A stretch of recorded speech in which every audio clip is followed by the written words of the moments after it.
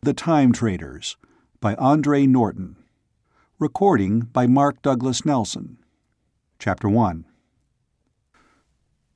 To anyone who glanced casually inside the detention room, the young man sitting there did not seem very formidable. In height, he might have been a little above average, but not enough to make him noticeable. His brown hair was cropped conservatively. His unlined boy's face was not one to be remembered, unless one was observant enough to note those light gray eyes and catch a chilling, measuring expression showing now and then for an instant in their depths. Neatly and inconspicuously dressed, in this last quarter of the 20th century his like was to be found on any street of the city 10 floors below, to all outward appearances. But that other person under the protective coloring was so assiduously cultivated, could touch heights of encased and controlled fury, which Murdock himself did not understand and was only just learning to use as a weapon against a world he had always found hostile. He was aware, though he gave no sign of it, that a guard was watching him. The cop on duty was an old hand. He probably expected some reaction other than passive acceptance from the prisoner. But he was not going to get it. The law had Ross sewed up tight this time. Why didn't they get about the business of shipping him off? Why had he had that afternoon session with the skull thumper? Ross had been on the defensive then, and he had not liked it. He had given to the other's questions all the attention his shrewd mind could muster. But a faint, very faint apprehension still clung to the memory of that meeting. The door of the detention room opened. Ross did not turn his head, but the guard cleared his throat as if their hour of mutual silence had dried his vocal cords. "On your feet, Murdock. The judge wants to see you." Ross rose smoothly, with every muscle under fluid control. It never paid to talk back, to allow any sign of defiance to show. He would go through the motions as if he were a bad little boy who had realized his errors. It was a meek and mild act that had paid off more than once in Ross's checkered past. So he faced the man seated behind the desk in the other room with an uncertain, diffident smile, standing with boyish awkwardness, respectfully waiting for the other to speak first. Judge Ord Rawle. It was his rotten luck to pull old Eaglebeak on his case. Well, he would simply have to take it when the old boy dished it out. Not that he had to remain stuck with it later. "You have a bad record, young man." Ross allowed his smile to fade. His shoulders slumped. But under concealing lids, his eyes showed an instant of cold defiance. "Yes, sir," he agreed in a voice carefully cultivated to shake convincingly about the edges. Then suddenly all Ross's pleasure in the skill of his act was wiped away. Judge Rawle was not alone. That blasted skull-thumper was sitting there, watching the prisoner with the same keenness he had shown the other day. "A very bad record for the few years you have had to make it." Eaglebeak was staring at him too, but without the same look of penetration, luckily for Ross. "By rights, you should have been turned over to the new rehabilitation service." Ross froze inside. That was the treatment, icy rumors of which had spread throughout his particular world. For the second time since he had entered the room, his self-confidence was jarred. Then he clung with a degree of hope to the phrasing of that last sentence. "Instead, I have been authorized to offer you a choice, Murdock, one which I shall state, on the record, I do not in the least approve." Ross's twinge of fear faded. If the judge didn't like it, there must be something in it to the advantage of Ross Murdock. He'd grab it for sure. "There's a government project in need of volunteers. It seems that you have tested out as possible material for this assignment. If you sign for it, the law will consider the time spent on it as part of your sentence. Thus you may aid the country which you have heretofore disgraced." "And if I refuse, I go to this rehabilitation. Is that right, sir?" "I certainly consider you a fit candidate for rehabilitation. Your record. He shuffled through the papers on his desk. I choose to volunteer for the project, sir. The judge snorted and pushed all the papers into a folder. He spoke to a man waiting in the shadows. Here, then, is your volunteer, Major. Ross bottled in his relief. He was over the first hump, and since his luck had held so far, he might be able to win all the way. The man Judge Rawle called Major moved into the light. At the first glance, Ross, to his hidden annoyance, found himself uneasy. To face up to Eaglebeak was all part of the game, but somehow he sensed one did not play such games with this man. Thank you, Your Honor. We will be on our way at once. This weather is not very promising. Before he realized what was happening, Ross found himself walking meekly to the door. He considered trying to give the Major the slip when they left the building, losing himself in a storm-darkened city.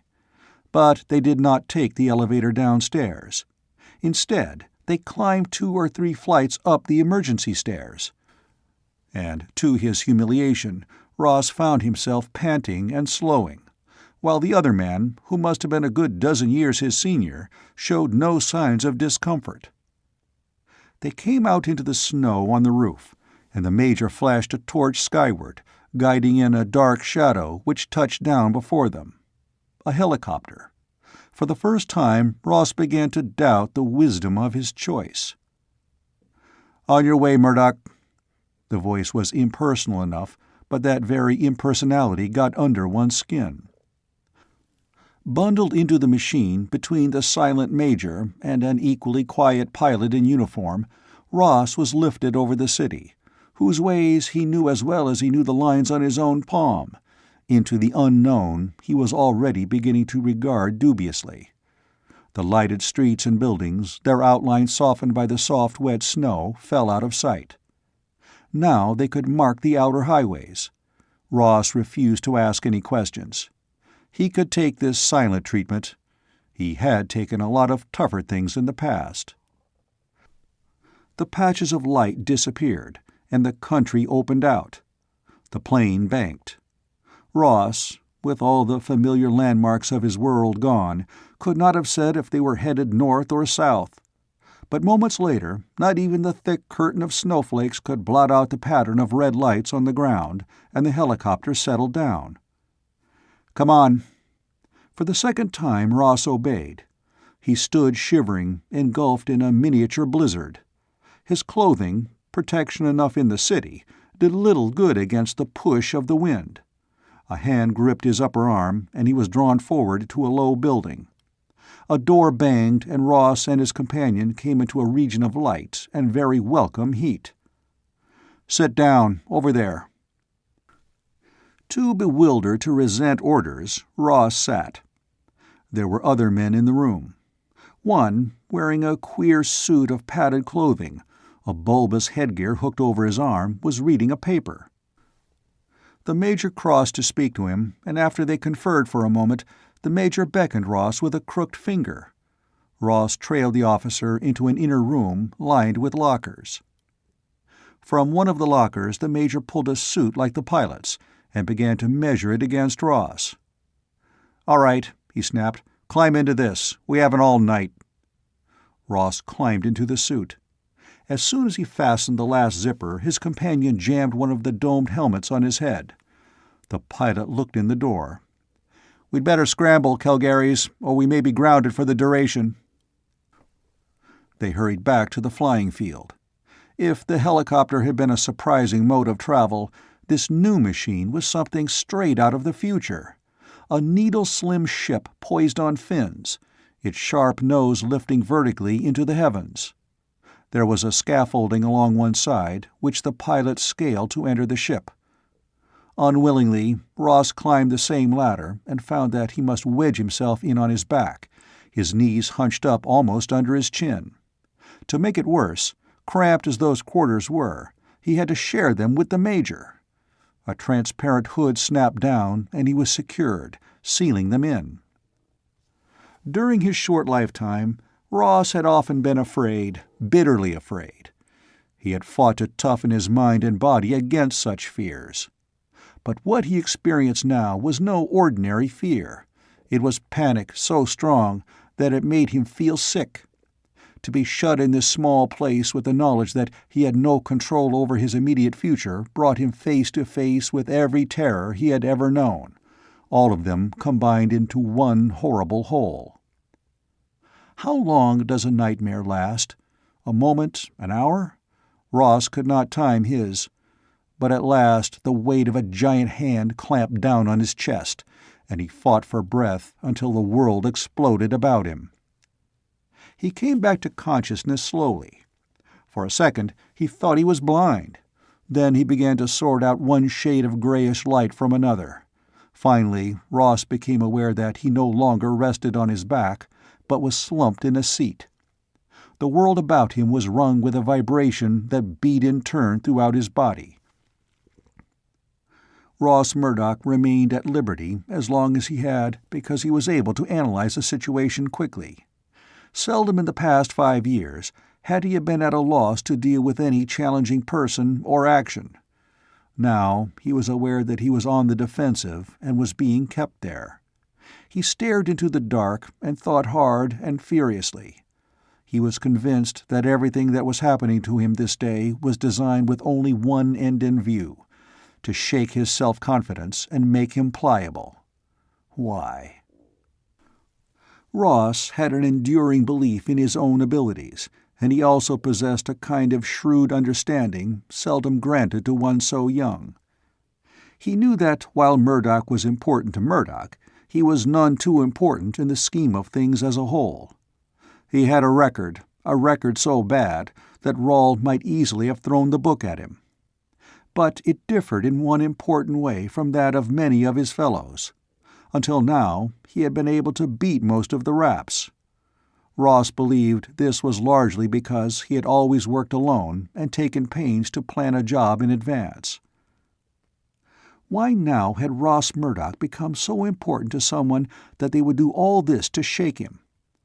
He was a volunteer for what? To be a guinea pig for some bug they wanted to learn how to kill cheaply and easily? They'd been in a big hurry to push him off base. Using the silent treatment, this rushing around in planes, they were really working to keep him groggy. So, all right, he'd give them a groggy boy all set up for their job, whatever it was. Only, was his act good enough to fool the Major? Ross had a hunch that it might not be, and that really hurt. It was deep night now. Either they had flown out of the path of the storm, or were above it. There were stars shining through the cover of the cockpit, but no moon.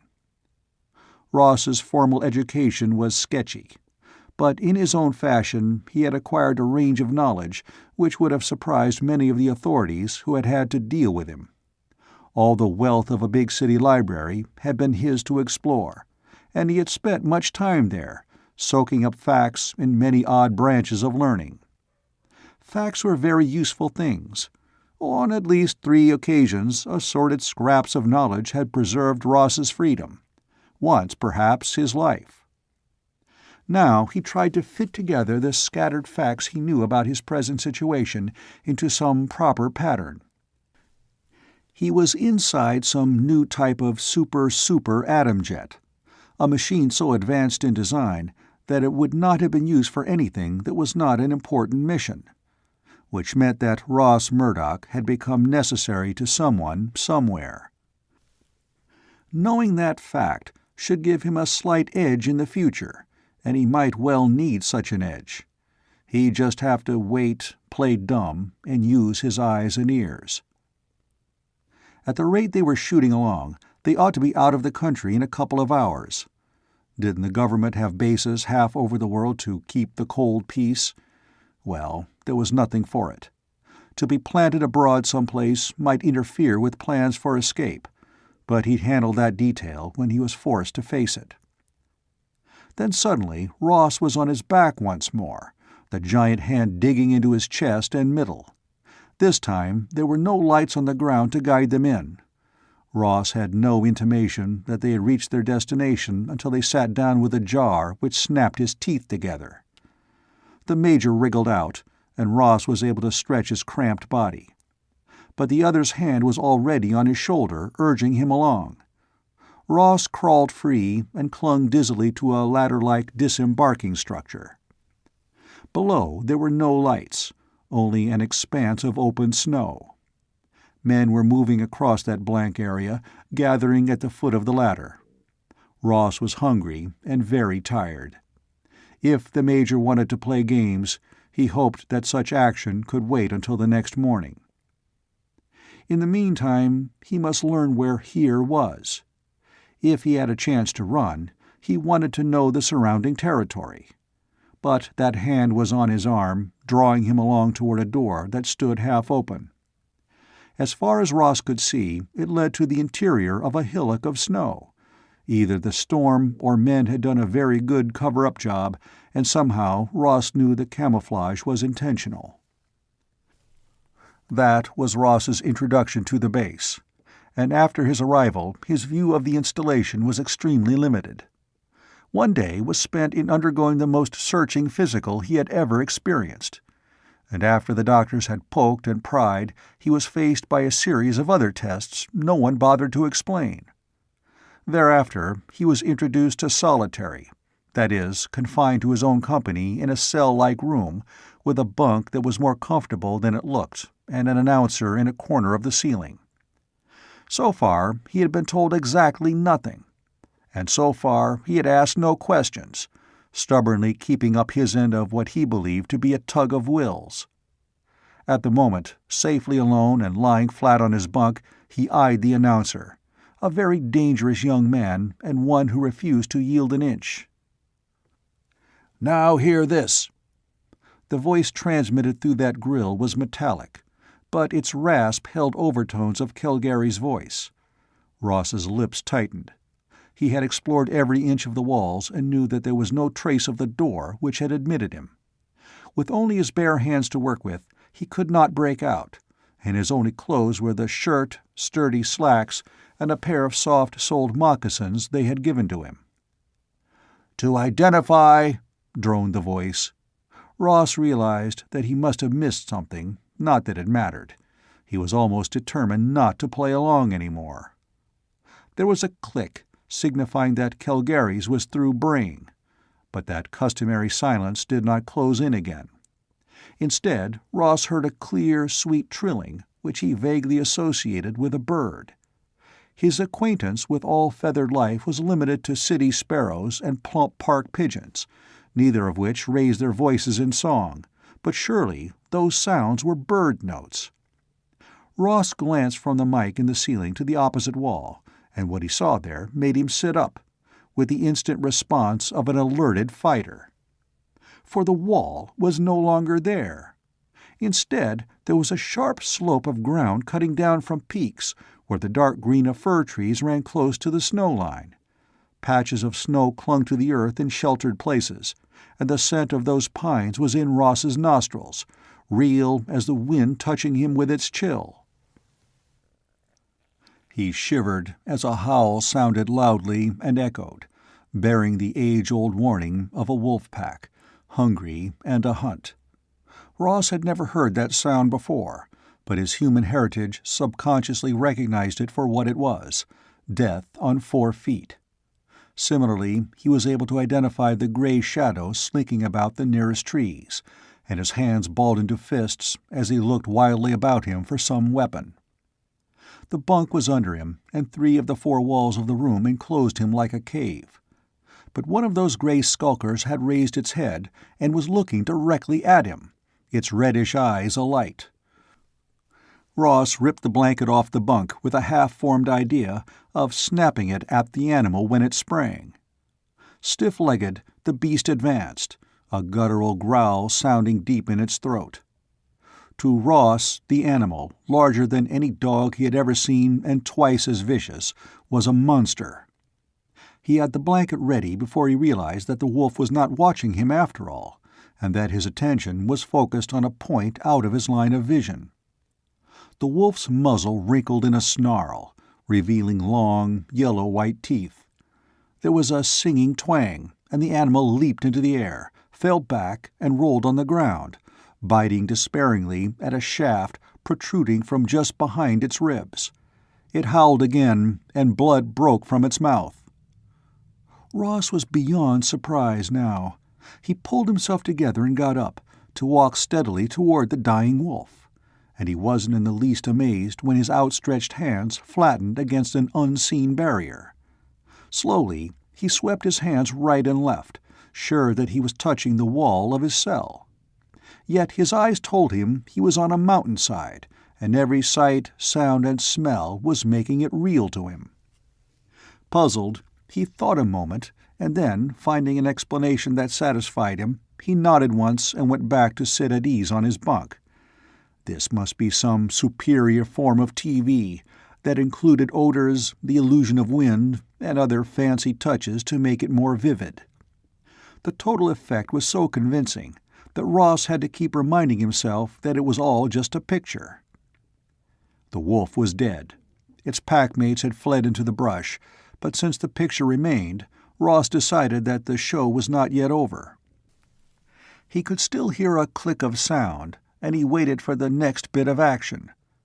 But the reason for his viewing it still eluded him. A man came into view, crossing before Ross. He stooped to examine the dead wolf, catching it by the tail and hoisting its hindquarters off the ground. Comparing the beast's size with the hunter's, Ross saw that he had not been wrong in his estimation of the animal's unusually large dimensions. The man shouted over his shoulder, his words distinct enough, but unintelligible to Ross. The stranger was oddly dressed, too lightly dressed if one judged the climate by the frequent snow patches and the biting cold. A strip of coarse cloth, extending from his armpit to about 4 inches above the knee, was wound about his body and pulled in at the waist by a belt. The belt, far more ornate than the cumbersome wrapping, was made of many small chains linking metal plates, and supporting a long dagger which hung straight in front. The man also wore a round blue cloak, now swept back on his shoulders to free his bare arms, which was fastened by a large pin under his chin. His footgear, which extended above his calves, was made of animal hide, still bearing patches of shaggy hair. His face was beardless, though a shadowy line along his chin suggested that he had not shaved that particular day. A fur cap concealed most of his dark brown hair. Was he an Indian? No, for although the skin was tanned, it was as fair as Ross's under that weathering, and his clothing did not resemble any Indian apparel Ross had ever seen.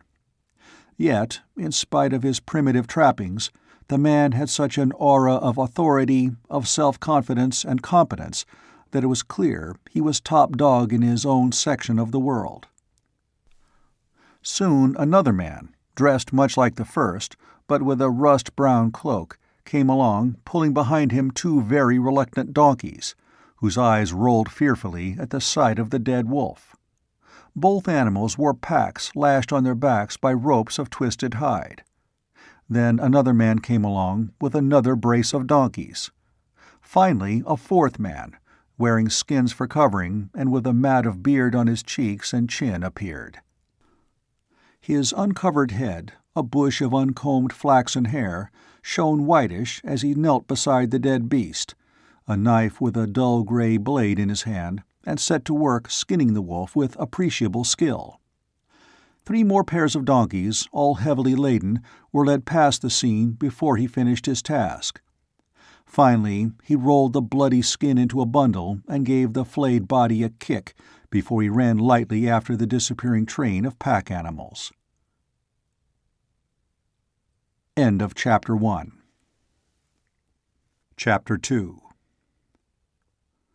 Ross, absorbed in the scene before him, was not prepared for the sudden and complete darkness which blotted out not only the action, but the light in his own room as well.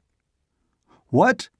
His startled voice rang loudly in his ears, too loudly, for all sound had been wiped out with the light. The faint swish of the ventilating system, of which he had not been actively aware until it had disappeared, was also missing. A trace of the same panic he had known in the cockpit of the Atomjet tingled along his nerves. But this time he could meet the unknown with action. Ross slowly moved through the dark, his hands outstretched before him to ward off contact with the wall. He was determined that somehow he would discover the hidden door, escape from this dark cell. There. His palm struck flat against a smooth surface. He swept out his hand, and suddenly it passed over emptiness. Ross explored by touch. There was a door, and now it was open. For a moment he hesitated, upset by a nagging little fear that if he stepped through, he would be out on the hillside with the wolves. "That's stupid." Again he spoke aloud, and just because he did feel uneasy, he moved.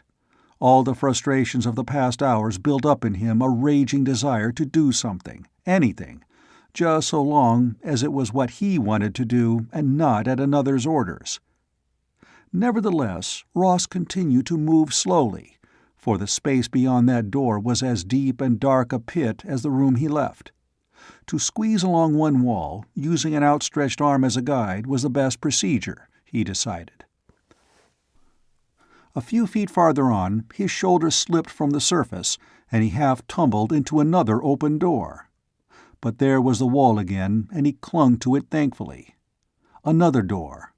Ross paused, trying to catch some faint sound, the slightest hint that he was not alone in this blind man's maze. But without even air currents to stir it, the blackness itself took on a thick solidity, which encased him as a congealing jelly. The wall ended. Ross kept his left hand on it, flailed out with his right, and felt his nails scrape across another surface. The space separating the two surfaces was wider than any doorway. Was it a cross corridor? He was about to make a wider arm sweep when he heard a sound. He was not alone. Ross went back to the wall, flattening himself against it, trying to control the volume of his own breathing in order to catch the slightest whisper of the other noise. He discovered that lack of sight can confuse the ear. He could not identify those clicks, the wisp of fluttering sound that might be air displaced by the opening of another door. Finally, he detected something moving at floor level. Someone, or something, must be creeping, not walking toward him. Ross pushed back around the corner. It never occurred to him to challenge that crawler. There was an element of danger in this strange encounter in the dark. It was not meant to be a meeting between fellow explorers. The sound of crawling was not steady. There were long pauses, and Ross became convinced that each rest was punctuated by heavy breathing, as if the crawler was finding progress a great and exhausting effort. He fought the picture that persisted in his imagination, that of a wolf snuffling along the blacked-out hall. Caution suggested a quick retreat, but Ross's urge to rebellion held him where he was, crouching, straining to see what crept toward him. Suddenly there was a blinding flare of light, and Ross's hands went to cover his dazzled eyes. And he heard a despairing, choked exclamation from near to floor level. The same steady light that normally filled hall and room was bright again. Ross found himself standing at the juncture of two corridors. Momentarily, he was absurdly pleased that he had deduced that correctly. And the crawler. A man. At least the figure was a two-legged, two-armed body, reasonably human in outline, was lying several yards away. But the body was so wrapped in bandages and the head so totally muffled that it lacked all identity. For that reason, it was the more startling. One of the mittened hands moved slightly, raising the body from the ground so it could squirm forward an inch or so. Before Ross could move, a man came running into the corridor from the far end. Murdock recognized Major Calgary's. He wet his lips as the Major went down on his knees beside the creature on the floor. "Hardy! Hardy!" That voice, which carried the snap of command whenever it was addressed to Ross, was now warmly human. Hardy, man." The Major's hands were on the bandaged body, lifting it, easing the head and shoulders back against his arm. "It's all right, Hardy. You're back, safe. This is the base, Hardy." He spoke slowly, soothingly, with the steadiness one would use to comfort a frightened child. Those mittened paws, which had beat feebly into the air, fell onto the bandage-wreathed chest. "Back, safe." The voice from behind the face mask was a rusty croak. "Back, safe," the Major assured him. Dark all around again," protested the croak. "Just a power failure, man. Everything's all right now. We'll get you to bed." The mitten pawed again until it touched Calgary's arm. Then it flexed a little, as if the hand under it was trying to grip. "Safe?" "You bet you are." The Major's tone carried firm reassurance. Now Calgary's looked up at Ross as if he knew the other had been there all the time. "Murdock, get down to the inn room. Call Dr. Farrell." "Yes, sir." The "sir" came so automatically that Ross had already reached the inn room before he realized he had used it. Nobody explained matters to Ross Murdock. The bandaged Hardy was claimed by the doctor and 2 attendants and carried away, the Major walking beside the stretcher, still holding one of the mittened hands in his. Ross hesitated, sure he was not supposed to follow, but not ready either to explore farther or return to his own room. The sight of Hardy, whoever he might be, had radically changed Ross's conception of the project he had too speedily volunteered to join. That what they did here was important, Ross had never doubted. That it was dangerous, he had early suspected. But his awareness had been an abstract concept of danger, not connected with such concrete evidence as Hardy crawling through the dark. From the first, Ross had nursed vague plans for escape. Now he knew he must get out of this place, lest he end up a twin for Hardy. "Murdock?" Having heard no warning sound from behind, Ross whirled, ready to use his fists, his only weapons. But he did not face the Major, or any of the other taciturn men he knew held positions of authority. The newcomer's brown skin was startling against the neutral shade of the walls. His hair and brows were only a few shades darker, but the general sameness of color was relieved by the vivid blue of his eyes. Expressionless, the dark stranger stood quietly, his arms hanging loosely by his sides, studying Ross, as if the younger man was some problem he had been assigned to solve. When he spoke, his voice was monotone, lacking any modulation of feeling. "I am Ash." He introduced himself baldly. He might have been saying, "This is a table, and that is a chair." Ross's quick temper took spark from the other's indifference. "All right, so you're Ash." He strove to make a challenge of it. "And what is that supposed to mean?" But the other did not rise to the bait. He shrugged. "For the time being, we've been partnered." "Partnered for what?" demanded Ross, controlling his temper. "We work in pairs here. The machine sorts us," he answered briefly and consulted his wristwatch. "Mess call soon." Ash had already turned away, and Ross could not stand the other's lack of interest. While Murdock refused to ask questions of the Major or any others on that side of the fence, surely he could get some information from a fellow volunteer. "What is this place, anyway?" he asked.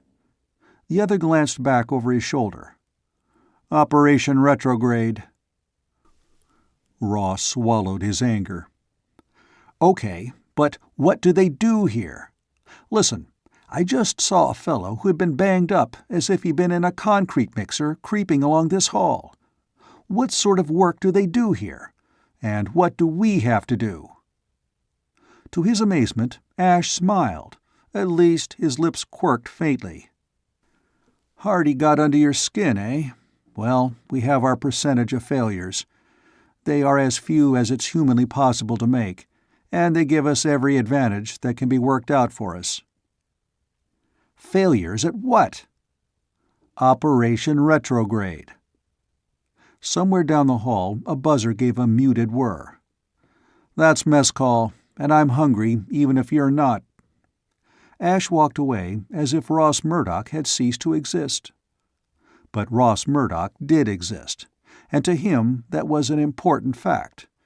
As he trailed along behind Ash, he determined that he was going to continue to exist, in one piece and unharmed, Operation Retrograde or no Operation Retrograde. And he was going to pry a few enlightening answers out of somebody very soon. To his surprise, he found Ash waiting for him at the door of a room from which came the sound of voices and a subdued clatter of trays and tableware. "Not many in tonight," Ash commented in a take-it-or-leave-it tone. "It's been a busy week." The room was rather sparsely occupied. 5 tables were empty, while the men gathered at the remaining 2.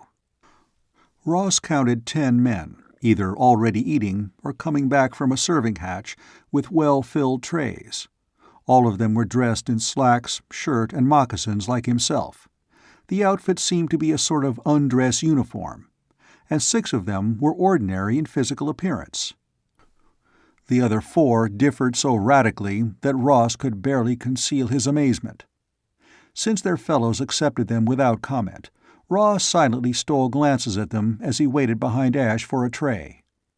One pair were clearly Oriental. They were small, lean men with thin brackets of long black mustache on either side of their mobile mouths. Yet he had caught a word or two of their conversation, and they spoke his own language with the facility of the native-born. In addition to the mustaches, each wore a blue tattoo mark on the forehead, and others of the same design on the backs of their agile hands. The second duo were even more fantastic. The color of their flaxen hair was normal, but they wore it in braids long enough to swing across their powerful shoulders, a fashion unlike any Ross had ever seen.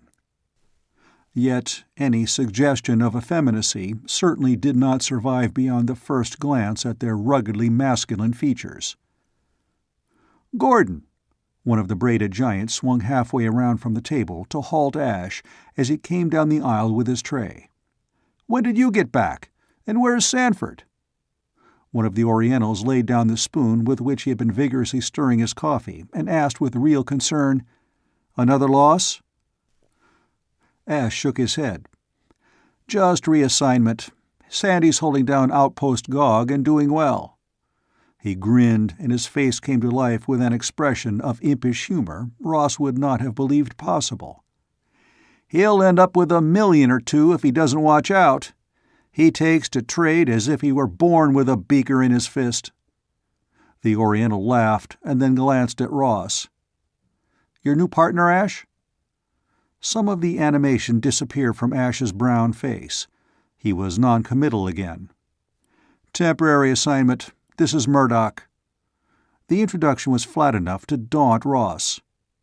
"Hodaki, Feng." He indicated the 2 Easterners with a nod as he put down his tray. "Jansen, Van Wyck." That accounted for the blondes. "Ash."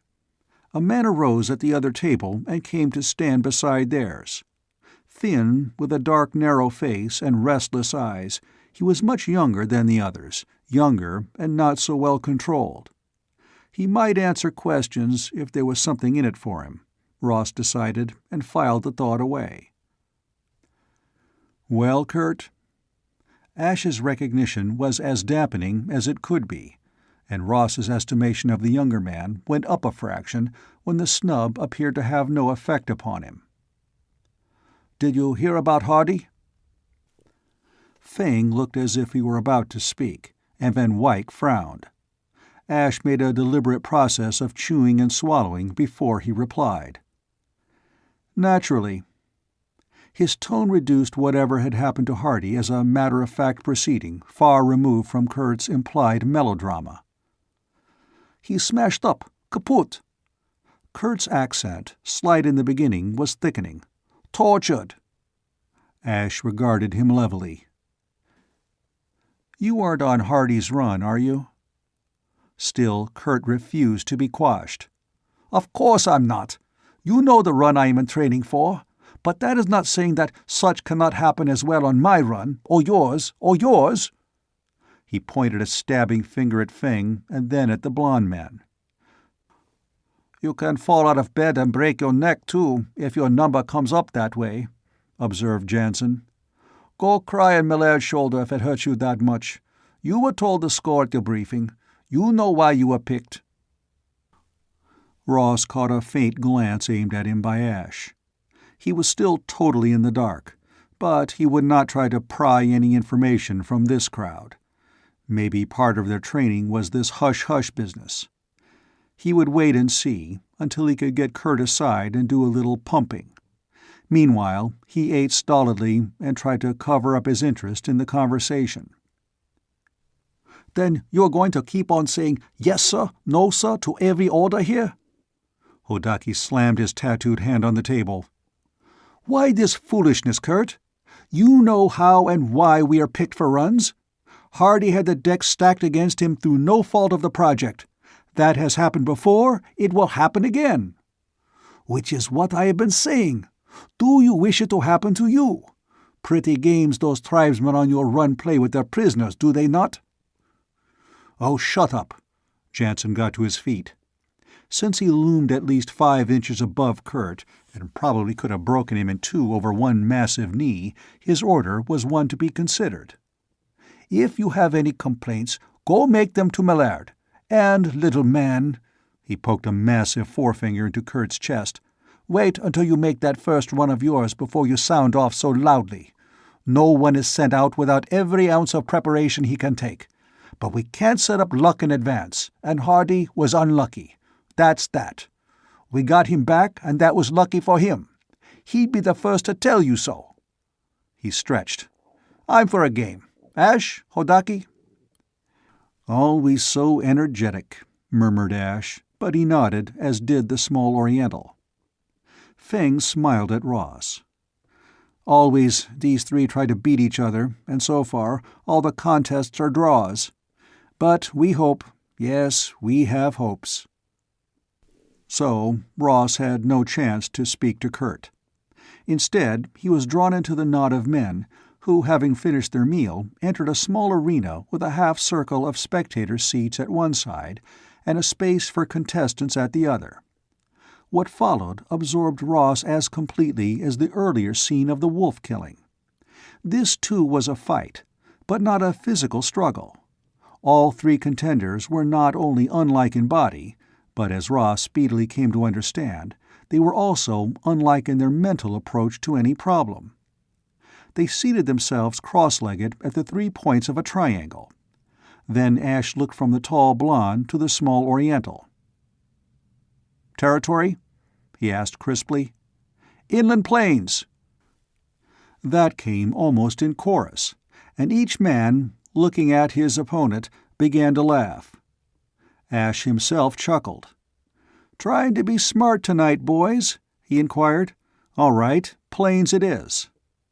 He brought his hand down on the floor before him, and to Ross's astonishment the area around the players darkened, and the floor became a stretch of miniature countryside. Grassy plains rippled under the wind of a fair day. "Red, blue, yellow." The choices came quickly from the dusk masking the players, and upon those orders points of the designated color came into being as small lights. "Red, caravan." Ross recognized Jansen's boom. "Blue, raiders." Hodaki's choice was only an instant behind. "Yellow, unknown factor." Ross was sure that sigh came from Jansen. "Is the unknown factor a natural phenomenon?" "No, tribe on the march." "Ah." Hodaki was considering that. Ross could picture his shrug. The game began. Ross had heard of chess, of war games played with miniature armies or ships, of games on paper which demand from the players a quick wit and a trained memory. This game, however, was all those combined, and more. As his imagination came to life, the moving points of light were transformed into the raiders, the merchant's caravan, the tribe on the march. There was ingenious deployment, a battle, a retreat, A small victory here, to be followed by a bigger defeat there. The game might have gone on for hours. The men about him muttered, taking sides and arguing heatedly in voices low enough not to drown out the moves called by the players. Ross was thrilled when the red traders avoided a very cleverly laid ambush, and indignant when the tribe was forced to withdraw or the caravan lost points. It was the most fascinating game he had ever seen, and he realized that the three men ordering those moves were all masters of strategy. Their respective skills checkmated each other so equally that an outright win was far away. Then Jansen laughed, and the red line of the caravan gathered in a tight knot. "Camp that spring," he announced, "but with plenty of sentries out." Red sparks showed briefly beyond that center core.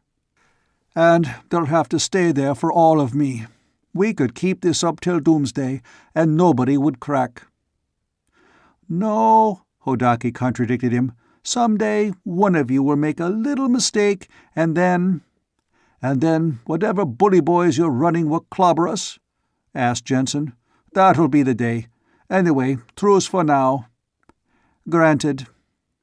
The lights of the arena went on, and the planes vanished into a dark, tiled floor. "Any time you want a return engagement, it'll be fine with me," said Ash, getting up. Jansen grinned. "Put that off for a month or so, Gordon. We push into time tomorrow. Take care of yourselves, you two. I don't want to have to break in another set of players when I come back." Ross, finding it difficult to shake off the illusion which had held him entranced, felt a slight touch on his shoulder and glanced up. Kurt stood behind him, apparently intent upon Jansen and Hodaki as they argued over some point of the game. "See you tonight." The boy's lips hardly moved, a trick Ross knew from his own past. Yes, he would see Kurt tonight, or whenever he could. He was going to learn what it was this odd company seemed determined to keep as their own private secret. End of Chapter 2. Chapter 3. Ross stood cautiously against the wall of his darkened room, his head turned toward the slightly open door. A slight shuffling sound had awakened him, and he was now as ready as a cat before her spring. But he did not hurl himself at the figure now easing the door farther open. He waited until the visitor was approaching the bunk before he slid along the wall, closing the door and putting his shoulders against it. "What's the pitch?" Ross demanded in a whisper. There was a ragged breath, maybe two, then a little laugh out of the dark. "You are ready?" The visitor's accent left no doubt as to his identity. Kurt was paying him the promised visit. "Did you think that I wouldn't be?" "No." The dim figure sat without invitation on the edge of the bunk. "I would not be here otherwise, Murdock. You are plenty, have plenty on the ball. You see, I have heard things about you. Like me, you were tricked into this game. Tell me, is it not true that you saw Hardy tonight?" "You hear a lot, don't you?" Ross was noncommittal. "I hear, I see, I learn more than these big mouths like the Major with all his do's and don'ts. That I can tell you. You saw Hardy? Do you want to be a Hardy?" "Is there any danger of that?" "Danger!" Kurt snorted. "Danger! You have not yet known the meaning of danger, little man. Not until now. I ask you again, do you want to end like Hardy? They have not yet looped you in with all their big talk. That is why I came here tonight. If you know what is good for you, Murdock, you will make a break before they tape you." "Tape me?" Kurt's laugh was full of anger, not amusement. "Oh, yes, they have many tricks here. They are big brains, eggheads, all of them with their favorite gadgets. They put you through a machine to get you registered on a tape. Then, my boy, you cannot get outside the base without ringing all the alarms. Neat, eh? If you want to make a break, you must try it before they tape you." Ross did not trust Kurt, but he was listening to him attentively. The other's argument sounded convincing to one whose general ignorance of science, led him to be as fearful of the whole field as his ancestors had been of black magic. As all his generation, he was conditioned to believe that all kinds of weird inventions were entirely possible and probable, usually to be produced in some dim future, but perhaps today. "They must have you taped," Ross pointed out. Kurt laughed again, but this time he was amused. "They believe that they have, only they are not as smart as they believe, the Major and the rest, including Millard. No, I have a fighting chance to get out of this place, only I cannot do it alone. That is why I've been waiting for them to bring in a new guy I could get to before they had him pinned down for good. You are tough, Murdock. I saw your record, and I'm betting that you did not come here with the intention of staying. So, here is your chance to go along with one who knows the ropes. You will not have such a good one again." The longer Kurt talked, the more convincing he was. Ross lost a few of his suspicions. It was true that he had come prepared to run at the first possible opportunity, and if Kurt had everything planned, so much the better. Of course, it was possible that Kurt was a stool pigeon, leading him on as a test, but that was a chance Ross would have to take. "Look here, Murdock. Maybe you think it's easy to break out of here. Do you know where we are, boy? We're near enough to the North Pole as makes no difference. Are you going to leg it back some hundreds of miles through thick ice and snow? A nice jaunt if you make it. I do not think that you can, not without plans and a partner who knows what he is about." "And how do we go? Steal one of those atom jets? I'm no pilot, are you?" "They have other things besides AJs here. This place is strictly hush-hush. Even the AJs do not set down too often for fear they will be tracked by radar. Where have you been, boy? Don't you know the Reds are circling around up here? These fellows watch for Red activity, and the Reds watch them. They play it under the table on both sides. We get our supplies overland by cats." "Cats?" "Snow sleds, like tractors," the other answered impatiently. "Our stuff is dumped miles to the south, and the cats go down once a month to bring it back. There is no trick to driving a cat. They tear off the miles." "How many miles to the south?" inquired Ross skeptically. Granted, Kurt was speaking the truth. Travel over an Arctic wilderness in a stolen machine was risky, to say the least. Ross had only a very vague idea of the polar regions, but he was sure that they could easily swallow up the unwary forever. "Maybe only 100 or so, boy. But I have more than one plan, and I am willing to risk my neck. Do you think I intend to start out blind?" There was that, of course. Ross had early sized up his visitor as one who was first of all interested in his own welfare. He wouldn't risk his neck without a definite plan in mind.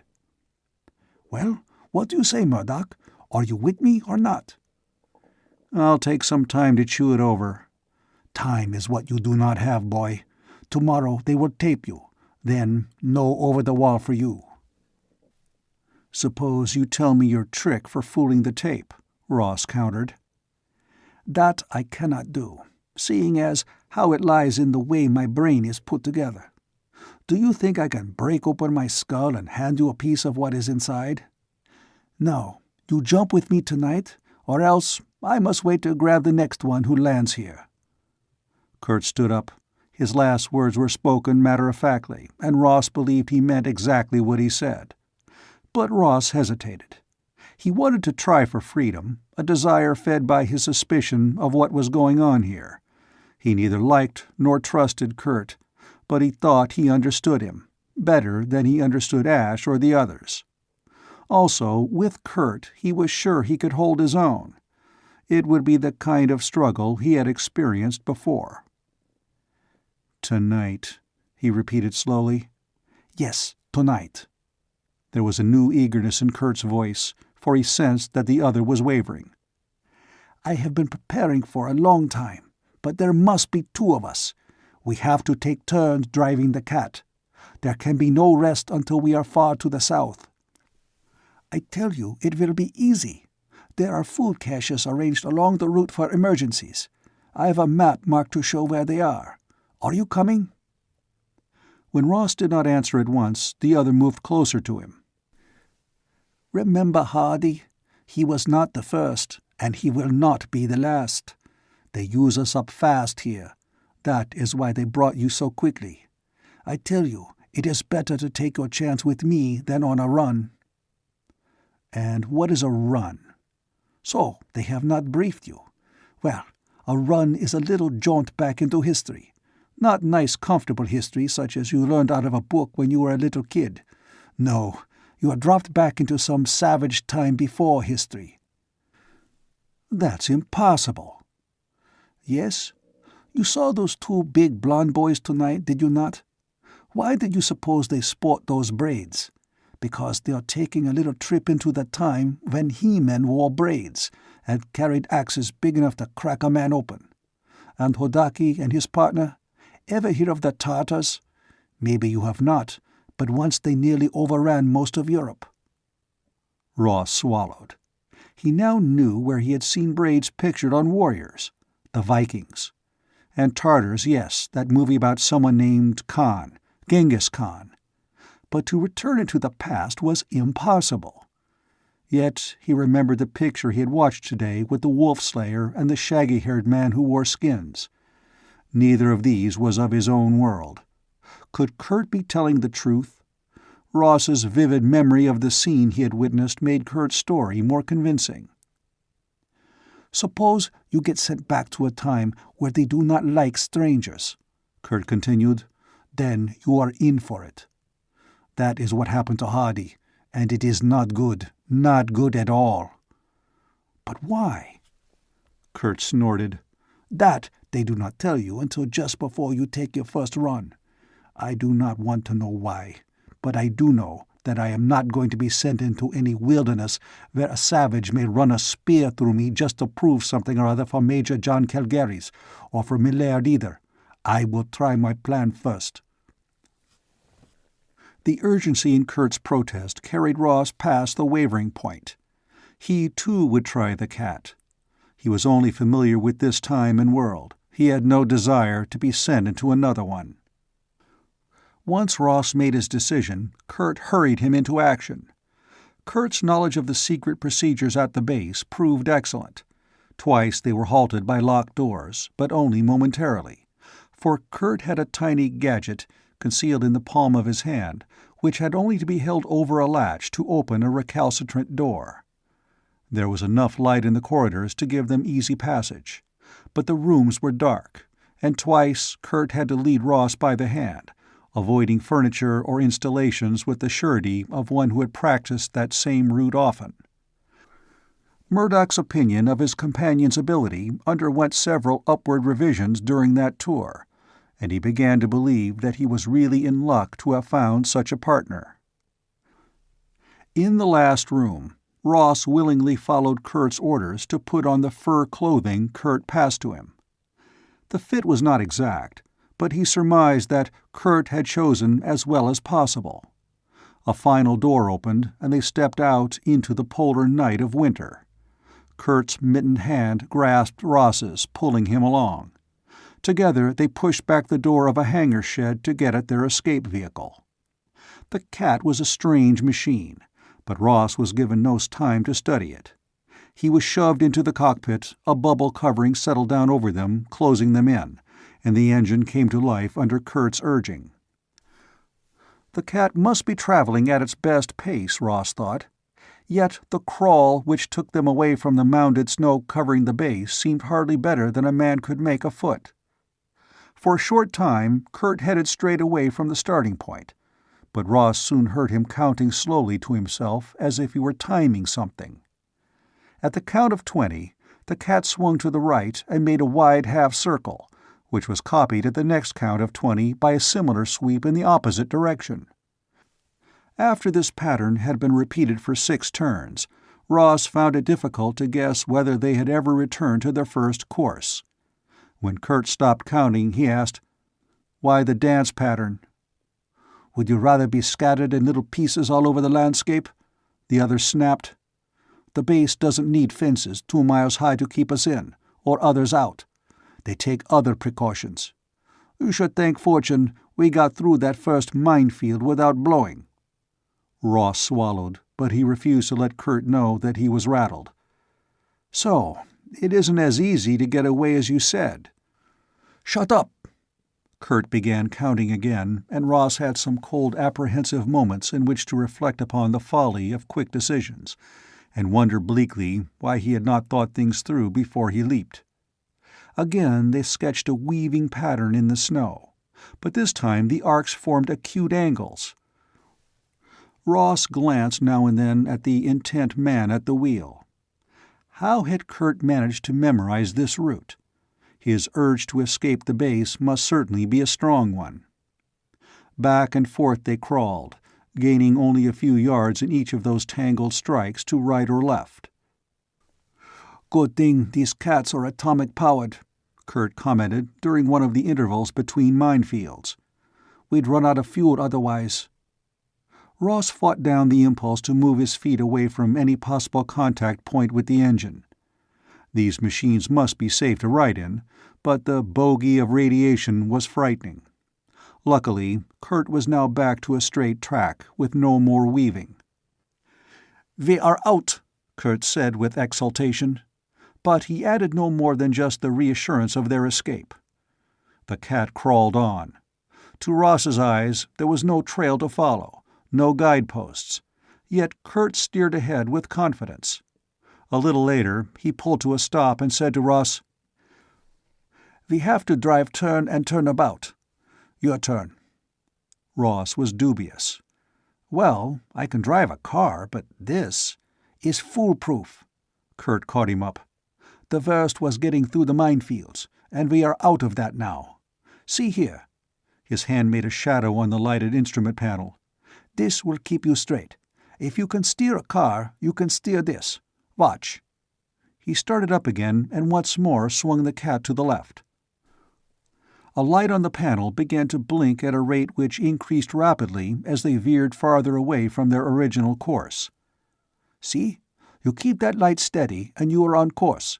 If it begins to blink, you cast about until it steadies again. Simple enough for a baby. Take over and see." It was hard to change places in the sealed cabin of the cat, but they were successful, and Ross took the wheel gingerly.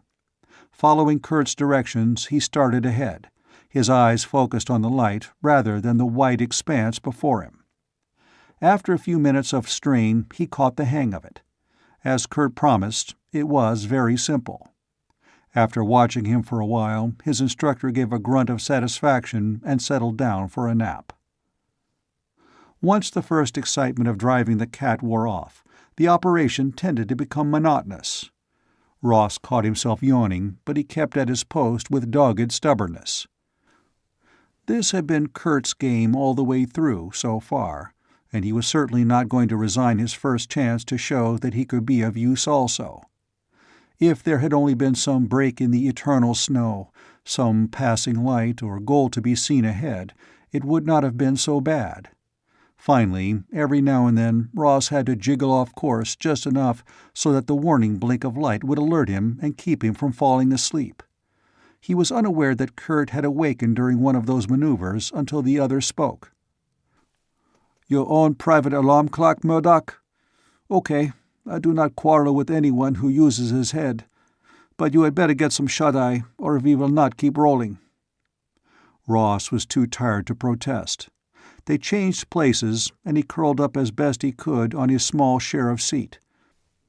Only, now that he was free to sleep, he realized he no longer wanted to. Kurt must have thought Ross had fallen asleep, for after perhaps 2 miles of steady grinding along, he moved cautiously behind the wheel.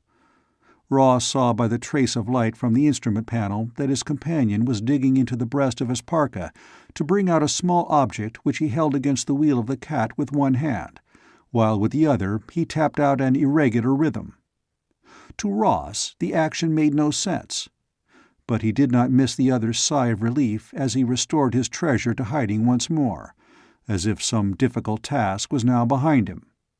Shortly afterward, the cat ground to a stop, and Ross sat up, rubbing his eyes. "What's the matter? Engine trouble?" Kurt had folded his arms across the wheel. "No, it is just that we are to wait here." "Wait? For what? Calgary's to come along and pick us up?" Kurt laughed.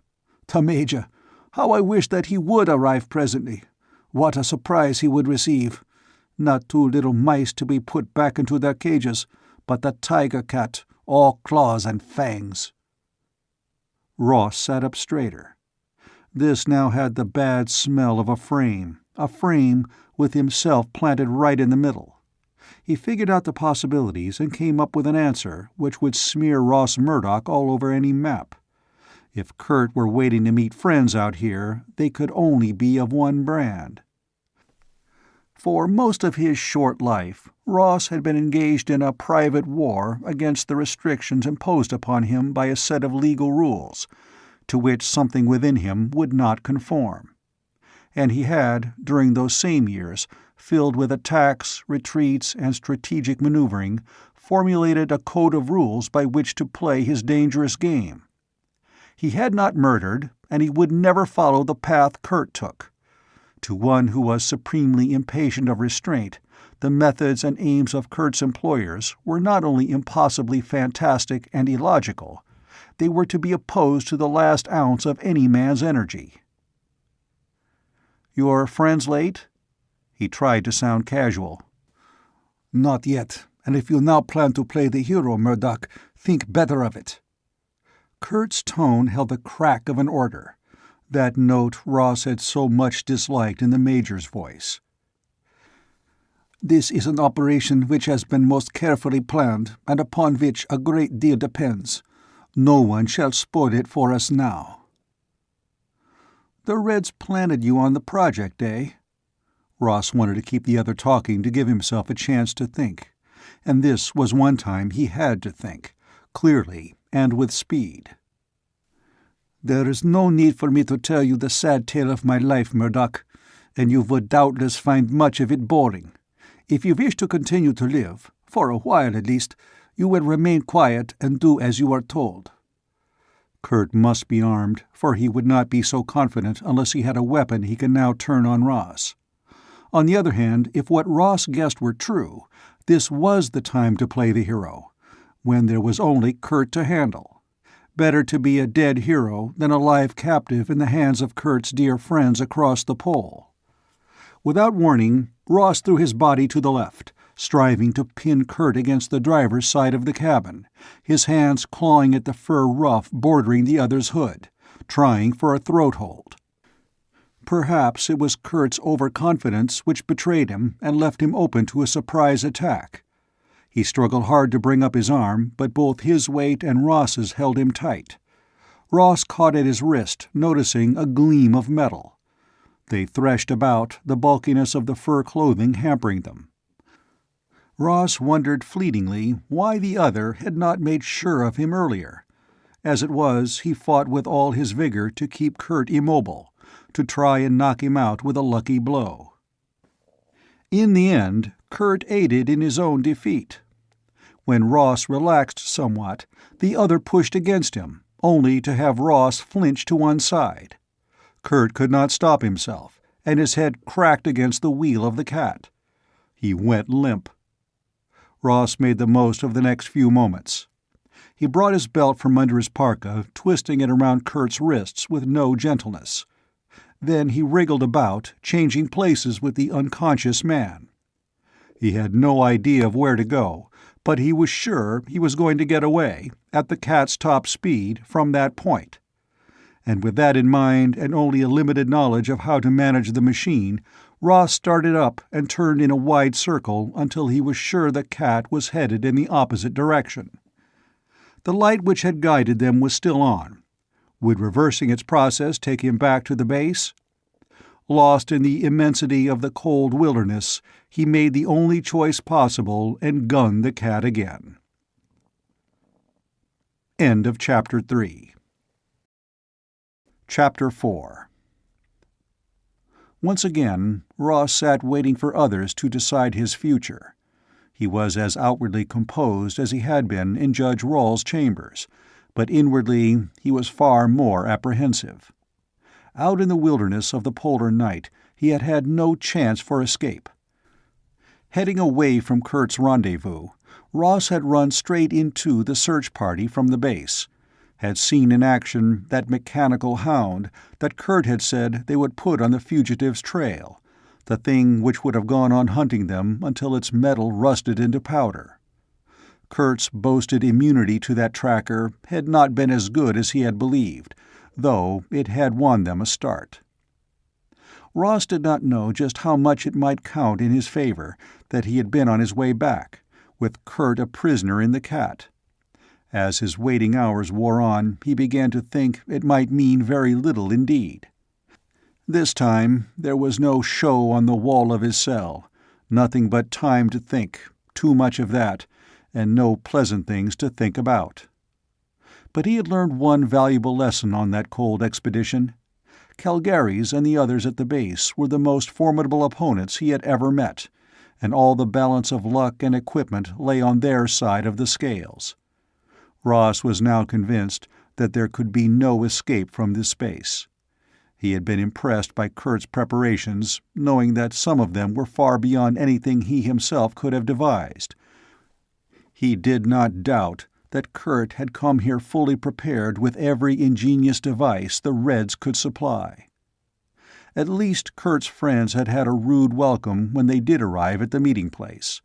Calgary's had heard Ross out and then had sent ahead a team.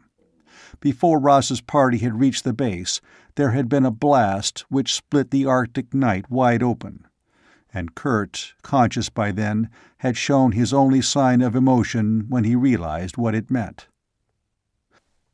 The door to Ross's cell room clicked, and he swung his feet to the floor, sitting up on his bunk to face his future. This time he made no attempt to put on an act. He was not in the least sorry he had tried to get away. Had Kurt been on the level, it would have been a bright play.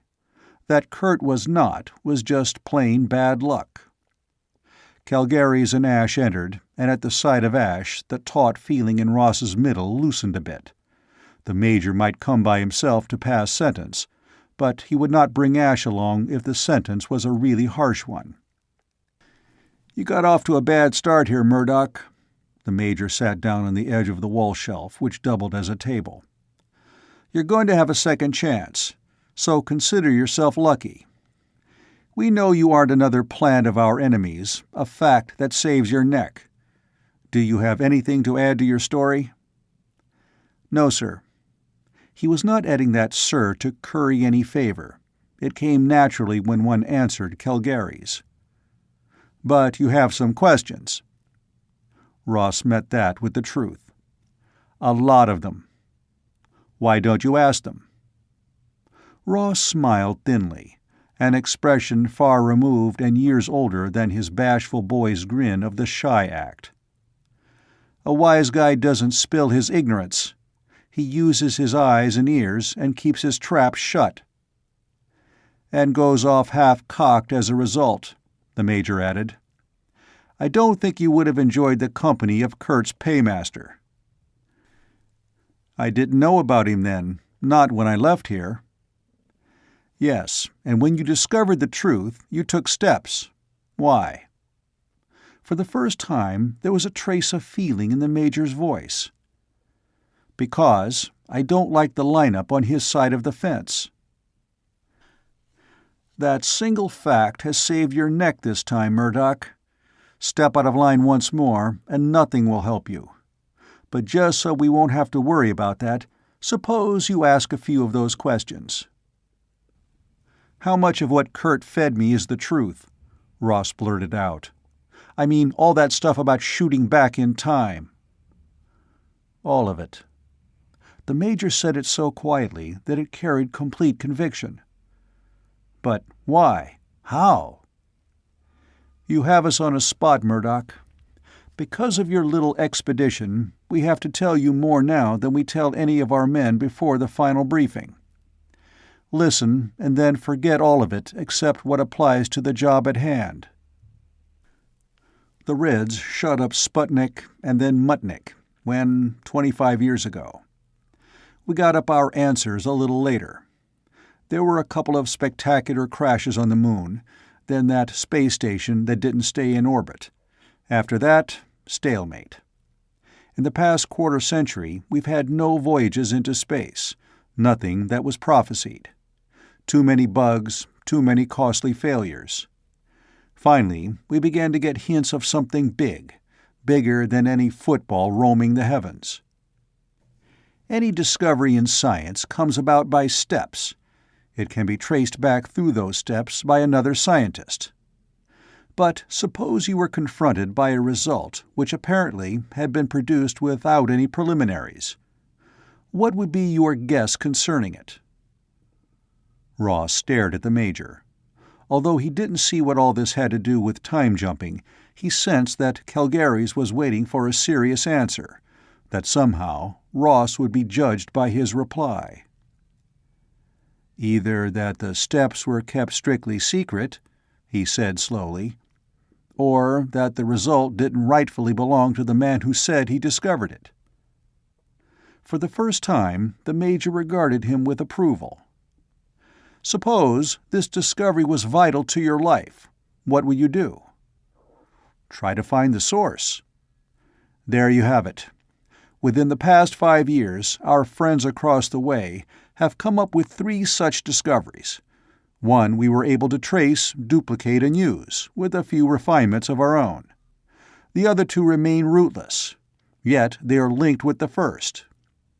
We are now attempting to solve that problem, and the time grows late. For some reason, though the Reds now have their super gadgets, they are not yet ready to use them.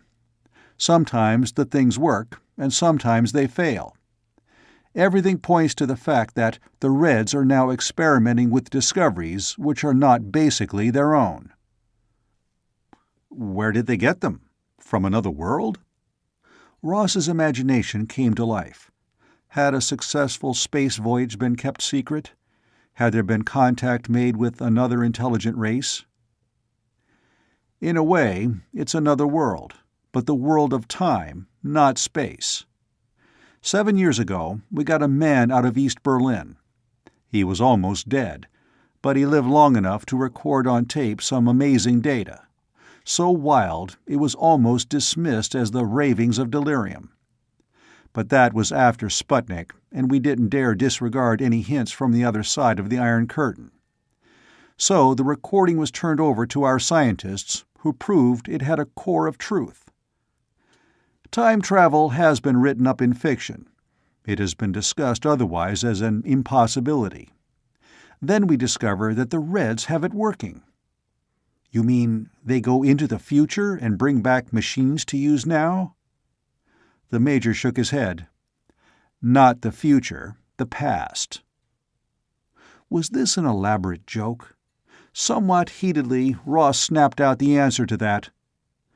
"Look here. I know I haven't the education of your big brains, but I do know that the farther back you go into history, the simpler things are. We ride in cars. Only 100 years ago, men drove horses. We have guns. Go back a little and you'll find them waving swords and shooting guys with bows and arrows. Those that don't wear tin plate on them to stop being punctured." "Only they were, after all," commented Ash. "Look at Agincourt, my lad, and remember what arrows did to the French knights in armor." Ross disregarded the interruption. "Anyway," he stuck doggedly to his point, "the farther back you go, the simpler things are. How are the Reds going to find anything in history we can't beat today?" "That is a point which has baffled us for several years now," the Major returned. "Only it is not how they are going to find it, but where. Because somewhere in the past of this world they have contacted a civilization able to produce weapons and ideas so advanced as to baffle our experts. We have to find that source and either mine it ourselves or close it off. As yet, we're still trying to find it." Ross shook his head. "It must be a long way back. Those guys who discover tombs and dig up old cities, couldn't they give you some hints? Wouldn't a civilization like that have left something we could find today?" It depends, Ash remarked, upon the type of civilization. The Egyptians built in stone, grandly. They used tools and weapons of copper, bronze, and stone, and they were considerate enough to operate in a dry climate which preserved relics well. The cities of the Fertile Crescent built in mud brick and used stone, copper, and bronze tools. They also chose a portion of the world where climate was a factor in keeping their memory green. The Greeks built in stone, wrote their books, kept their history to bequeath it to their successors, and so did the Romans. And on this side of the ocean, the Incas, the Mayas, the unknown races before them, and the Aztecs of Mexico all built in stone and worked in metal. And stone and metal survive. But what if there had been an early people who used plastics and brittle alloys, who had no desire to build permanent buildings, whose tools and artifacts were meant to wear out quickly, perhaps for economic reasons? What would they leave us, considering, perhaps, that an ice age had intervened between their time and ours, with glaciers to grind into dust what little they did possess? There is evidence that the poles of our world have changed, and that this northern region was once close to being tropical. Any catastrophe violent enough to bring about a switch in the poles of this planet might well have wiped out all traces of a civilization, no matter how superior.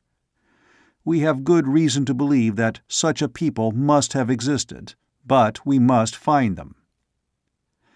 And Ash is a convert from the skeptics. The Major slipped down from his perch on the wall shelf. He is an archaeologist, one of your tomb discoverers, and knows what he is talking about. We must do our hunting in time earlier than the first pyramid, earlier than the first group of farmers who settled by the Tigris River. But we have to let the enemy guide us to it. That's where you come in. Why me? That is a question to which our psychologists are still trying to find the answer, my young friend. It seems that the majority of the people of the several nations linked together in this project have become too civilized. The reactions of most men to given sets of circumstances have become set in regular patterns, and they cannot break that conditioning. Or if personal danger forces them to change those patterns, they are afterwards so adrift they cannot function at their highest potential. Teach a man to kill, as in war, and then you have to recondition him later. But during these same wars, we also develop another type. He is the born commando, the secret agent, the expendable man who lives on action. There are not many of this kind, and they are potent weapons. In peacetime, that particular collection of emotions, nerve, and skills becomes a menace to the very society he has fought to preserve during a war. He is pressured by the peaceful environment into becoming a criminal or a misfit. The men we send out from here to explore the past are not only given the best training we can possibly supply for them, but they are all of the type once heralded as the frontiersman. History is sentimental about that type, when he is safely dead, but the present finds him difficult to live with. Our time agents are misfits in the modern world, because their inherited abilities are born out of season now. They must be young enough and possess a certain brand of intelligence to take the stiff training, and to adapt, and they must pass our tests. Do you understand?" Ross nodded. "You want crooks because they are crooks." "No, not because they are crooks, but because they are misfits in their time and place. Don't, I beg of you, Murdock, think that we are operating a penal institution here. You would never have been recruited if you hadn't tested out to suit us. But the man who may be labeled murderer in his own period might rank as a hero in another, an extreme example, but true. When we train a man, he not only can survive in the period to which he is sent, but he can also pass as a native born in that era." "What about Hardy?" The Major gazed into space. "There is no operation which is foolproof. We have never said that we don't run into trouble or that there is no danger in this. We have to deal with both natives of different times, and if we are lucky and hit a hot run, with the Reds. They suspect that we are casting about, hunting their trail. They managed to plant Kurt Vogel on us. He had an almost perfect cover and conditioning.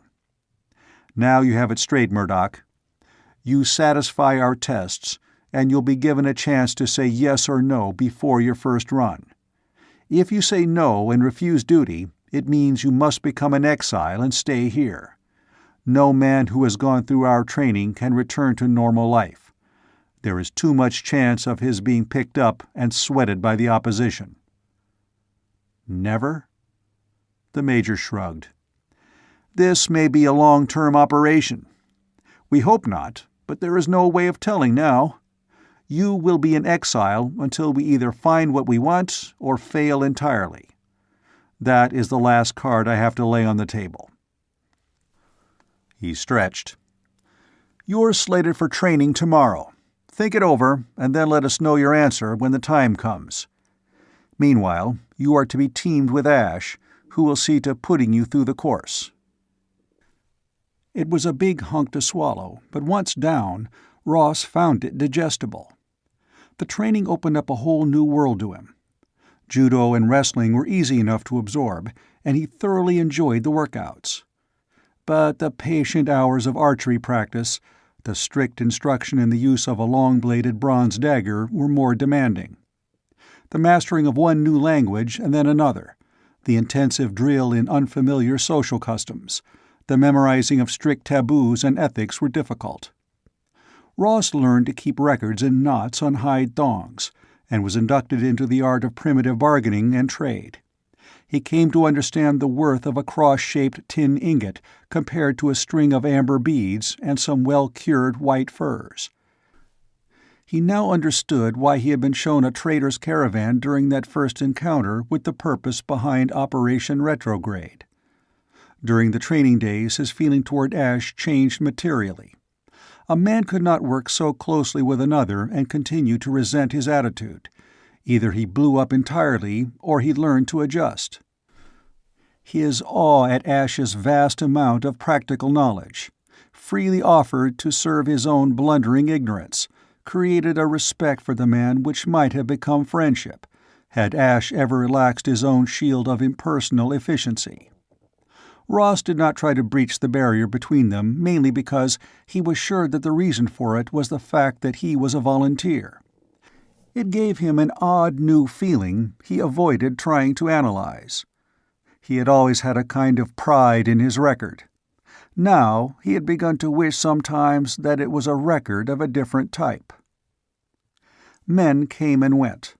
Hodaki and his partner disappeared, as did Jansen and his. One lost track of time within that underground warren which was the base.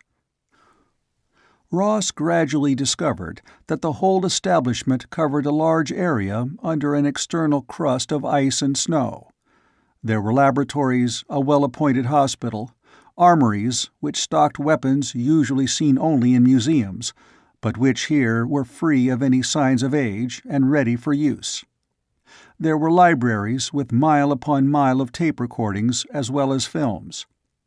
Ross could not understand everything he heard and saw, but he soaked up all he could so that once or twice, when drifting off to sleep at night, he thought of himself as a sponge which had nearly reached its total limit of absorption. He learned to wear naturally the clumsy kilt tunic he had seen on the wolf slayer, to shave with practiced assurance, using a leaf-shaped bronze razor, to eat strange food until he relished the taste. Making lesson time serve a double duty, he lay under sun lamps while listening to tape recordings, until his skin darkened to a weathered hue resembling ashes. There was always talk to listen to, important talk, which he was afraid to miss. Bronze. Ash weighed a dagger in his hand one day. Its hilt, made of dark horn studded with an intricate pattern of tiny golden nail-heads, had a gleam not unlike that of the blade. "Do you know, Murdock, that bronze can be tougher than steel? If it wasn't that iron is so much more plentiful and easier to work, we might never have come out of the Bronze Age. Iron is cheaper and easier found, and when the first smith learned to work it, an end came to one way of life, a beginning to another." Yes, bronze is important to us here, and so are the men who worked it. Smiths were sacred in the old days. We know that they made a secret of their trade which overrode the bounds of district, tribe, and race. A smith was welcome in any village, his person safe on the road. In fact, the roads themselves were under the protection of the gods. There was peace on them for all wayfarers. The land was wide then, and it was empty. The tribes were few and small, and there was plenty of room for the hunter, the farmer, the trader. Life was not such a scramble of man against man, but rather of man against nature. "No wars?" asked Ross. "Then why the bow and dagger drill?" Wars were small affairs, disputes between family clans or tribes. As for the bow, there were formidable things in the forests, giant animals, wolves, wild boars. "Cave bears?" Ash sighed with weary patience. "Get it through your head, Murdock, that history is much longer than you seem to think. Cave bears and the use of bronze weapons do not overlap. No, you'll have to go back maybe several thousand years earlier, and then hunt your bear with a flint-tipped spear in your hand if you're fool enough to try it. Or take a rifle with you." Ross made a suggestion he had longed to voice for some time. Ash rounded on him swiftly, and Ross knew him well enough now to realize that he was seriously displeased. "That is just what you don't do, Murdock, not from this base, as you well know by now. You take no weapon from here which is not designed for the period in which your run lies, just as you do not become embroiled while on that run in any action which might influence the course of history." Ross went on polishing the blade he held. What would happen if someone did break that rule? Ash put down the dagger he had been playing with. "We don't know. We just don't know. So far, we have operated in the fringe territory, keeping away from any district with a history which we can trace accurately. Maybe, someday—" His eyes were on a wall of weapon racks he plainly did not see. "Maybe someday we can stand and watch the rise of the pyramids, witness the march of Alexander's armies. But not yet. We stay away from history, and we are sure that the Reds are doing the same. It has become the old problem once presented by the atom bomb. Nobody wants to upset the balance and take the consequences. Let us find their outpost, and we'll withdraw our men from all the other runs at once." What makes everyone so sure that they have an outpost somewhere? Couldn't they be working right at the main source, sir? They could, but for some reason they're not. As for how we know that much, it's information received. Ash smiled thinly. No, the source is much farther back in time than their halfway post. But if we find that, then we can trail them. So we plant men in suitable eras and hope for the best. That's a good weapon you have there, Murdock. Are you willing to wear it in earnest? The inflection in that question caught Ross's full attention. His gray eyes met those blue ones. This was it, at long last. Right away? Ash picked up a belt of bronze plates strung together with chains, a twin to that Ross had seen worn by the Wolf Slayer. He held it out to the younger man. "You can take your trial run any time. Tomorrow?" Ross drew a deeper breath. "Where? To when?" "An island which will later be Britain. When? About 2000 BC. Beaker traders were beginning to open their stations there. This is your graduation exercise, Murdock." Ross fitted the blade he had been polishing into the wooden sheath on the belt. "If you say I can do it, I'm willing to try." He caught that glance Ash shot at him, but he could not read its meaning. Annoyance? Impatience? He was still puzzling over it when the other turned abruptly and left him alone. End of Chapter 4. Chapter 5.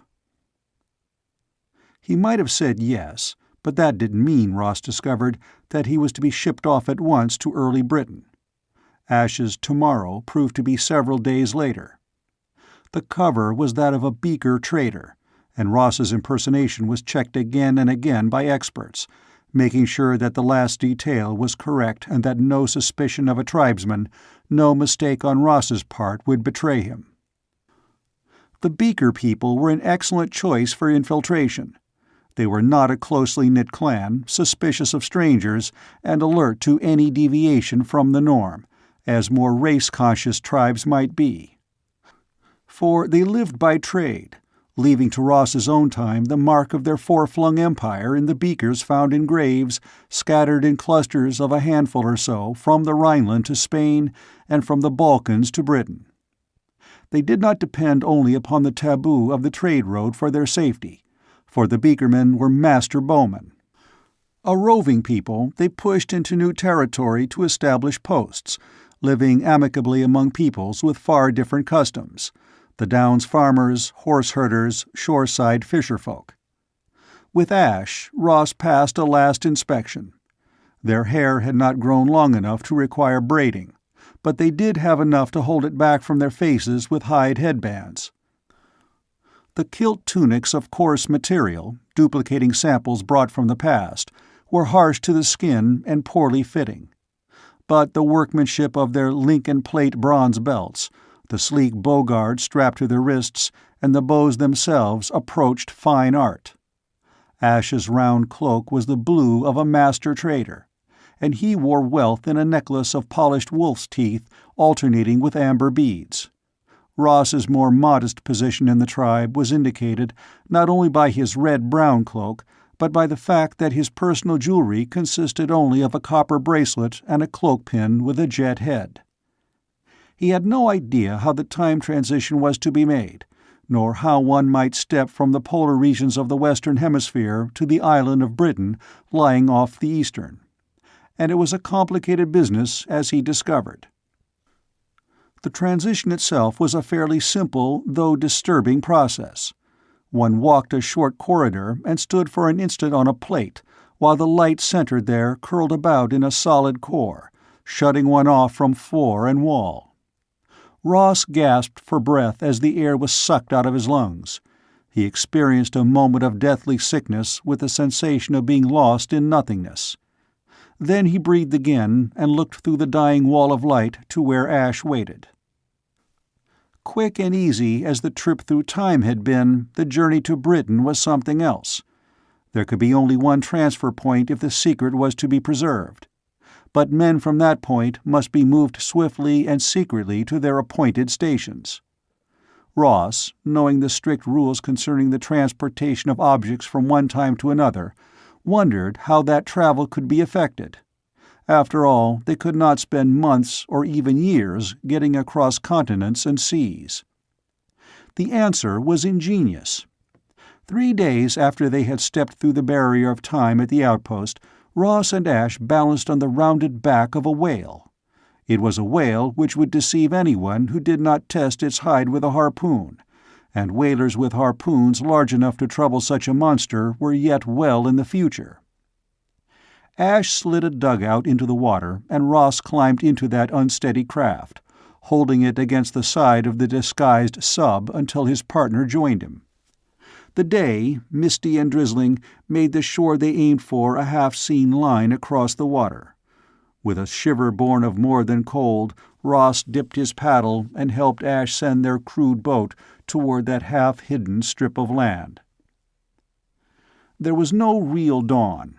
The sky lightened somewhat, but the drizzle continued. Green patches showed among the winter-denuded trees back from the beach, but the countryside facing them gave an impression of untamed wilderness.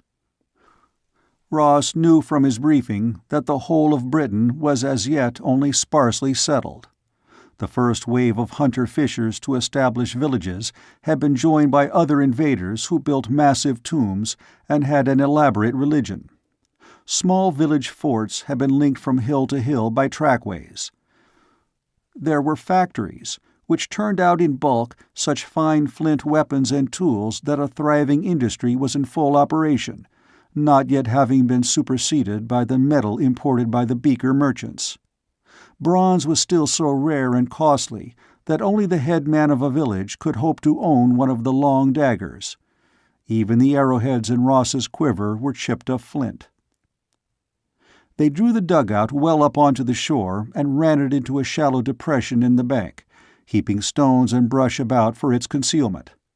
Then Ash intently surveyed the surrounding country, seeking a landmark. "Inland from here."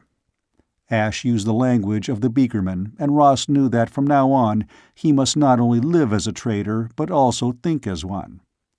All other memories must be buried under the false one he had learned.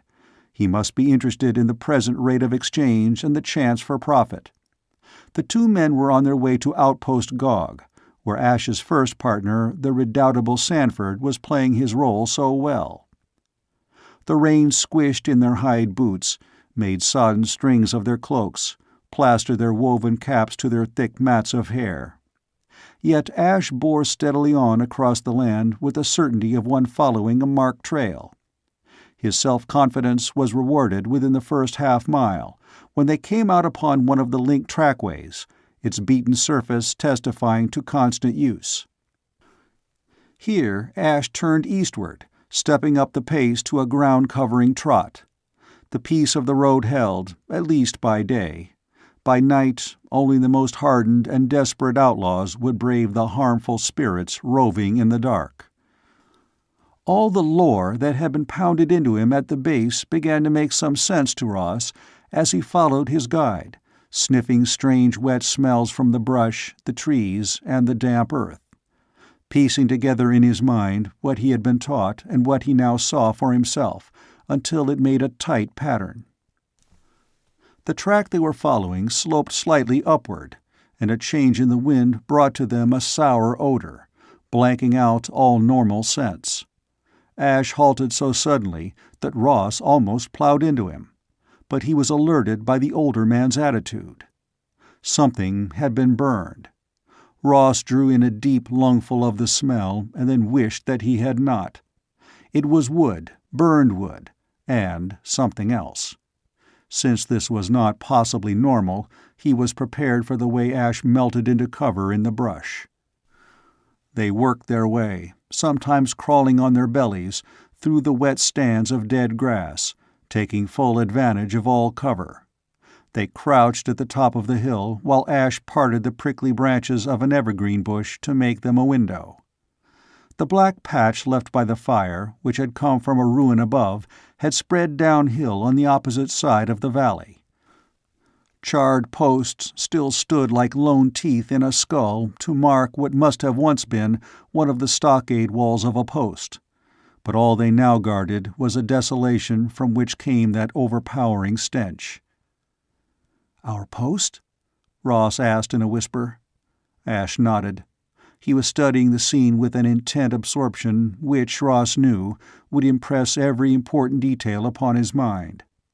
That the place had been burned was clear from the first, but why and by whom was a problem vital to the two lurking in the brush. It took them almost an hour to cross the valley, an hour of hiding, casting about, searching. They had made a complete circle of the destroyed post, and Ash stood in the shadow of a copse, rubbing clots of mud from his hands and frowning up at the charred posts. "They weren't rushed. Or if they were, the attackers covered their trail afterward," Ross ventured. The older man shook his head. "Tribesmen would not have muddled a trail if they had won. No, this was no regular attack. There have been no signs of a war party coming or leaving." "Then what?" demanded Ross. "Lightning, for one thing, and we'd better hope it was that. Or—" Ash's blue eyes were very cold and bleak as the countryside about them. "Or," Ross dared to prompt him. "Or we have made contact with the Reds in the wrong way." Ross's hand instinctively went to the dagger at his belt. Little help a dagger would be in an unequal struggle like this.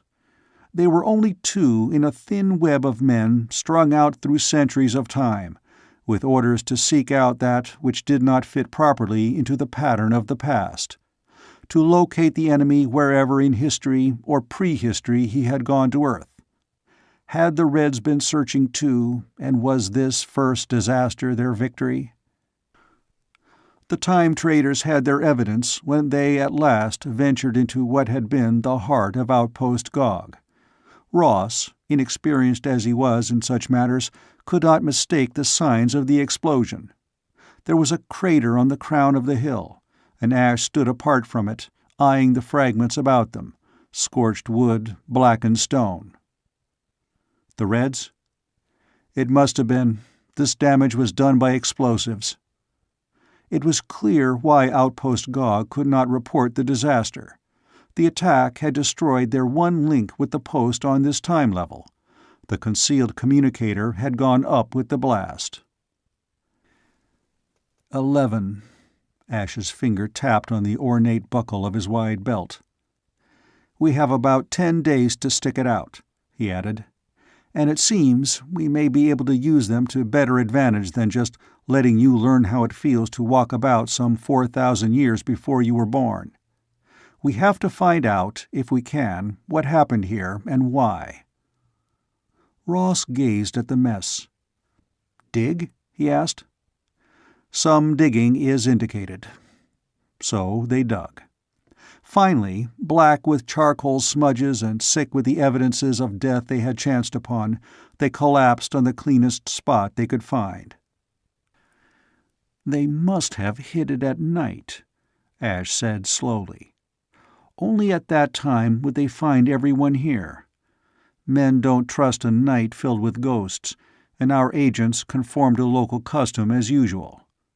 All of the post people could be erased with one bomb at night." All except 2 of them had been true Beaker traders, including women and children. No Beaker trading post was large, and this one was unusually small. The attacker had wiped out some 20 people, 18 of them innocent victims. "How long ago?" Ross wanted to know. "Maybe 2 days. And this attack came without any warning, or Sandy would have sent a message. He had no suspicions at all.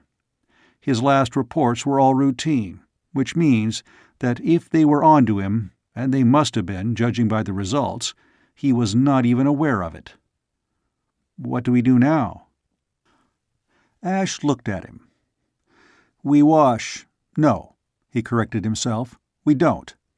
We go to Nodrin's village. We are frightened, grief-stricken. We have found our kinsman dead under strange circumstances. We ask questions of one to whom I am known as an inhabitant of this post." So, covered with dirt, they walked along the trackway toward the neighboring village with a weariness they did not have to counterfeit. The dog sighted, or perhaps scented them first. It was a rough-coated beast, showing its fangs with a wolf-like ferocity. But it was smaller than a wolf, and it barked between its warning snarls. Ash brought his bow from beneath the shelter of his cloak and held it ready. "Ho! One comes to speak with Nodrin of the Hill." Only the dog snapped and snarled. Ash rubbed his forearm across his face, the gesture of a weary and heartsick man, smearing the ash and grime into an awesome mask. "Who speaks to Nodrin?" There was a different twist to the pronunciation of some words, but Ross was able to understand. "One who has hunted with him and feasted with him. The one who gave into his hand the friendship gift of the ever-sharp knife. It is Asha of the traders. Go far from us, man of ill luck, you who are hunted by the evil spirits!" The last was a shrill cry.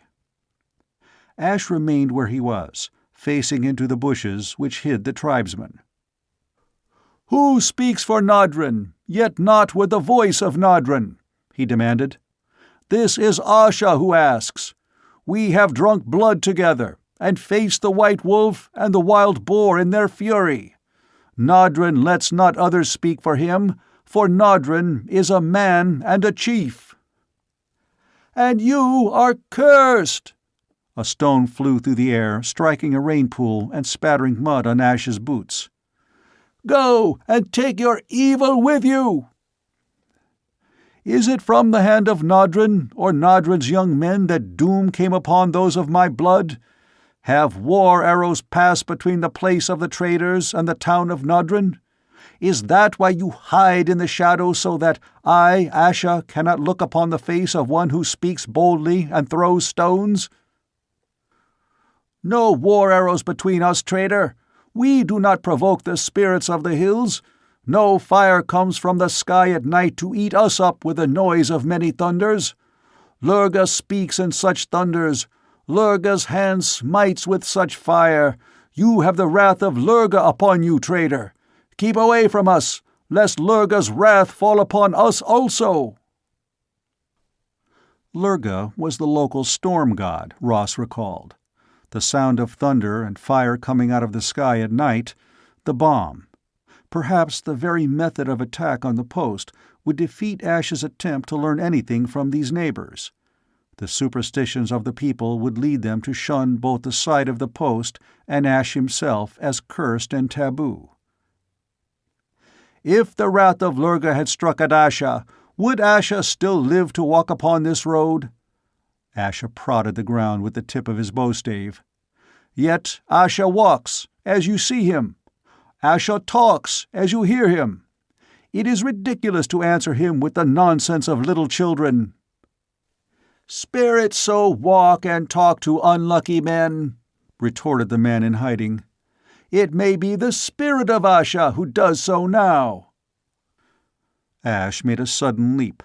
There was a flurry of action behind the bush screen, and he reappeared, dragging into the grey light of the rainy day a wriggling captive, whom he bumped without ceremony onto the beaten earth of the road. The man was bearded, wearing his thick mop of black hair in a round topknot secured by a hide loop. He wore a skin tunic, now in considerable disarray, which was held in place with a woven, tasseled belt. "Oh, so it is Lal of the quick tongue who speaks so loudly of spirits and the wrath of Lurga." Ash studied his captive. "Now, Lal, since you speak for Nodrin, which I believe will greatly surprise him, you will continue to tell me of this wrath of Lurga from the night skies, and what has happened to Sanfra, who was my brother, and those others of my kin. I am Asha, and you know of the wrath of Asha and how it ate up Twist-Tooth, the outlaw, when he came in with his evil men. The wrath of Lurga is hot, but so too is the wrath of Asha." Ash contorted his face in such a way that Lal squirmed and looked away. When the tribesman spoke, all his former authority and bluster had gone. "Asha knows that I am as his dog. Let him not turn upon me his swift-cutting big knife, nor the arrows from his lightning bow. It was the wrath of Lurga which smote the place on the hill, first the thunder of his fist meeting the earth, and then the fire which he breathed upon those whom he would slay." "And this you saw with your own eyes, Lal?" The shaggy head shook an emphatic negative. "Asha knows that Lal is no chief who can stand and look upon the wonders of Lurga's might and keep his eyes in his head. Nodrin himself saw this wonder." "And if Lurga came in the night, when all men keep to their homes and leave the outer world to the restless spirits, how did Nodrin see his coming?"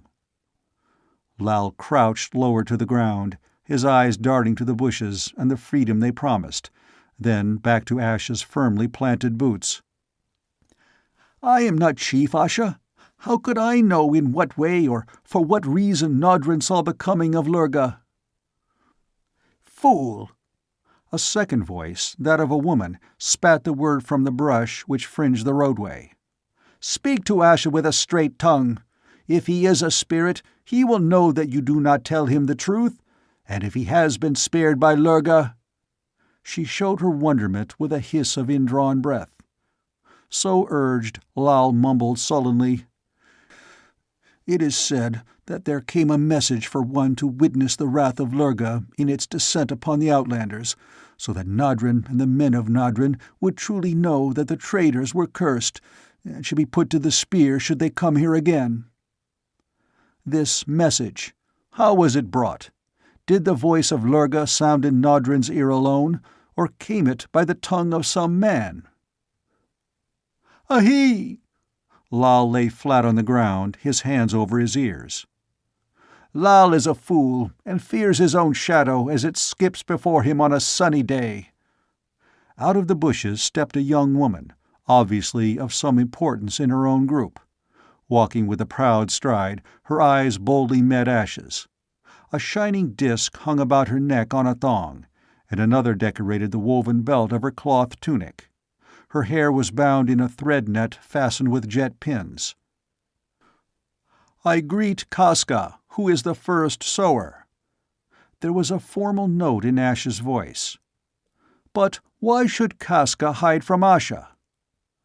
"There has been death on your hill, Asha," she sniffed. "You smell of it now, Lurga's death. Those who come from that hill may well be some who no longer walk in their bodies." Casca placed her fingers momentarily on Asha's outstretched palm before she nodded. "No spirit you, Asha, for all know that a spirit is solid to the eye, but not to the touch. So it would seem that you were not burned up by Lurga after all." "This matter of a message from Lurga," he prompted. "It came out of the empty air, in the hearing not only of Nodrin, but also of Hangor, Efar, and myself, Casca. For we stood at that time near the old place." She made a curious gesture with the fingers of her right hand. "It will soon be the time of sowing, and though Lurga brings sun and rain to feed the grain, yet it is in the Great Mother that the seed lies. Upon her business only women may go into the inner circle." She gestured again. "But as we met to make the first sacrifice, there came music out of the air, such as we have never heard, voices singing like birds in a strange tongue." Her face assumed an awesome expression. "Afterward, a voice said that Lurga was angered with the hill of the men from afar, and that in the night he would send his wrath against them, and that Nodrin must witness this thing, so that he could see what Lurga did to those he would punish. So it was done by Nodrin, and there was a sound in the air." "What kind of a sound?" Ash asked quietly. "Nodrin said it was a hum, and there was the dark shadow of Lurga's bird between him and the stars. Then came the smiting of the hill with thunder and lightning, and Nodrin fled, for the wrath of Lurga is a fearsome thing. Now do the people come to the Great Mother's place with many fine offerings that she may stand between them and that wrath." "Asha thanks Casca, who is the handmaiden of the Great Mother. May the sowing prosper and the reaping be good this year," Ash said finally, ignoring Lal, who still groveled on the road. "You go from this place, Asha?" she asked. "For though I stand under the protecting hand of the Mother, and so do not fear, yet there are others who will raise their spears against you for the honor of Lurga." "We go, and again thanks be to you, Casca." He turned back the way they had come, and Ross fell in beside him as the woman watched them out of sight. End of Chapter 5. Chapter 6. "That bird of Lurga's," said Ross, once they were out of sight of Casca and Lal. "Could it have been a plane?" "Sounds like it," snapped his companion. "If the Reds have done their work efficiently, and there's no reason to suppose otherwise, then there's no use in contacting either Dorta's town or Munga's. The same announcement concerning the wrath of Lurga was probably made there, to their good purpose, not ours." Casca didn't seem to be overly impressed with Lurga's curse, not as much as the man was. "She is the closest thing to a priestess that this tribe knows, and she serves a goddess older and more powerful than Lurga, the Mother Earth, the Great Mother, goddess of fertility and growth. Nodrin's people believe that unless Casca performs her mysteries and sows part of the first field in the spring, there won't be any harvest. Consequently, she is secure in her office and doesn't fear the wrath of Lurga too much. These people are now changing from one type of worship to another, but some of Casca's beliefs will persist clear down to our day, taking on the coating of magic and a lot of other enameling along the way. Ash had been talking as a man talks to cover up furious thinking. Now he paused again and turned toward the sea. "We have to stick it out somewhere until the sub comes to pick us up. We'll need shelter." "Will the tribesmen be after us?" "They may well be. Let the right men get to talking up a holy extermination of those upon whom the wrath of Lurga has fallen, and we could be in for plenty of trouble. Some of those men are trained hunters and trackers, and the Reds may have planted an agent to report the return of anyone to our post. Just now we're about the most important time travelers out, for we know the Reds have appeared on this line. They must have a large post here, too, or they couldn't have sent a plane on that raid. You can't build a time transport large enough to take through a considerable amount of material. Everything used by us in this age has to be assembled on this side, and the use of all machines is limited to where they cannot be seen by any natives. Luckily, large sections of this world are mostly wilderness and unpopulated in the areas where we operate the base posts, so if the Reds have a plane, it was put together here, and that means a big post somewhere." Again Ash was thinking aloud as he pushed ahead of Ross into the fringes of a wood. "Sandy and I scouted this territory pretty well last spring. There is a cave about half a mile to the west. It will shelter us for tonight." Ash's plans would probably have been easily accomplished if the cave had been unoccupied. Without incident, they came down into a hollow through which trickled a small stream, its banks laced with a thin edging of ice. Under Ash's direction, Ross collected an armload of firewood. He was no woodsman, and his prolonged exposure to the chilling drizzle made him eager for even the very rough shelter of a cave, so eager that he plunged forward carelessly. His foot came down on a slippery patch of mud, sending him sprawling on his face. There was a growl, and a white bulk rushed him.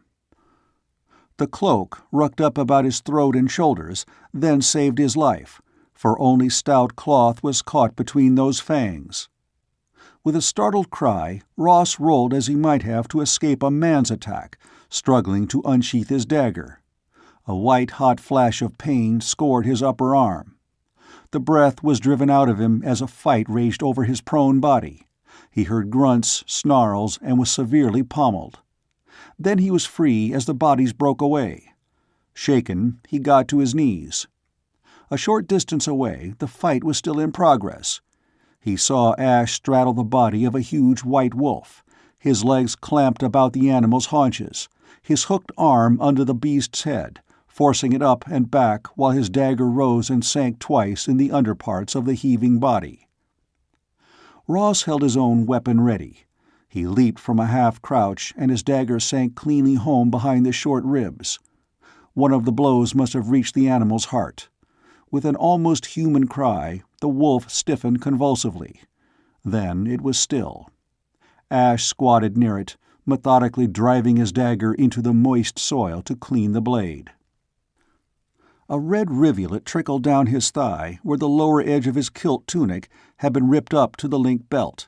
He was breathing hard, but otherwise he was as composed as always. "These sometimes hunt in pairs at this season," he observed. "Be ready with your bow."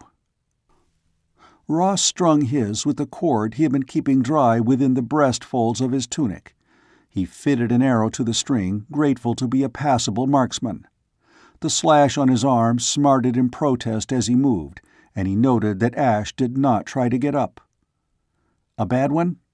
Ross indicated the blood now thickening into a stream along Ash's thigh. Ash pulled away the torn tunic and exposed a nasty-looking gash on the outside of his hip.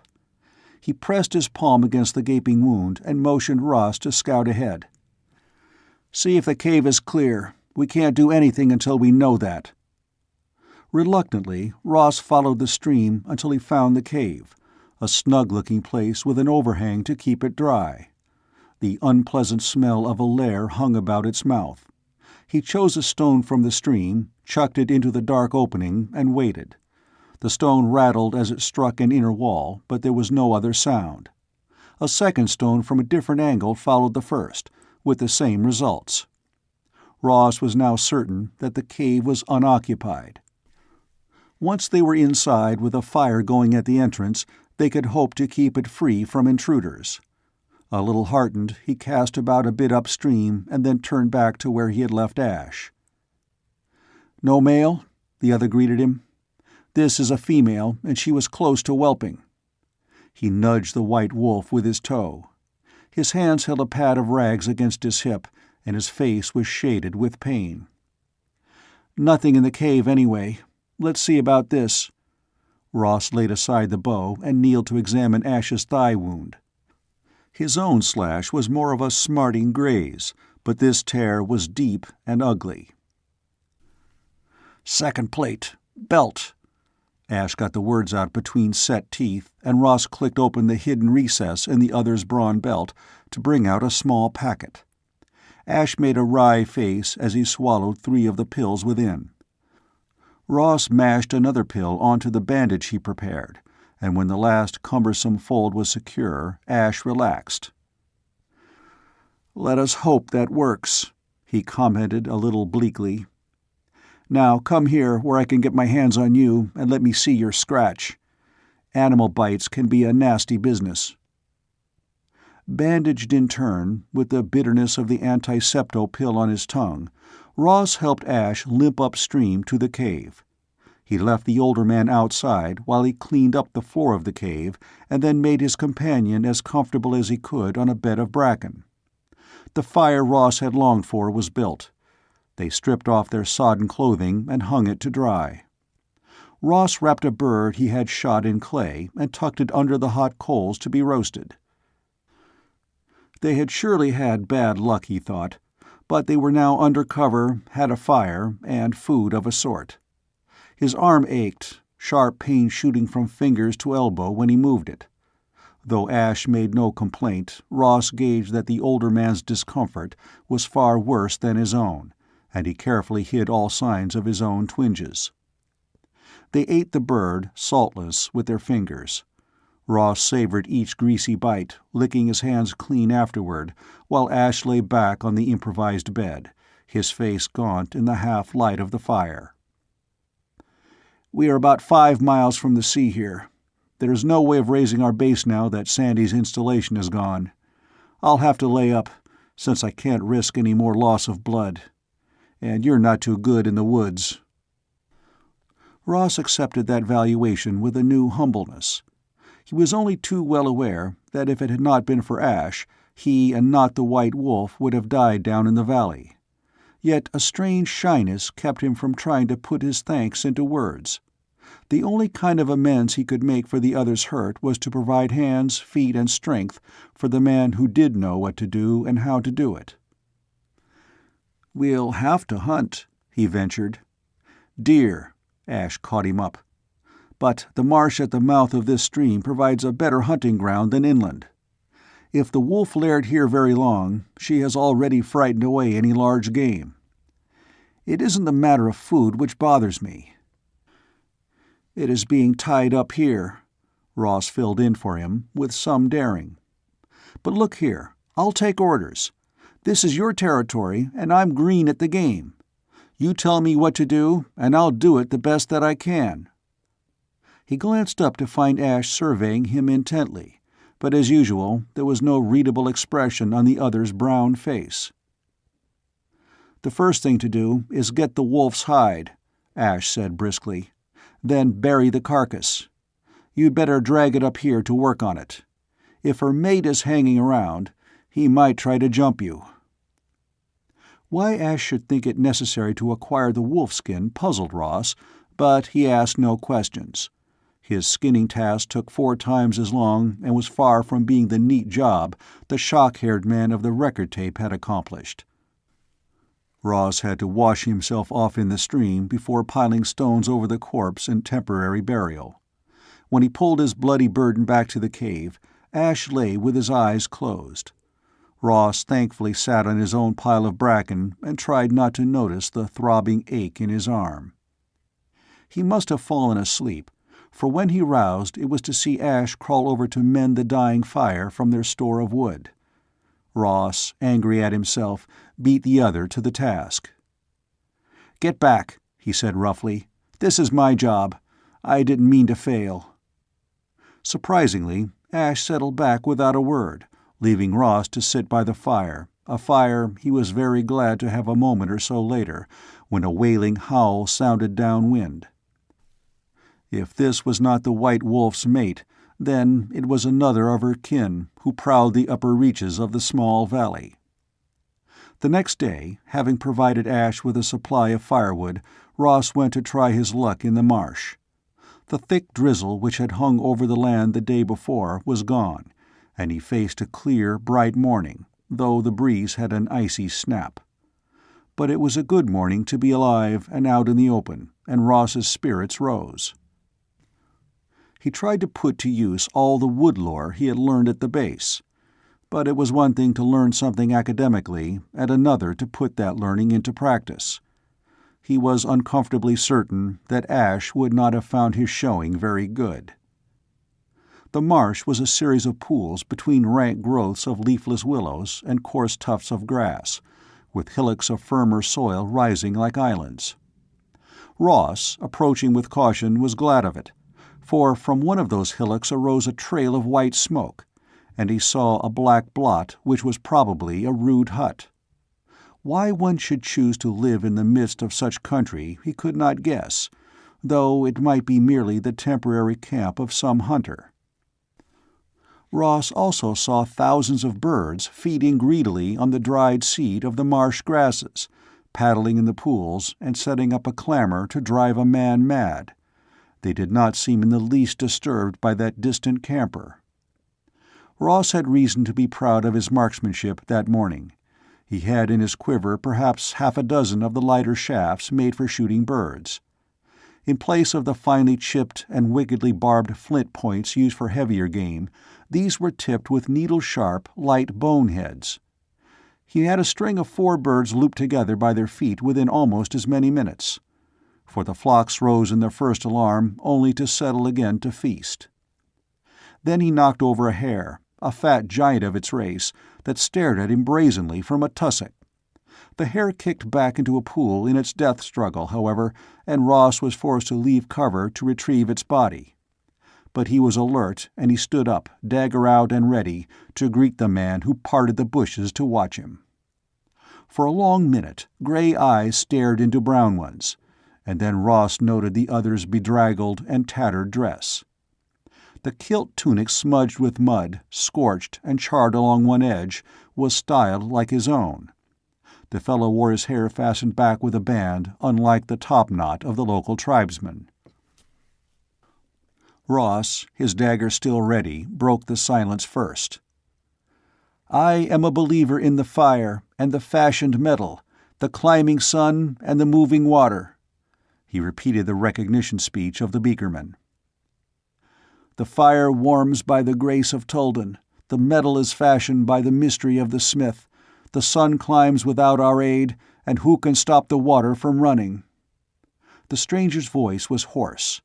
Now that Ross had time to examine him more closely, he saw the dark bruise on his exposed shoulder, the raw red mark of a burn running across the man's broad chest. He dared to test his surmise concerning the other. "I am a kin of Asha. We return to the hill." "Ash!" Not Asha, but Ash. Ross, though sure of that pronunciation, was still cautious. "You are from the hill place, where Lurga smote with thunder and fire?" The man slid his long legs across the log which had been his shelter. The burn across his chest was not his only brand, for Ross noticed another red stripe, puffed and fiery-looking, which swelled the calf of one leg. The man studied Ross closely, and then his fingers moved in a sign which to the uninitiated native might have been one for the warding off of evil, but which to Ross was the thumbs up of his own age. "Sanford?" At that name the man shook his head. "McNeil," he named himself. "Where is Ash?" He might really be what he seemed, but on the other hand, he could be a Red spy. Ross had not forgotten Kurt. "What happened?" He parried one question with another. "Bomb. The Reds must have spotted us, and we didn't have a chance. We weren't expecting any trouble. I'd been down to see about a missing burden donkey and was about halfway back up the hill when she hit. When I came to, I was all the way down the hill with part of the fort on top of me. The rest, well, you saw the place, didn't you?" Ross nodded. "What are you doing here?" McNeil spread his hands in a tired little gesture. "I tried to talk to Nodron, but they stoned me away. I knew that Ash was coming through and hoped to reach him when he hit the beach, but I was too late. Then I figured he would pass here to make contact with the sub, so I was waiting it out until I saw you. Where is Ash?" It all sounded logical enough. Still, with Ash injured, Ross was taking no chances.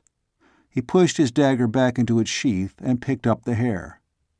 "Stay here," he told McNeil. "I'll be back." "But wait!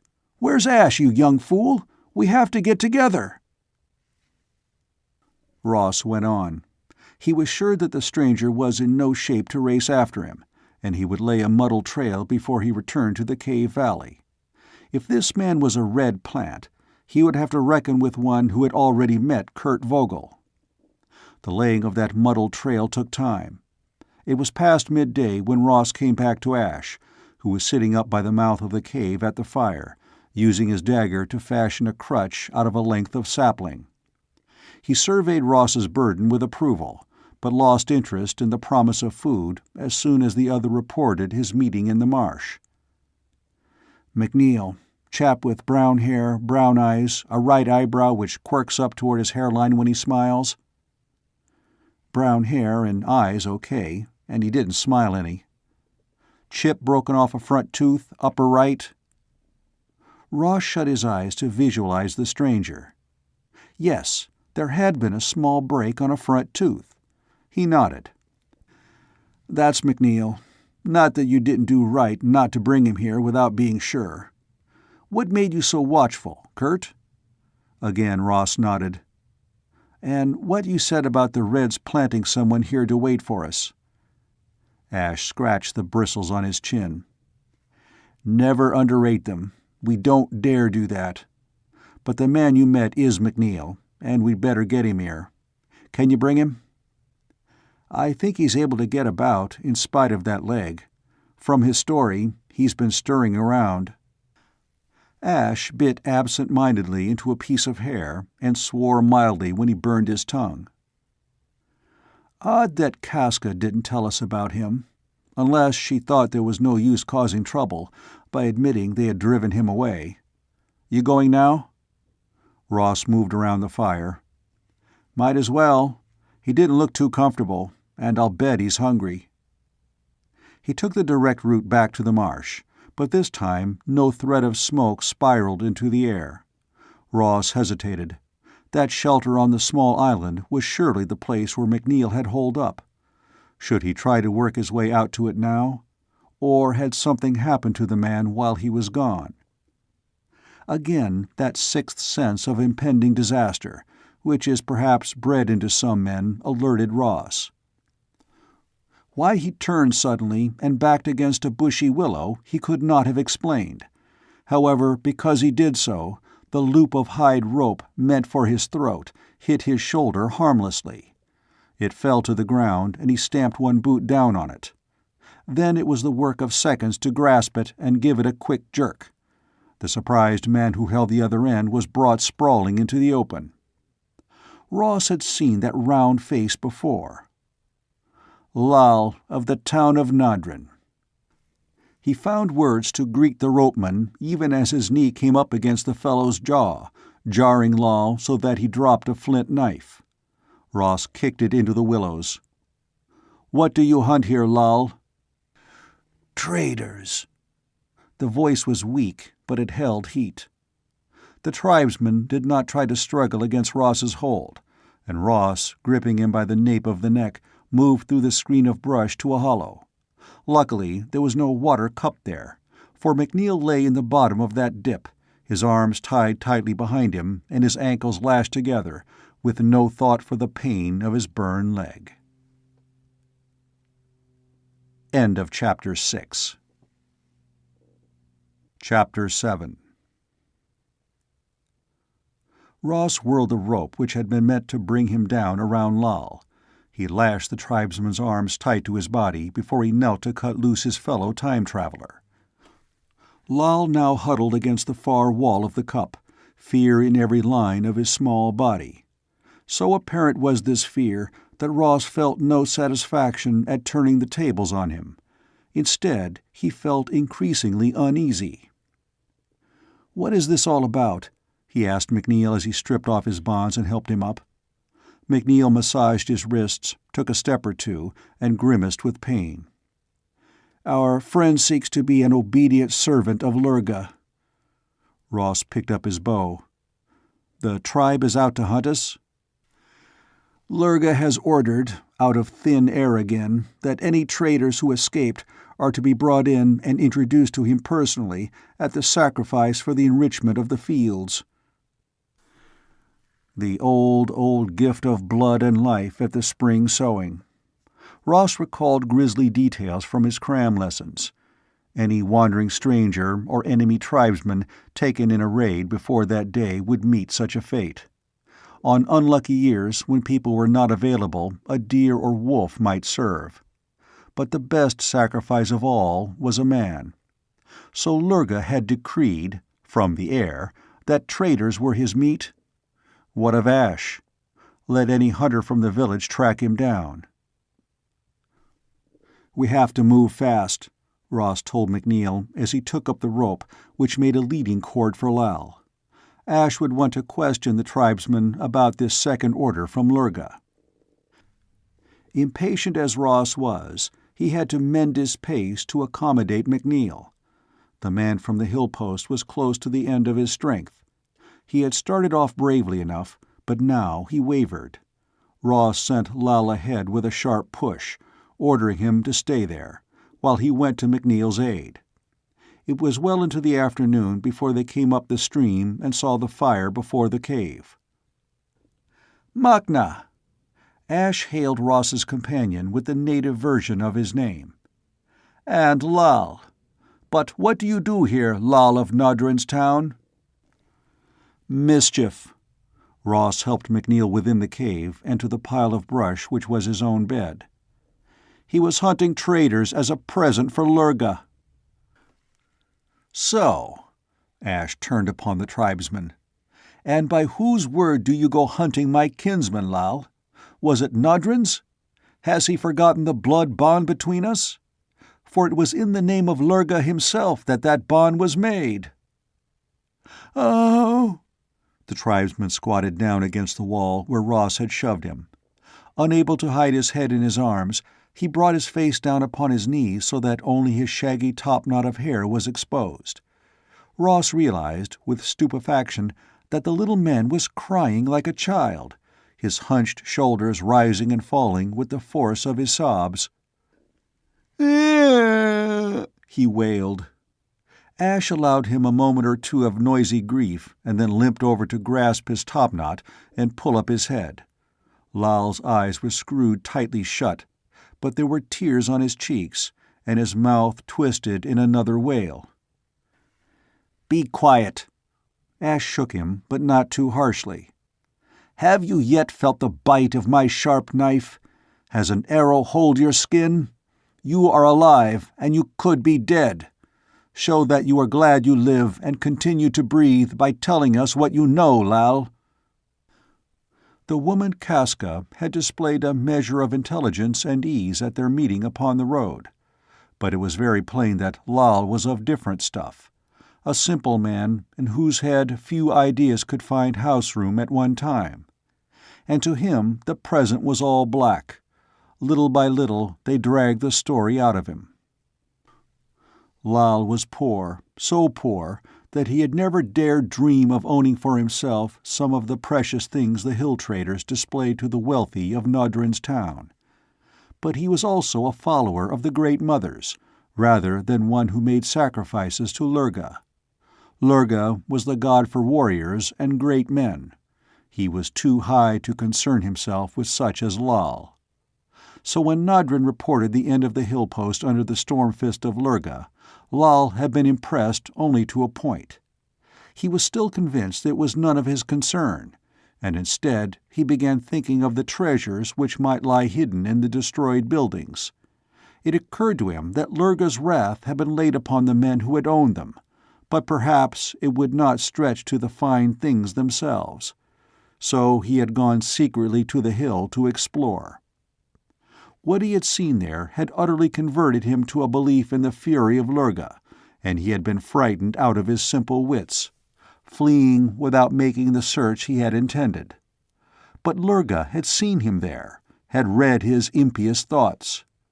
At that point, Ash interrupted the stream of Lal's story. How had Lurga seen Lal? Because, Lal shuddered, began to cry again, and spoke the next few sentences haltingly, that very morning, when he had gone out to hunt wild fowl in the marshes, Lurga had spoken to him, to Lal, who was less than a flea creeping upon a worn-out fur rug. And how had Lurga spoken? Ash's voice was softer, gentle. Out of the air, even as he had spoken to Nodrin, who was a chief. He said that he had seen Lal in the hill post, and so Lal was his meat. But not yet would he eat him, not if Lal served him in other ways. And he, Lal, had lain flat on the ground before the bodiless voice of Lurga, and had sworn he would serve Lurga to the end of his life. Then Lurga had told him to hunt down one of the evil traders who was hiding in the marshes, and bind him with ropes. Then he was to call the men of the village, and together they would carry the prisoner to the hill where Lurga had loosed his wrath, and there they would leave him. Later they might return and take what they found there, and use it to bless the fields at sowing time, and all would be well with Nodrin's village. And Lal had sworn that he would do as Lurga bade, but now he could not. So Lurga would eat him up. He was a man without hope. Yet, Ash said even more gently, have you not served the Great Mother all these years, giving to her a portion of the first fruits, even when the yield of your one field was small? Lal stared at him, his woebegone face still smeared with tears. It took a second or two for the question to penetrate his fear-clouded mind. Then he nodded timidly.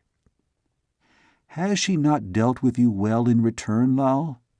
You are a poor man, that is true, but you are not gaunt of belly, even though this is the thin season, when men fast before the coming of the new harvest. The Great Mother watches over her own, and it is she who has brought you to us now. For this I say to you, Lal, and I, Asha of the Traders, speak with a straight tongue. The Lurga who struck our post, who spoke to you from the air, means you no good." "Oh!" wailed Lal. "So I do know Asha. He is of the blackness, and the wandering spirits of the dark." "Just so. Thus he is no kin to the mother, for she is of the light and of good things, of the new grain, and the newborn lambs for your flocks, of the maids who wed with men and bring forth sons to lift their fathers' spears, daughters to spin by the hearth and sow the yellow grain in the furrows. Lurga's quarrel lies with us, Lal, not with Nodrin, nor with you. And we take upon us that quarrel." He limped into the outer air, where the shadows of the evening were beginning to creep across the ground. "Hear me, Lurga," he called into the coming night. "I am Asha of the Traders, and upon myself I take your hate. Not upon Lal, nor upon Nodrin, nor upon the people who live in Nodrin's town shall your wrath lie. Thus do I say it." Ross, noticing that Ash concealed from Lal a wave of his hand, was prepared for some display meant to impress the tribesmen. It came in a spectacular burst of green fire beyond the stream. Lal wailed again, but when that fire was followed by no other manifestation, he ventured to raise his head once more. "You have seen how Lurga answered me, Lal.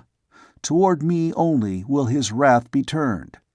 Now—" Ash limped back and dragged out the white wolf-skin, dropping it before Lal. "This you will give to Casca, that she may make a curtain for the mother's home. See, it is white, and so rare that the mother will be pleased with such a fine gift.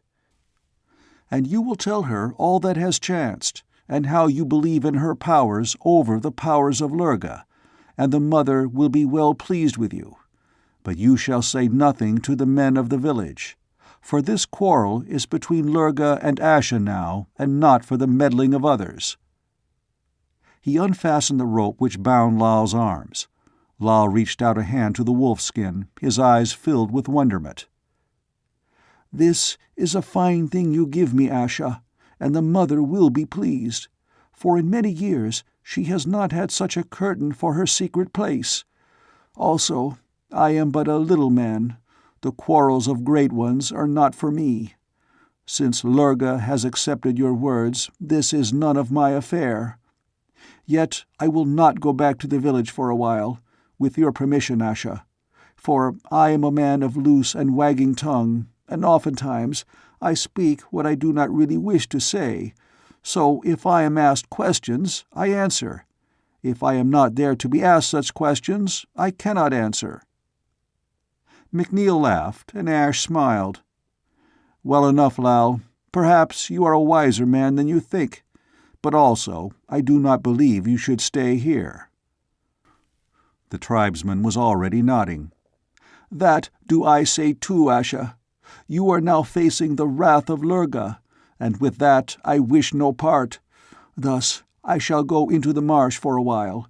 There are birds and hares to hunt, and I shall work upon this fine skin, so that when I take it to the mother it shall indeed be a gift worth her smiles. Now, Asha, I would go before the night comes, if it pleases you." "Go with good fortune, Lal." Ash stood apart while the tribesman ducked his head in a shy, awkward farewell to the others, pattering out into the valley. "What if they pick him up?" McNeil asked wearily. "I don't think they can," Ash returned. "And what would you do, keep him here? If we tried that, he'd scheme to escape and try to turn the tables on us. Now he'll keep away from Nodrin's village, and out of sight for the time being. Lal's not too bright in some ways, but he's a good hunter. If he has reason for hiding out, it'll take a better hunter to track him. At least we know now that the Reds are afraid they did not make a clean sweep here. What happened, McNeil?" While he was telling his story in more detail, both Ash and Ross worked on his burns, making him comfortable. Then Ash sat back as Ross prepared food. "How did they spot the post?" Ash rubbed his chin and frowned at the fire. "Only way I can guess is that they picked up our post signal and pinpointed the source. That means they must have been hunting us for some time." "No strangers about lately?" McNeil shook his head. "Our cover wasn't broken that way. Sanford was a wonder. If I hadn't known better, I would have sworn he was born one of the Beaker folk. He had a network of informants running all the way from here into Brittany. Amazing how he was able to work without arousing any suspicions. I suppose his being a member of the Smiths Guild was a big help. He could pick up a lot of news from any village where there was one at work. And I tell you," McNeil propped himself up on his elbow to exclaim more vehemently, "there wasn't a whisper of trouble from here clear across the Channel and pretty far to the north. We were already sure the South was clean before we ever took cover as Beakers, especially since their clans are thick in Spain." Ash chewed a broiled wing reflectively. "Their permanent base with the transport has to be somewhere within the bounds of the territory they hold in our own time." "They could plant it in Siberia and laugh at us," McNeil exploded. "No hope of our getting in there." "No." Ash threw the stripped bone into the fire and licked grease from his fingers. Then they would be faced with the old problem of distance. If what they are exploiting lay within their modern boundaries, we would never have tumbled to the thing in the first place. What the Reds want must lie outside their 20th century holdings. A slender point in our favor. Therefore, they will plant their shift point as close to it as they can. Our transportation problem is more difficult than theirs will ever be. You know why we chose the Arctic for our base. It lies in a section of the world never populated by other than roving hunters. But I'll wager anything you want to name that their point is somewhere in Europe, where they have people to contend with. If they are using a plane, they can't risk its being seen. "I don't see why not," Ross broke in. "These people couldn't possibly know what it was. Lurga's bird, magic—" Ash shook his head. "They must have the interference with history worry as much as we have. Anything of our own time has to be hidden or disguised in such a way that the native who may stumble upon it will never know it was man-made. Our sub is a whale to all appearances. Possibly their plane is a bird, but neither can bear too close an examination. We don't know what could result from a leak of real knowledge in this or any primitive time, how it might change history." "But—" Ross advanced what he believed to be the best argument against that reasoning. "Suppose I handed Lal a gun and taught him to use it. He couldn't duplicate the weapon. The technology required lies so far beyond this age. These people couldn't reproduce such a thing." "True enough. On the other hand, don't belittle the ingenuity of the Smiths, or the native intelligence of men in any era. These tribesmen might not be able to reproduce your gun, but it would set them thinking along new lines. We might find that they would think our time right out of being. No, we dare not play tricks with the past. This is the same situation we faced immediately after the discovery of the atom bomb. Everybody raced to produce that new weapon, and then sat around and shivered for fear we'd be crazy enough to use it on each other. The Reds have made new discoveries which we have to match, or we will go under. But back in time, we have to be careful, both of us, or perhaps destroy the world we do live in." "What do we do now?" McNeil wanted to know. "Murdock and I came here only for a trial run. It's his test. The sub is to call for us about 9 days from now. So if we sit tight, if we can sit tight," McNeil lay down again, "they will take us out. Meanwhile, we have 9 days." They spent 3 more days in the cave. McNeil was on his feet and impatient to leave before Ash was able to hobble well enough to travel. Though Ross and McNeil took turns at hunting and guard duty, they saw no signs that the tribesmen were tracking them. Apparently, Lal had done as he promised, withdrawing to the marsh and hiding there apart from his people. In the gray of pre-dawn on the 4th day, Ash wakened Ross. Their fire had been buried with earth, and already the cave seemed bleak. They ate venison roasted the night before and went out into the chill of a fog. A little way down the valley, McNeil joined them out of the mist from his guard post. Keeping their pace to one which favored Ash's healing wound, they made their way inland in the direction of the track linking the villages. Crossing that road they continued northward, the land beginning to rise under them. Far away they heard the blatting of sheep, the bark of a dog. In the fog, Ross stumbled in a shallow ditch, beyond which lay a stubbled field. Ash paused to look about him, his nostrils expanding as if he were a hound smelling out their trail. The 3 went on, crossing a whole series of small, irregular fields. Ross was sure that the yield from any of these cleared strips must be scanty. The fog was thickening. Ash pressed the pace, using his handmade crutch carefully. He gave an audible sigh of relief when they were faced at last by 2 stone monoliths rising like pillars. A 3rd stone lay across them, forming a rude arch through which they saw a narrow valley running back into the hills. Through the fog, Ross could sense the eerie strangeness of the valley beyond the massive gate.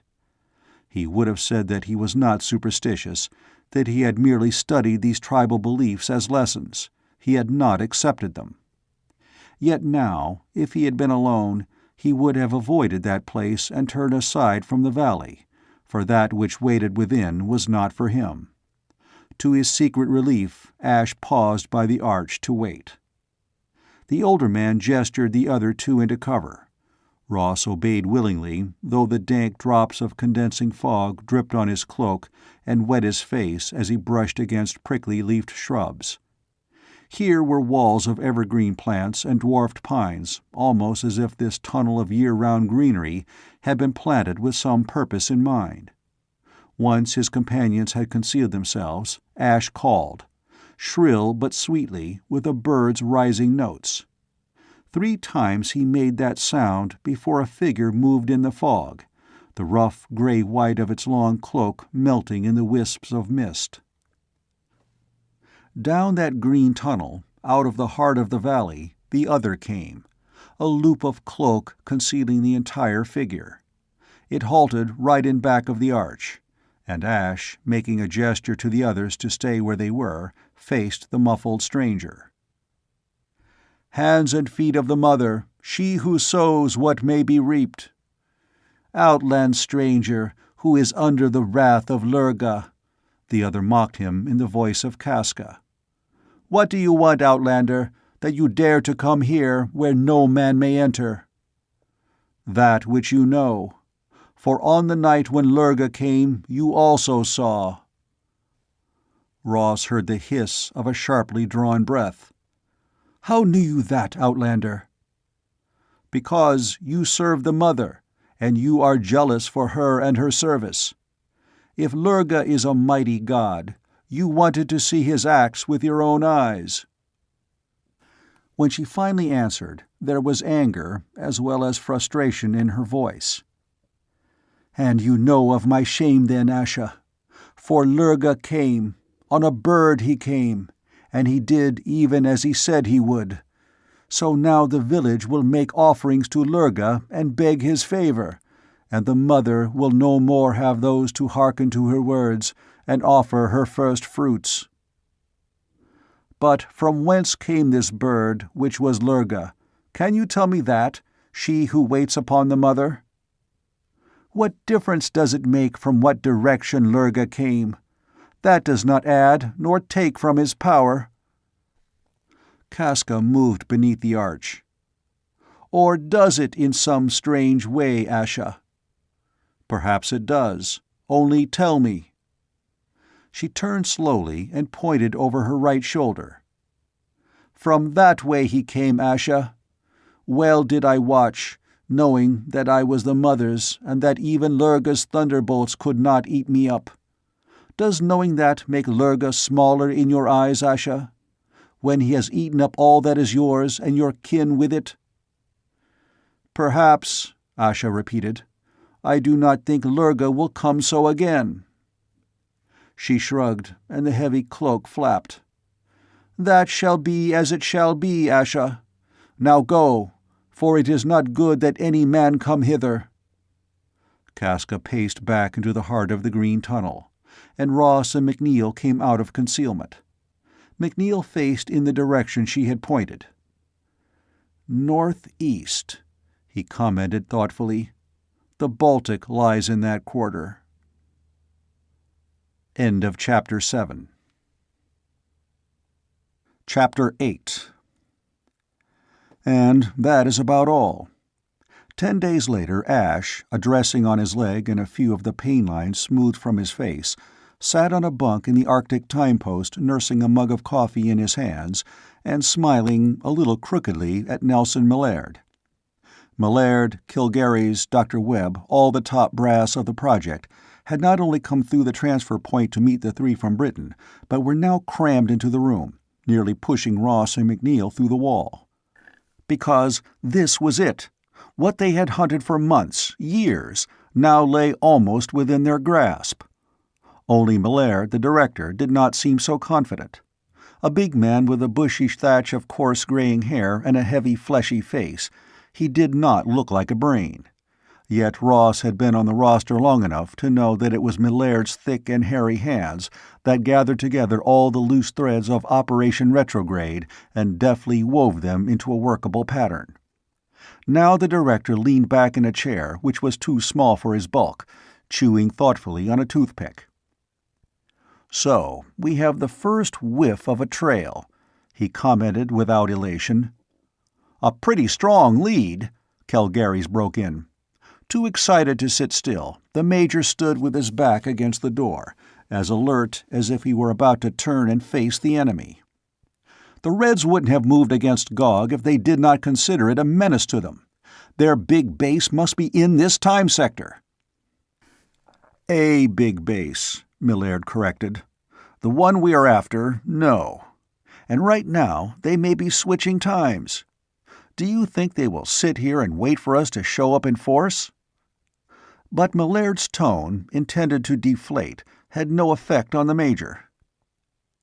"And just how long would it take them to dismantle a big base?" that officer countered. "At least a month. If we shoot a team in there in a hurry—" Millard folded his huge hands over his barrel-shaped body and laughed, without a trace of humor.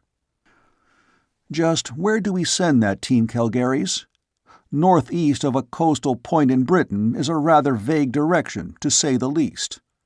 Not," he spoke to Ash now, "that you didn't do all you could, Ash. And you, McNeil, nothing to add?"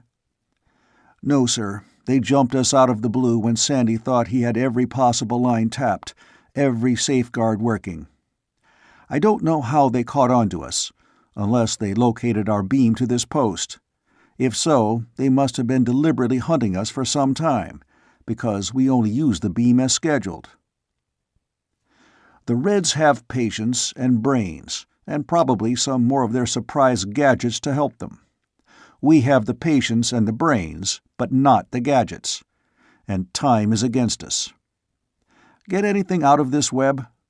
Millard asked the hitherto silent third member of his ruling committee. The quiet man adjusted his glasses on the bridge of his nose, a flattish nose which did not support them very well. "Just another point to add to our surmises. I would say that they are located somewhere near the Baltic Sea. There are old trade routes there, and in our time it is a territory closed to us. We never did know too much about that section of Europe.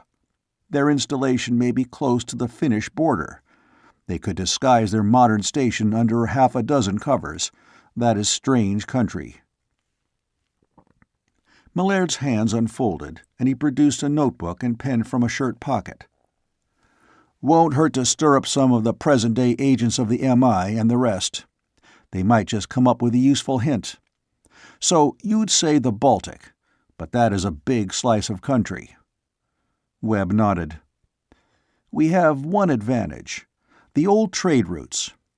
In the Beaker period, they are pretty well marked. The major one into that section was established for the amber trade. The country is forested, but not so heavily as it was in an earlier period. The native tribes are mostly roving hunters and fishermen along the coast. But they have had contact with traders." He shoved his glasses back into place with a nervous gesture. "The Reds may run into trouble themselves there at this time." "How?" Calgares demanded. "Invasion of the Axe people. If they have not yet arrived, they are due very soon. They formed one of the big waves of migratory people, who flooded the country, settled there. Eventually, they became the Norse or Celtic stock. We don't know whether they stamped out the native tribes they found there, or assimilated them." "That might be a nice point to have settled more definitely," McNeil commented. "It could mean the difference between getting your skull split and continuing to breathe." "I don't think they would tangle with the traders. Evidence found today suggests that the Beaker folk simply went on about their business in spite of a change in customers," Webb returned.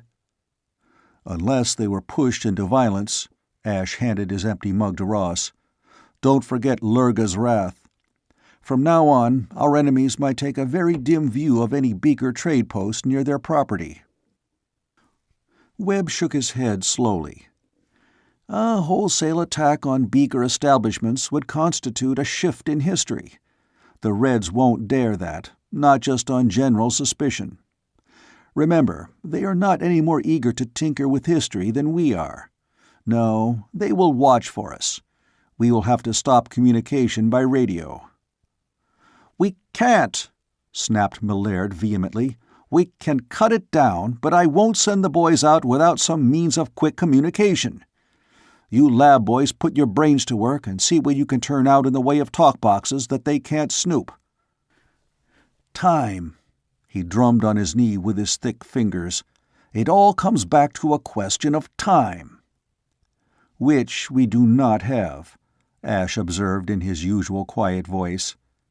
"If the Reds are afraid they have been spotted, they must be dismantling their post right now, working around the clock. We'll never again have such a good chance to nail them. We must move now." Millard's lids drooped almost shut. He might have been napping. Calgary stirred restlessly by the door, and Webb's round face had settled into what looked like permanent lines of disapproval. "Doc," Millard spoke over his shoulder to the fourth man of his following, "what is your report?" "Ash must be under treatment for at least 5 days. McNeil's burns aren't too bad, and Murdock's slash is almost healed." 5 days, Millard droned, and then flashed a glance at the Major. "Personnel. We're tied down without any useful personnel. Who in processing could be switched without tangling them up entirely?" "No one. I could recall Jansen and Van Wyck. These Axe people might be a good cover for them." The momentary light in Calgary's eyes faded. "No, we have no proper briefing, and can't get it done until the tribe does appear on the map. I won't send any men in cold. Their blunders would not only endanger them, but might menace the whole project."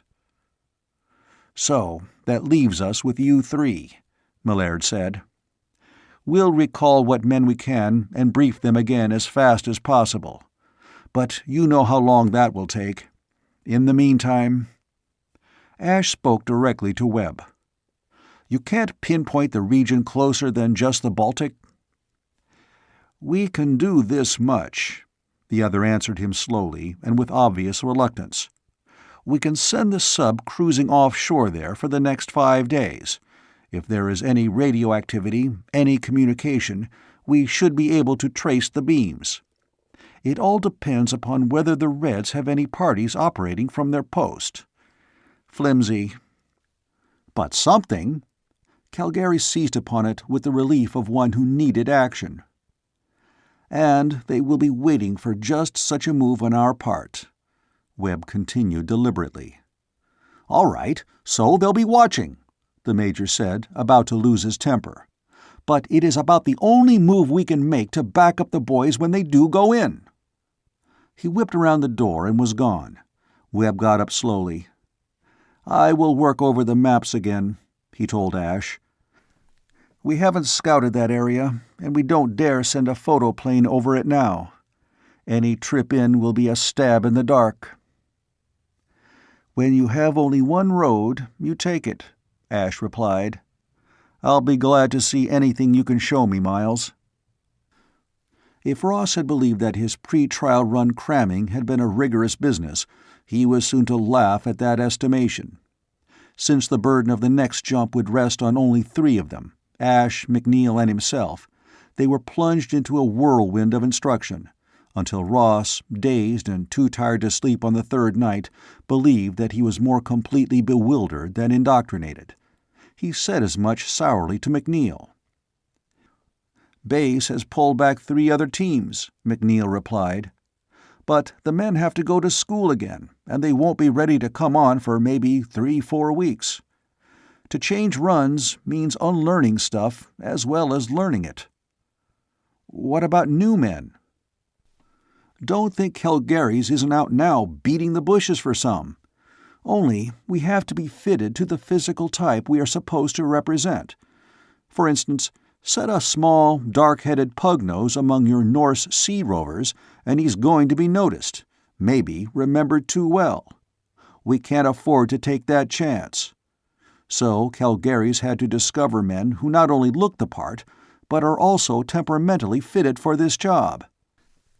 You can't plant a fellow who thinks as a seaman, not a seaman, you understand, but one whose mind works in that pattern, among a wandering tribe of cattle herders. The protection for the man and the project lies in his being fitted into the right spot at the right time. Ross had never really thought of that point before. Now he realized that he and Ash and McNeil were of a common mold. All about the same height, they shared brown hair and light eyes. Ash's blue, his own gray, and McNeil's hazel. And they were of a similar build, small-boned, lean, and quick-moving. He had not seen any of the true Beakermen except on the films. But now, recalling those, he could see that the three time traders were of the same general physical type as the far-roving people they used as a cover. It was on the morning of the 5th day, when the three were studying a map Webb had produced, that Calgary's, followed at his own weighty pace by Millard, burst in upon them. "We have it! This time we have the luck! The Reds slipped! Oh, how they slipped!" Webb watched the Major, a thin little smile pulling at his pursed mouth. "Miracles sometimes do happen," he remarked. "I suppose the sub has a fix for us?" Calgary's passed over the flimsy strip of paper he had been waving as a banner of triumph. Webb read the notation on it and bent over the map, making a mark with one of those needle-sharp pencils which seemed to grow in his breast pocket ready for use. Then he made a second mark. "Well, it narrows it a bit," he conceded. Ash looked in turn and laughed. "I would like to hear your definition of narrow sometimes, Miles. Remember, we have to cover this on foot, and a difference of 20 miles can mean a lot." "That mark is quite a bit in from the sea." McNeil offered his own protest when he saw the marking. "We don't know that country." Webb shoved his glasses back for the 100th time that morning. "I suppose we could consider this critical, condition red," he said in such a dubious tone that he might have been begging someone to protest his statement. But no one did. Millard was busy with the map. "I think we do, Miles." He looked to Ash. "You'll parachute in.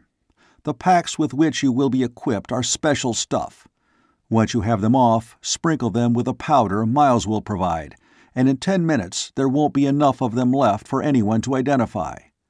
We haven't but a dozen of these, and we can't throw them away except in a crisis. Find the base and rig up the detector.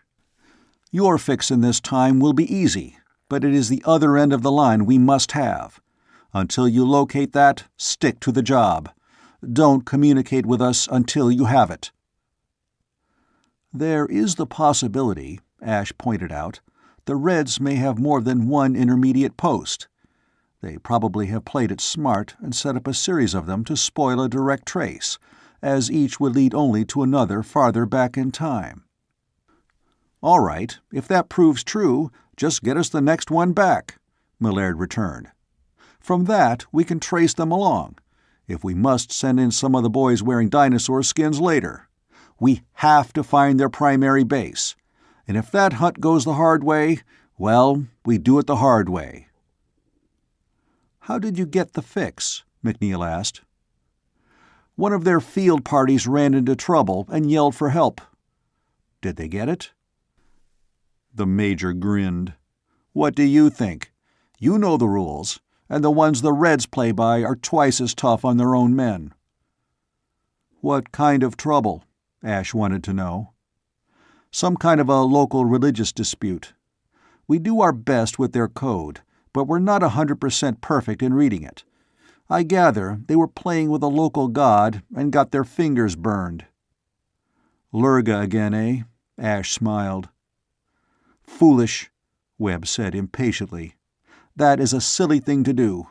You were almost over the edge of prudence yourself, Gordon, with that Lurga business. To use the Great Mother was a ticklish thing to try, and you were lucky to get out of it so easily. Once was enough, Ash agreed, though using it may have saved our lives. But I assure you, I am not starting a holy war or setting up as a prophet." Ross had been taught something of map reading, but mentally he could not make what he saw on paper resemble the countryside. A few landmarks, if there were any outstanding ones, were all he could hope to impress upon his memory until he was actually on the ground. Landing there according to Millard's instruction was another experience he would not have chosen of his own accord. To jump was a matter of timing, and in the dark, with a measure of rain thrown in, the action was anything but pleasant. Leaving the plane in a blind, follow-the-leader fashion, Ross found the descent into darkness one of the worst trials he had yet faced. But he did not make too bad a landing in the small, park-like expanse they had chosen for their target. Ross pulled loose his harness and chute, dragging them to what he judged to be the center of the clearing. Hearing a plaintive bray from the air, he dodged as one of the two burden-asses sent to join them landed and began to kick at its trappings. The animals they had chosen were the most docile available, and they had been given sedation before the jump, so that now, feeling Ross's hands, the donkey stood quietly while Ross stripped it of its hanging straps. "Rossa," the sound of his beaker name called through the dark brought Ross facing in the other direction. "Here, and I have one of the donkeys." "And I the other." That was McNeil.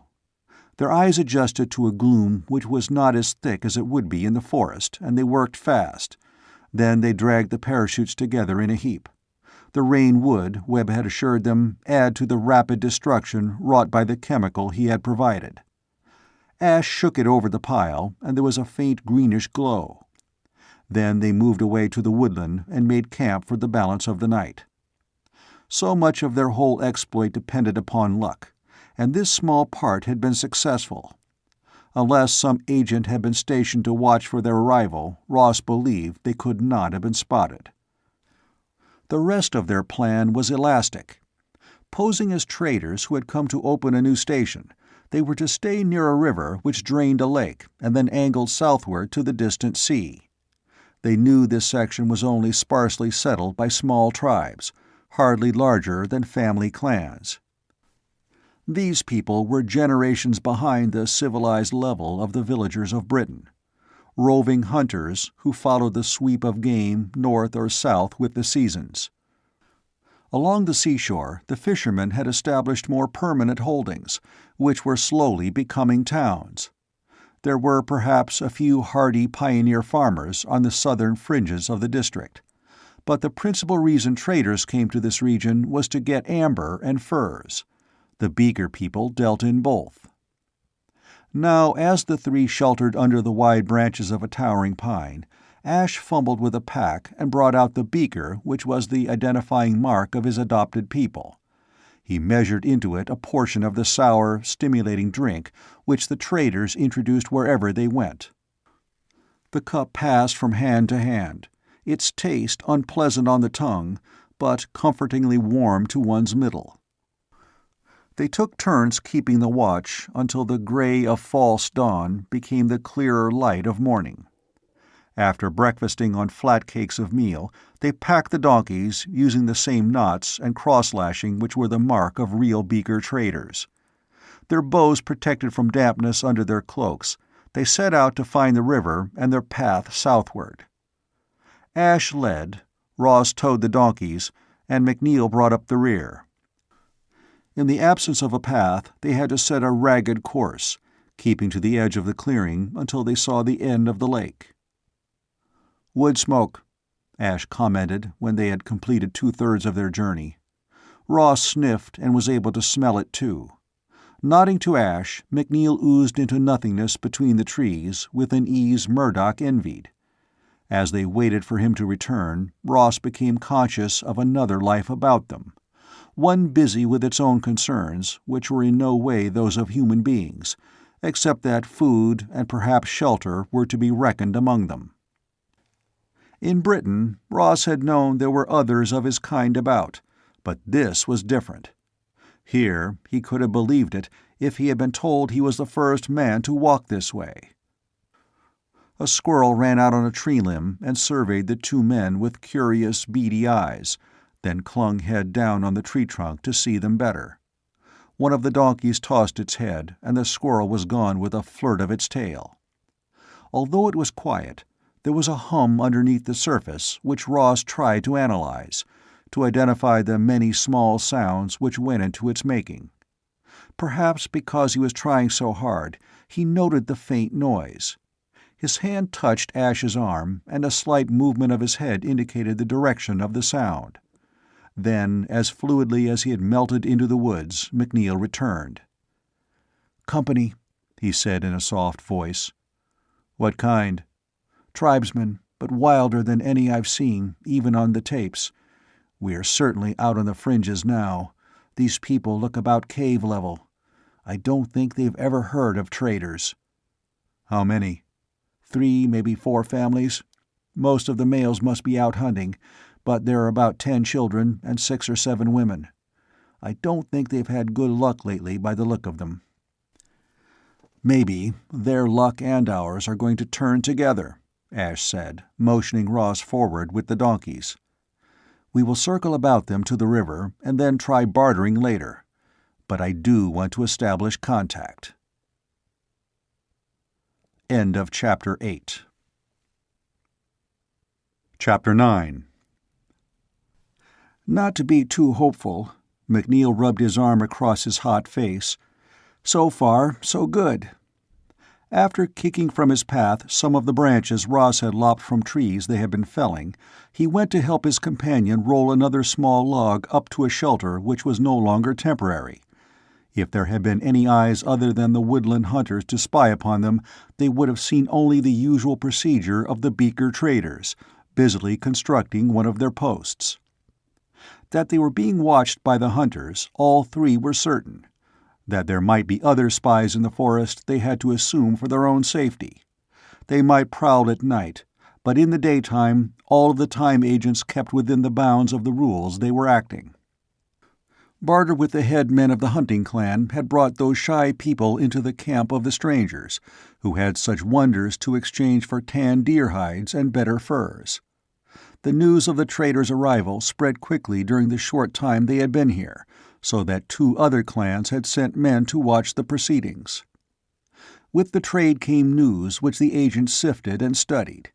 Each of them had a list of questions to insert into their conversations with the tribesmen, if and when that was possible. Although they did not share a common speech with the forest men, signs were informative and certain nouns could be quickly learned. In the meantime, Ash became friendly with the nearest and first of the clan groups they discovered, going hunting with the men as an excuse to penetrate the unknown section they must quarter in their search for the Red Base. Ross drank river water and mopped his own hot face. "If the Reds aren't traders," he mused aloud, "what is their cover?" MacNeil shrugged. "A hunting tribe? Fishermen?" "Where would they get the women and children?" "The same way they get their men, recruit them in our own time. Or in the way lots of tribes grew during periods of stress." Ross set down the water jug. "You mean kill off the men, take over their families?" This was a cold-bloodedness he found sickening. Although he had always prided himself on his toughness, several times during his training at the project, he had been confronted by things which shook his belief in his own strong stomach and nerve. "It has been done," MacNeil remarked bleakly, "hundreds of times by invaders. In this setup, small family clans, widely scattered, that move would be very easy." "They would have to pose as farmers, not hunters," Ross pointed out. "They couldn't move a base around with them." "All right, so they set up a farming village. Oh, I see what you mean. There isn't any village around here. Yet they are here, maybe underground." How right their guesses were they learned that night when Ash returned, a deer's haunch on his shoulder. Ross knew him well enough by now to sense his preoccupation. "You found something?" "A new set of ghosts," Ash replied with a strange little smile. "Ghosts?" MacNeil pounced upon that. The Reds like to play the supernatural angle, don't they? First the voice of Lurga, and now ghosts. What do these ghosts do? They inhabit a bit of mountainous territory southeast of here, a stretch strictly taboo for all hunters. We were following a bison track until the beast headed for the ghost country. Then Ulfa called us off in a hurry. It seems that the hunter who goes in there after his quarry never reappears, or if he does, it's in a damaged condition, blown upon by ghosts and burned to death. That's one point. He sat down by the fire and stretched his arms wearily. The second is a little more disturbing for us. A beaker camp about 20 miles south of here, as far as I can judge, was exterminated just a week ago. The message was passed to me because I was thought to be a kinsman of the slain. McNeil sat up. Done because they were hunting us? Might well be. On the other hand, the affair may have been just one of general precaution. The ghost did it? Ross wanted to know. I asked that. No, it seems that strange tribesmen overran it at night. At night? McNeil whistled. Just so.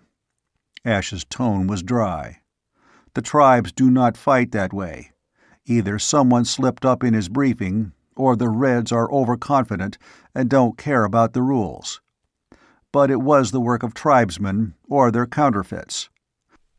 There is also a nasty rumor speeding about that the ghosts do not relish traitors, and that they might protest intrusions of such with penalties all around. Like the wrath of Lurga, supplied Ross. There is a certain repetition in this which suggests a lot to the suspicious mind, Ash agreed. I'd say no more hunting expeditions for the present, McNeil said. It is too easy to mistake a friend for a deer and weep over his grave afterward. That is a thought which entered my mind several times this afternoon, Ash agreed. These people are deceptively simple on the surface, but their minds do not work along the same patterns as ours. We try to outwit them, but it takes only one slip to make it fatal.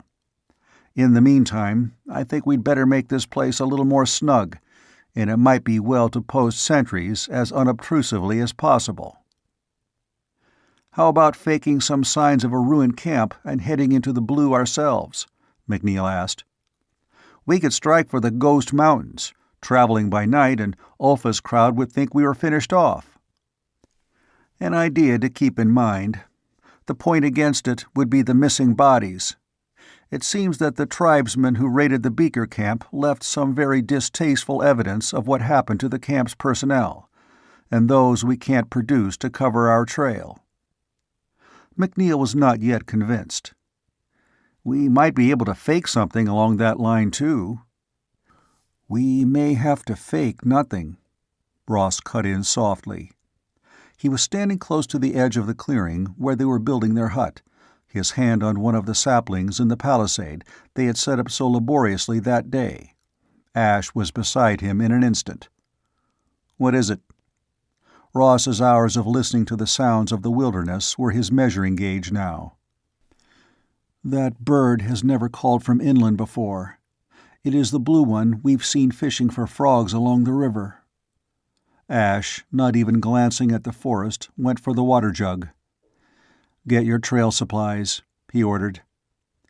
Their leather pouches, which held enough iron rations to keep them going, were always at hand. McNeil gathered them from behind the fur curtain fronting their half-finished cabin. Again the bird called, its cry piercing and covering a long distance. Ross could understand why a careless man would select it for the signal. He crossed the clearing to the donkey's shelter, slashing through their nose halters. Probably the patient little beasts would swiftly fall victims to some forest prowlers, but at least they would have their chance to escape. McNeil, his cloak slung about him to conceal the ration bags, picked up the leather bucket as if he were merely going down to the river for water, and came to join Ross. They believed that they were carrying it off well, that the camp must appear normal to any lurkers in the woods. But either they had made some slip, or the enemy was impatient. An arrow sped out of the night to flash across the fire, and Ash escaped death only because he had leaned forward to feed the flames. His arm swung out and sent the water in the jar hissing onto the blaze, as he himself rolled in the other direction. Ross plunged for the brush with McNeil. Lying flat on the half-frozen ground, they started to work their way to the riverbank, where the open area would make surprise less possible. "Ash?" he whispered, and felt McNeil's warm breath on his cheek as he replied. "He'll make it the other way. He's the best we have for this sort of job." They made a worm's progress, twice lying, with dagger in hand, while they listened to a faint rustle which betrayed the passing of one of the attackers. Both times Ross was tempted to rise and try to cut off the stranger, but he fought down the impulse. He had learned a control of himself that would have been impossible for him a few months earlier. The glimmer of the river was pale through the clumps of bushes, which sometimes grew into the flood. In this country, winter still clung tenaciously in shadowy places with cups of leftover snow, and there was a bite in the wind and water. Ross rose to his knees with an involuntary gasp as a scream cut through the night. He wrenched around toward the camp, only to feel McNeil's hand clamp on his forehead. "That was a donkey," whispered McNeil urgently. "Come on, let's go down to that ford we discovered." They turned south, daring now to trot, half bent to the ground. The river was swollen with spring floods, which were only now beginning to subside. But 2 days earlier they had noticed a sandbar at one spot. By crossing that shelf across the bed, they might hope to put water between them and the unknown enemy tonight. It would give them a breathing space, even though Ross privately shrank from the thought of plowing into the stream. He had seen good-sized trees swirling along in the current only yesterday, and to make such a dash in the dark— From McNeil's throat burst a startling sound which Ross had last heard in Britain, the questing howl of a hunting wolf. The cry was answered seconds later from downstream. "Ash!" They worked their way along the edge of the water with continued care, until they came upon Ash at last, so much a part of his background that Ross started when the lump he had taken for a bush hunched forward to join them. Together they made the river crossing and turned south again to head for the mountains. It was then that disaster struck. Ross heard no bird-call warning this time. Though he was on guard, he never sensed the approach of the man who struck him down from behind.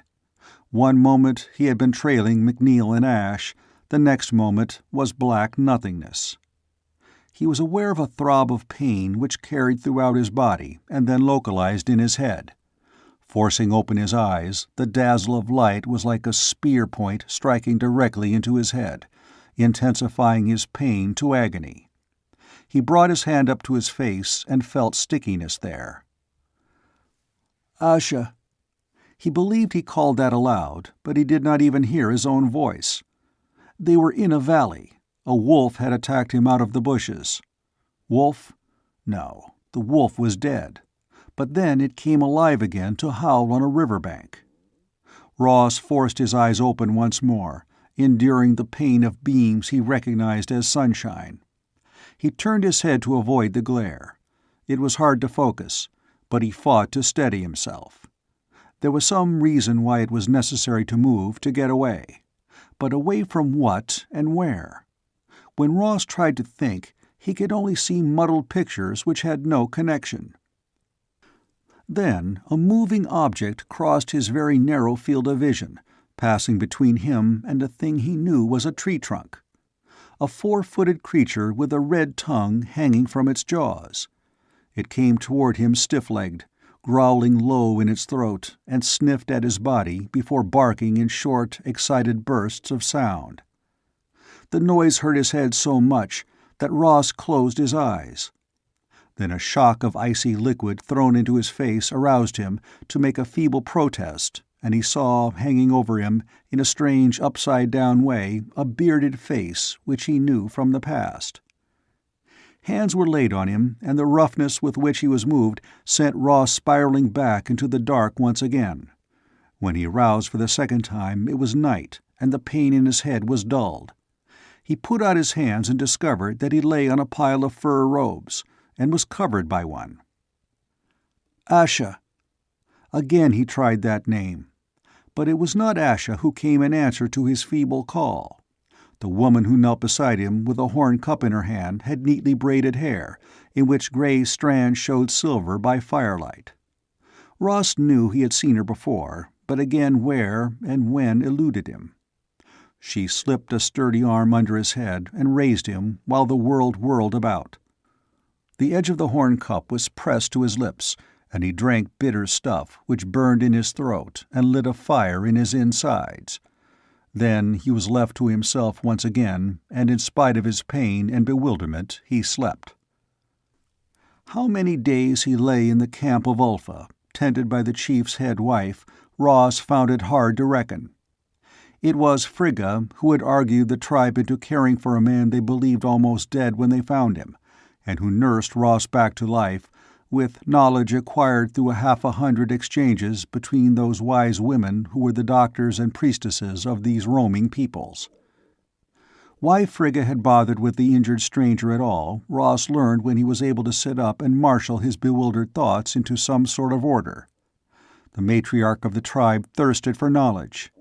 That same urge which had led her to certain experiments with herbs had made her consider Ross a challenge to her healing skill. When she knew that he would live, she determined to learn from him all he had to give.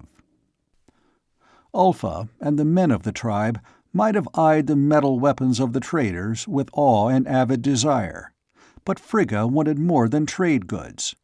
She wanted the secret of making of such cloth as the strangers wore, everything she could learn of their lives and the lands through which they had come. She plied Ross with endless questions, which he answered as best he could, for he lay in an odd, dreamy state where only the present had any reality.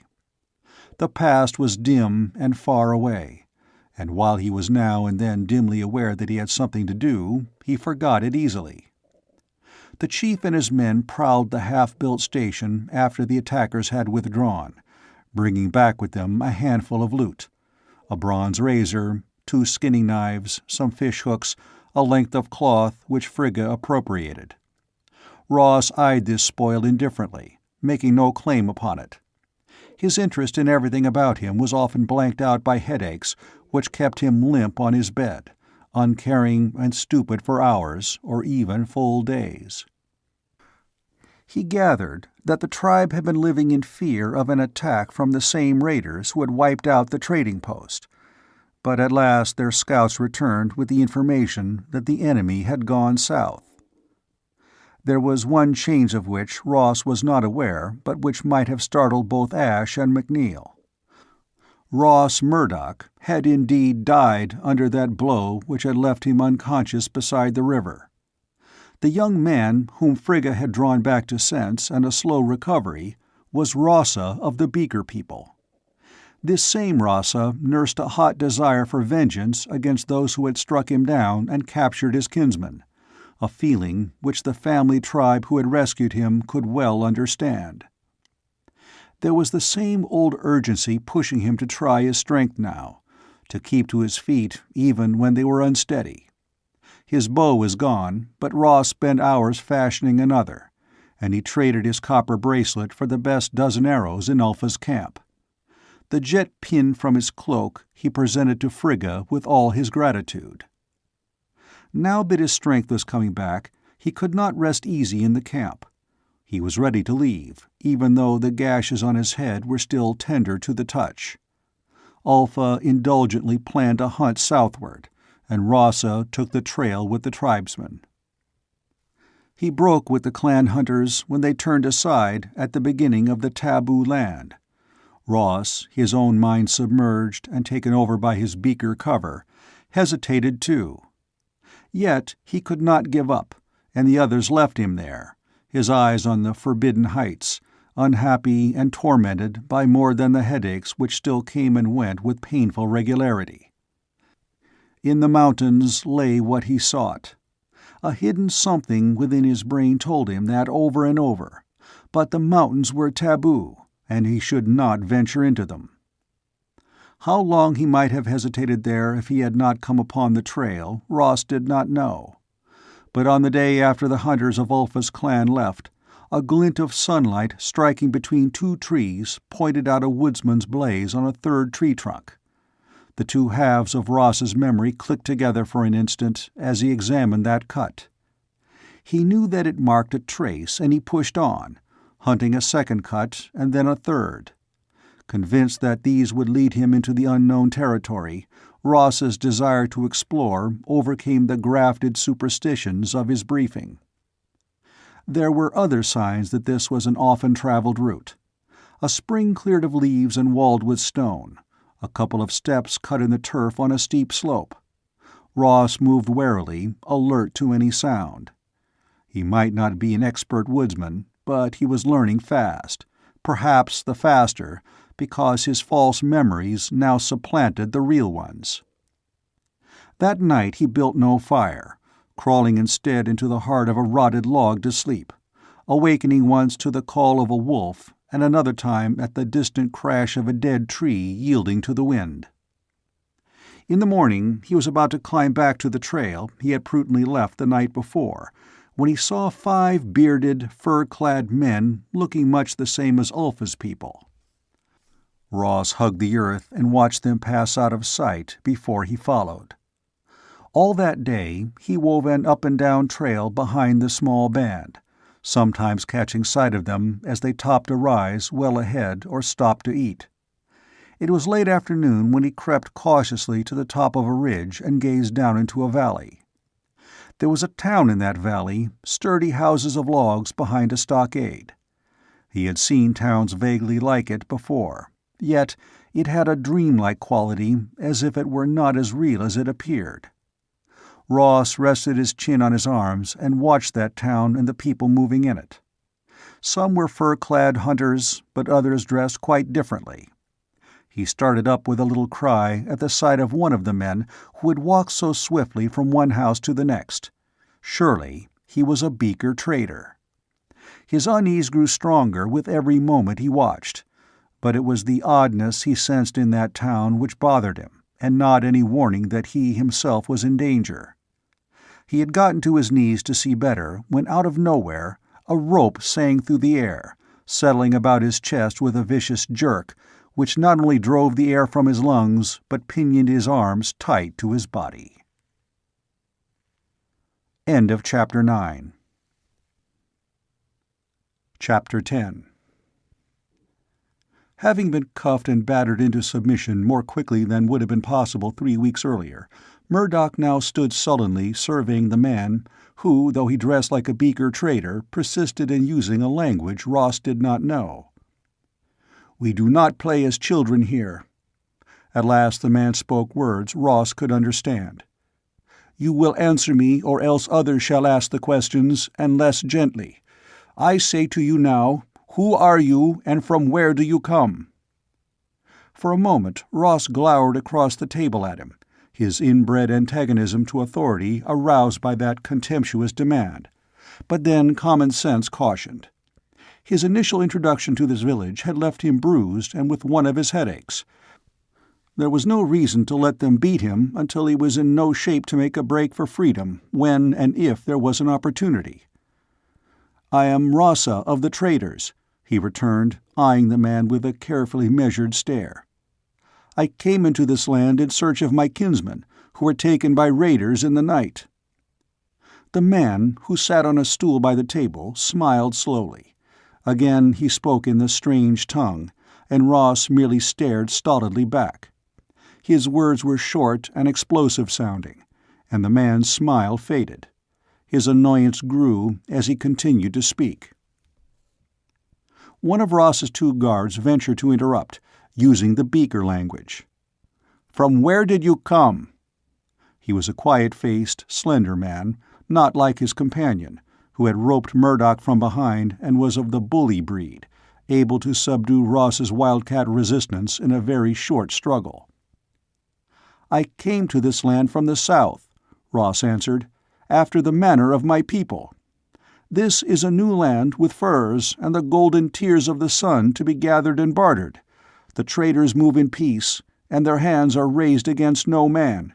Yet in the darkness there came those who would slay without profit. For what reason, I have no knowing." The quiet man continued the questioning, and Ross answered fully, with details of the past of one Rasa, a beaker merchant. Yes, he was from the south.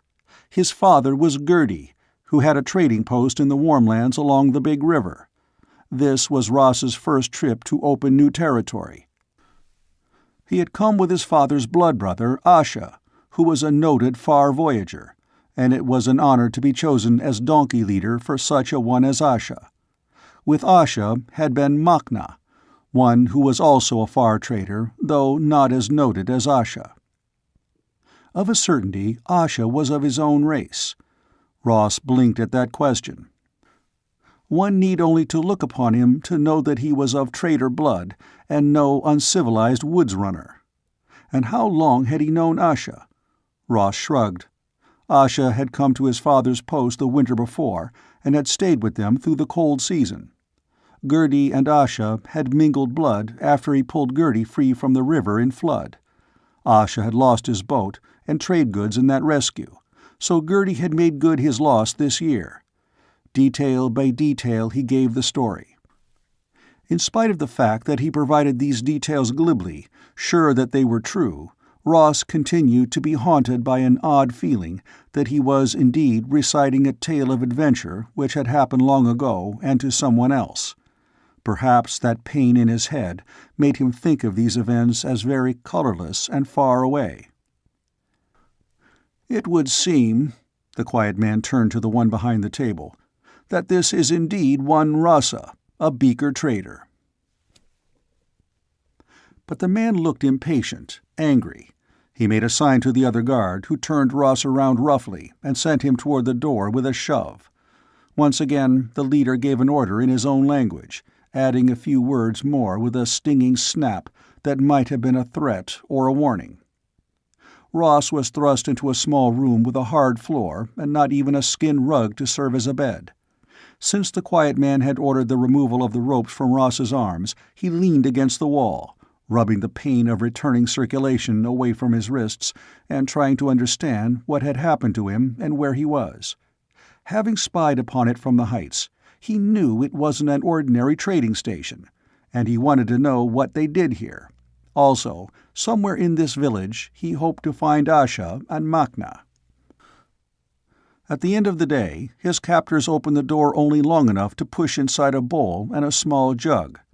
He felt for those in the dusk, dipping his fingers into a lukewarm mush of meal and drinking the water from the jug avidly. His headache dulled, and from experience Ross knew that his bout was almost over. If he slept, he would waken with a clearer mind and no pain. Knowing he was very tired, he took the precaution of curling up directly in front of the door so that no one could enter without arousing him. It was still dark when he awoke with a curious urgency, remaining from a dream he could not remember. Ross sat up, flexing his arms and shoulders to combat the stiffness which had come with his cramped sleep. He could not rid himself of a feeling that there was something to be done and that time was his enemy. Asha. Gratefully he seized on that. He must find Asha and Makna, for the three of them could surely discover a way to get out of this village. That was what was so important. He had been handled none too gently, and they were holding him a prisoner. But Ross believed that this was not the worst which could happen to him here, and he must be free before the worst did come. The question was, how could he escape? His bow and dagger were gone, and he did not even have his long cloak-pin for a weapon, since he had given that to Frigga. Running his hands over his body, Ross inventoried what remained of his clothing and possessions. He unfastened the bronze chain belt still buckled in his kilt tunic, swinging the length speculatively in one hand. A masterpiece of craftsmanship, it consisted of patterned plates linked together with a series of 5 finely wrought chains, and a front buckle in the form of a lion's head, its protruding tongue serving as a hook to support a dagger sheath. Its weight promised a weapon of sorts, which, when added to the element of surprise, might free him. By rights, they would be expecting him to produce some opposition, however. It was well known that only the best fighters, the shrewdest minds, followed the trader's roads. It was a proud thing to be a trader in the wilderness, a thought that warmed Ross now as he waited in the dark for what luck and Ba-Bal of the Bright Horns would send. Were he ever to return to Gertie's post, Ba-Bal, whose boat rode across the sky from dawn to dusk, would have a fine ox, jars of the first brewing, and sweet-smelling amber laid upon his altar. Ross had patience, which he had learned from the mixed heritage of his two pasts, the real and the false graft. He could wait as he waited many times before, quiet and with outward ease, for the right moment to come. It came now with footsteps ringing sharply, halting before his cell door. With the noiseless speed of a hunting cat, Ross flung himself from behind the door to a wall, where he would be hidden from the newcomer for that necessary instant or two. If his attack was to be successful, it must occur inside the room. He heard the sound of a bar being slid out of its brackets, and he poised himself, the belt rippling from his right hand. The door was opening inward, and a man stood silhouetted against the outer light. He muttered, looking toward the corner where Ross had thrown his single garment in a roll which might just resemble, for the needed second or two, a man curled in slumber. The man in the doorway took the bait, coming forward far enough for Ross to send the door slamming shut as he himself sprang with the belt aimed for the other's head. There was a startled cry, cut off in the middle, as the belt plates met flesh and bone in a crushing force. Luck was with him. Ross caught up his kilt and belted it around him after he had made a hurried examination of the body now lying at his feet. He was not sure that the man was dead, but at any rate he was completely unconscious. Ross stripped off the man's cloak, located his dagger, freed it from the belt hook, and snapped it on his own. Then, inch by inch, Ross edged open the door, peering through the crack. As far as he could see, the hall was empty, so he jerked the portal open and, dagger in hand, sprang out, ready for attack. He closed the door, slipping the bar back into its brackets. If the man inside revived and pounded for attention, his own friends might think it was Ross and delay investigating. But the escape from the cell was the easiest part of what he planned to do, as Ross well knew. To find Asha and Makna in this maze of rooms occupied by the enemy was far more difficult. Although he had no idea in which of the village buildings they might be confined, this one was the largest and seemed to be the headquarters of the chief men, which meant it could also serve as their prison.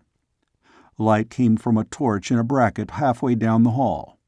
The wood burned smokily, giving off a resinous odor, and to Ross the glow was sufficient illumination.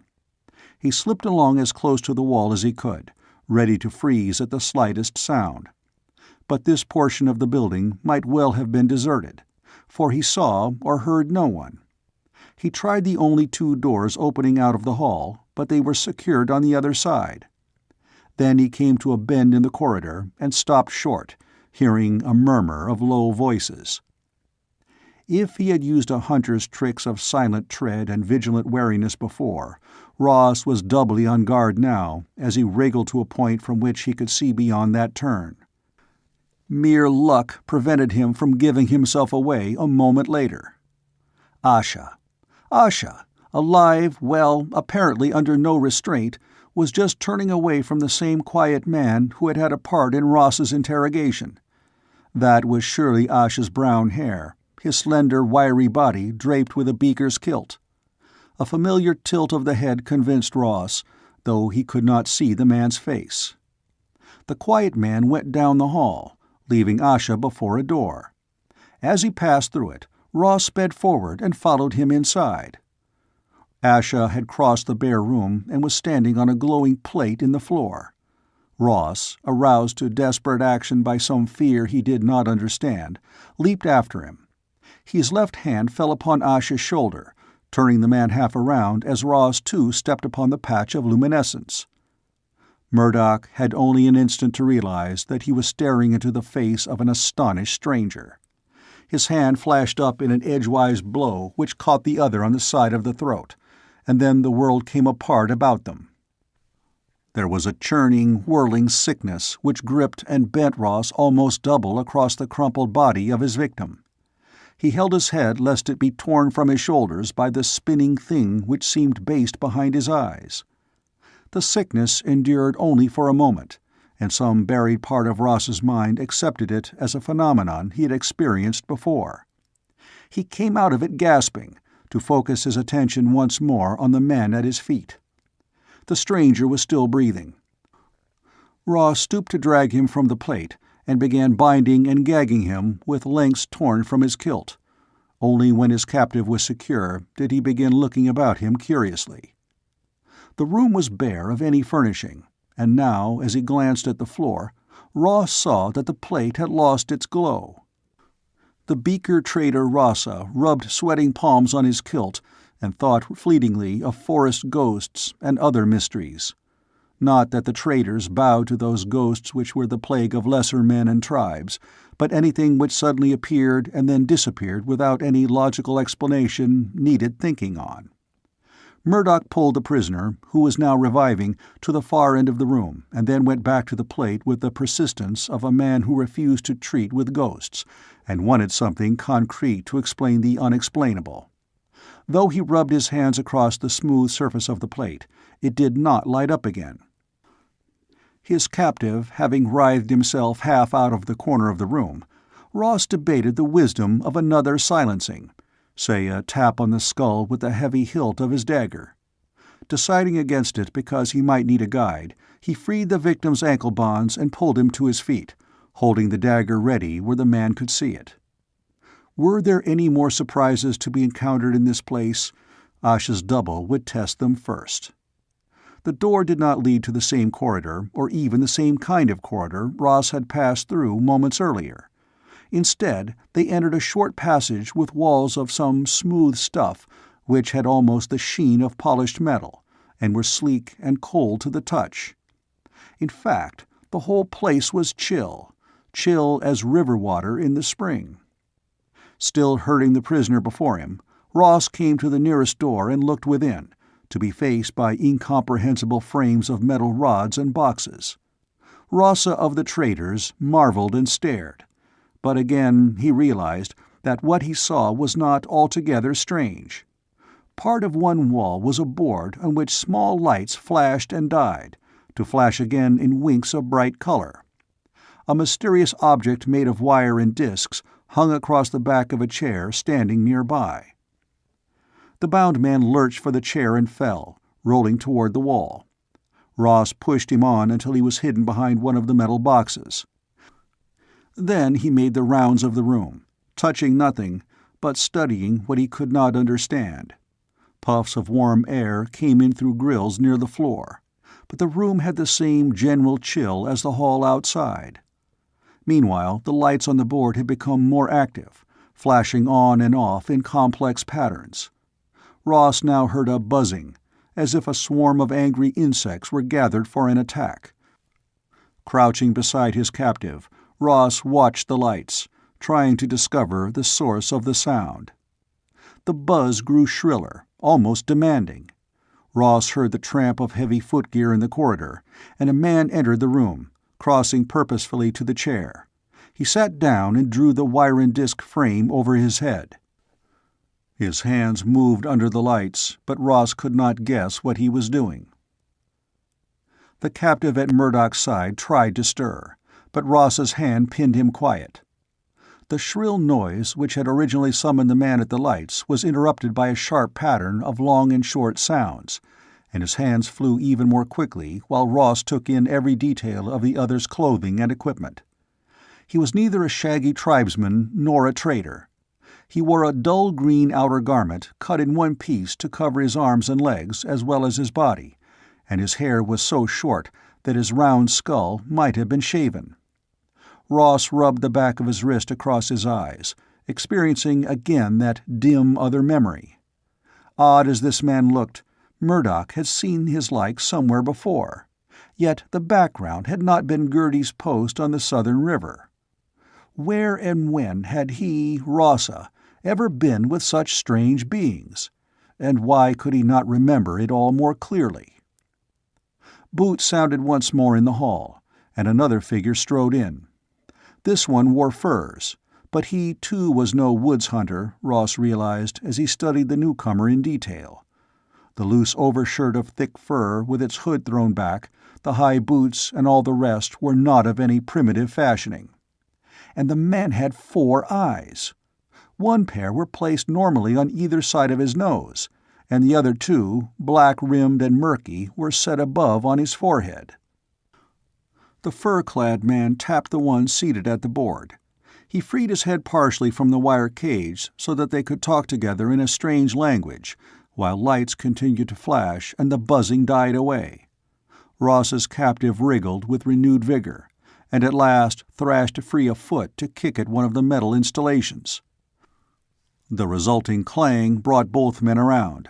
The one at the board tore his head cage off as he jumped to his feet, while the other brought out a gun. Gun? One little fraction of Ross's mind wondered at his recognition of that black thing and of the danger it promised, even as he prepared for battle. He pushed his captive across the path of the man in fur and threw himself in the other direction. There was a blast to make a torment in his head as he hurled toward the door. So intent was Ross upon escape that he did not glance behind but skidded out on his hands and knees, thus fortunately presenting a poor target to the third man coming down the hall. Ross's shoulder hit the newcomer at thigh level, and they tangled in a struggling mass which saved Ross's life as the others burst out behind them. Ross fought grimly, his hands and feet moving in blows he was not conscious of planning. His opponent was no easy match, and at last Ross was flattened in spite of his desperate efforts. He was whirled over, his arms jerked behind him, and cold metal rings snapped about his wrists. Then he was rolled back, to lie blinking up at his enemies. All 3 men gathered over him, barking questions which he could not understand. One of them disappeared and returned with Ross's former captive, his mouth a straight line, and a light in his eyes Ross understood far better than words. "You are the traitor prisoner?" The man who looked like Asha leaned over Murdock, patches of red on his tanned skin where the gag and wrist bonds had been. "I am Rossa, son of Gertie of the Traitors," Ross returned, meeting what he read in the other's expression with a ready defiance. "I was a prisoner, yes, but you did not keep me one for long then, nor shall you now."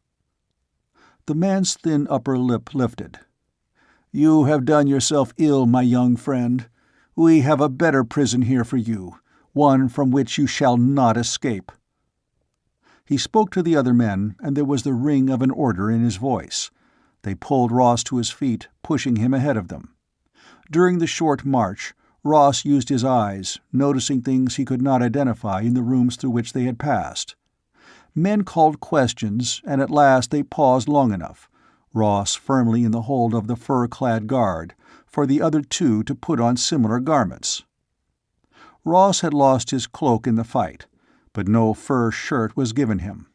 He shivered more and more as the chill which clung to that warren of rooms and halls bit into his half-clad body.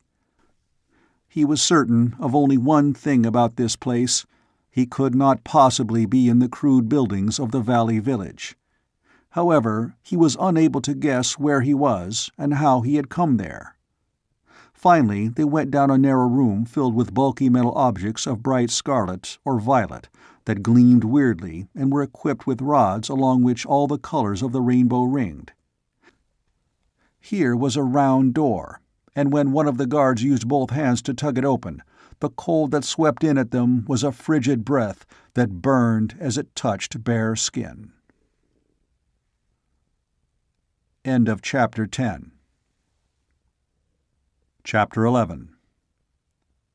It took Ross a while to learn that the dirty white walls of this tunnel, which were almost entirely opaque, with dark objects showing dimly through them here and there, were of solid ice.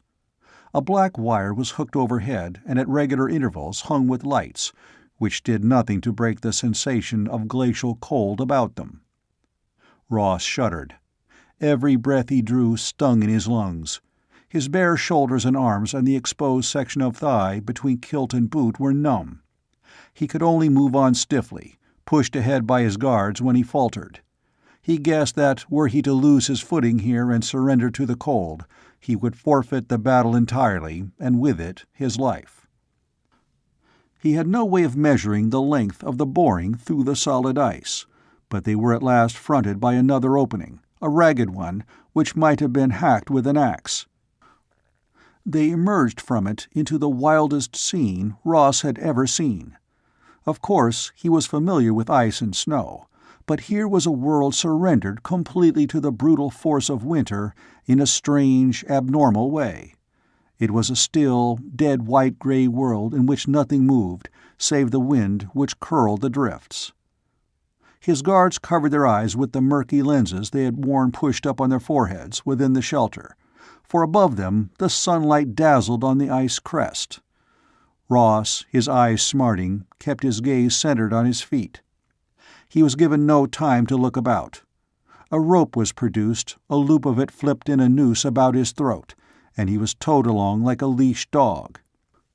Before them was a path worn in the snow, not only by the passing of booted feet, but with more deeply scored marks, as if heavy objects had been sledded there. Ross slipped and stumbled in the ruts, fearing to fall lest he be dragged. The numbness of his body reached into his head. He was dizzy, the world about him misting over now and again with a haze which arose from the long stretches of unbroken snowfields. Tripping in a rut, he went down upon one knee, his flesh too numbed now to feel the additional cold of the snow so hard that its crust delivered a knife's cut. Unemotionally, he watched a thin line of red trickle in a sluggish drop or two down the blue skin of his leg. The rope jerked him forward, and Ross scrambled awkwardly until one of his captors hooked a fur mitten in his belt and heaved him to his feet once more. The purpose of that trek through the snow was obscure to Ross. In fact, he no longer cared, save that a hard rebel core deep inside him would not let him give up as long as his legs could move, and he had a scrap of conscious will left in him. It was more difficult to walk now. He skidded and went down twice more. Then, the last time he sledded past the man who led him, sliding down the slope of a glass-slick slope. He lay at the foot, unable to get up. Through the haze and deadening blanket of the cold, he knew that he was being pulled about, shaken, generally mishandled. But this time he could not respond. Someone snapped open the rings about his wrists. There was a call, echoing eerily across the ice. The fumbling about his body changed to a tugging, and once more he was sent rolling down the slope. But the rope was now gone from his throat, and his arms were free. This time, when he brought up hard against an obstruction, he was not followed. Ross's conscious mind, that portion of him that was Rossa the traitor, was content to lie there, to yield to the lethargy born of the frigid world about him. But the subconscious Ross Murdock of the project prodded at him. He had always had a certain cold hatred which could crystallize and become a spur. Once it had been hatred of circumstances and authority. Now it became hatred for those who had led him into this wilderness with the purpose, as he knew now, of leaving him to freeze and die. Ross pulled his hands under him. Though there was no feeling in them, they obeyed his will clumsily. He levered himself up and looked around. He lay in a narrow, crevice-like cut, partly walled in by earth so frozen as to resemble steel. Crusted over it, in long streaks from above, were tongues of ice. To remain here was to serve his captor's purpose. Ross inched his way to his feet. This opening, which was intended as his grave, was not so deep as the men had thought in their hurry to be rid of him. He believed that he could climb out if he could make his body answer to his determination. Somehow Ross made that supreme effort, and came again to the rutted path from which they had tumbled him. Even if he could, there was no sense in going along that rutted trail, for it led back to the ice-encased building from which he had been brought. They had thrust him out to die, they would not take him in. But a road so well marked must have some goal, and in hopes that he might find shelter at the other end, Ross turned to the left. The trace continued down the slope. Now the towering walls of ice and snow were broken by rocky teeth, as if they had bitten deep upon this land, only to be gnawed in return. Rounding one of those rock fangs, Ross looked at a stretch of level ground. Snow lay there, but the beaten-down trail led straight through it to the rounded side of a huge globe half buried in the sand, a globe of dark material which could only be man-made. Ross was past caution. He must get to warmth and shelter, or he was done for, and he knew it. Wavering and weaving, he went on, his attention fixed on the door ahead, a closed oval door. With a sob of exhausted effort, Ross threw himself against it. The barrier gave, letting him fall forward into a queer, glimmering radiance of bluish light. The light rousing him because it promised more, he crawled on past another door which was flattened back against the inner wall. It was like making one's way down a tube. Ross paused, pressing his lifeless hands against his bare chest under the edge of his tunic, suddenly realizing that there was warmth here. His breath did not puff out in frosty streamers before him, nor did the air sear his lungs when he ventured to draw in more than shallow gulps.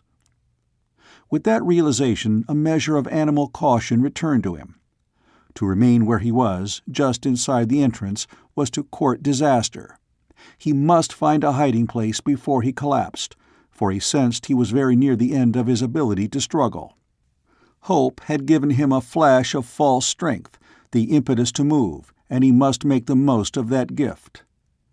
His path ended at a wider ladder, coiling in slow curves into gloom below and shadows above. He sensed that he was in a building of some size.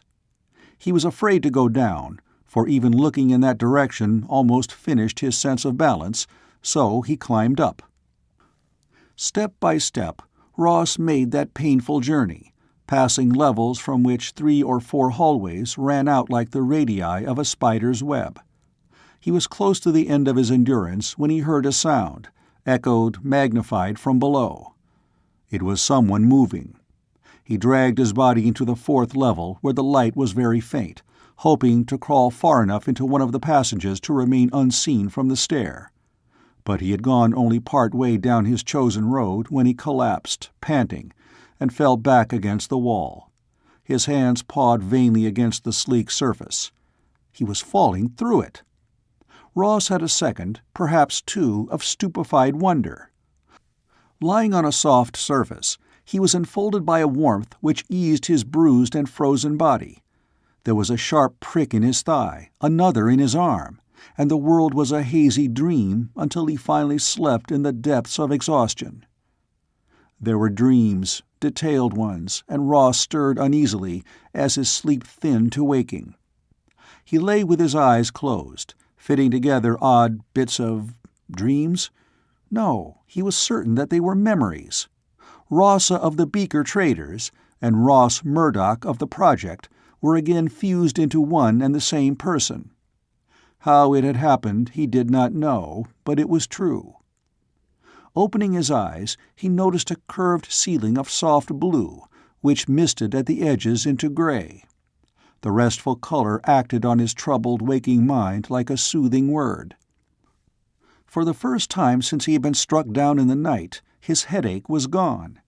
He raised his hand to explore the old hurt near his hairline, that had been so tender only yesterday that it could not bear pressure.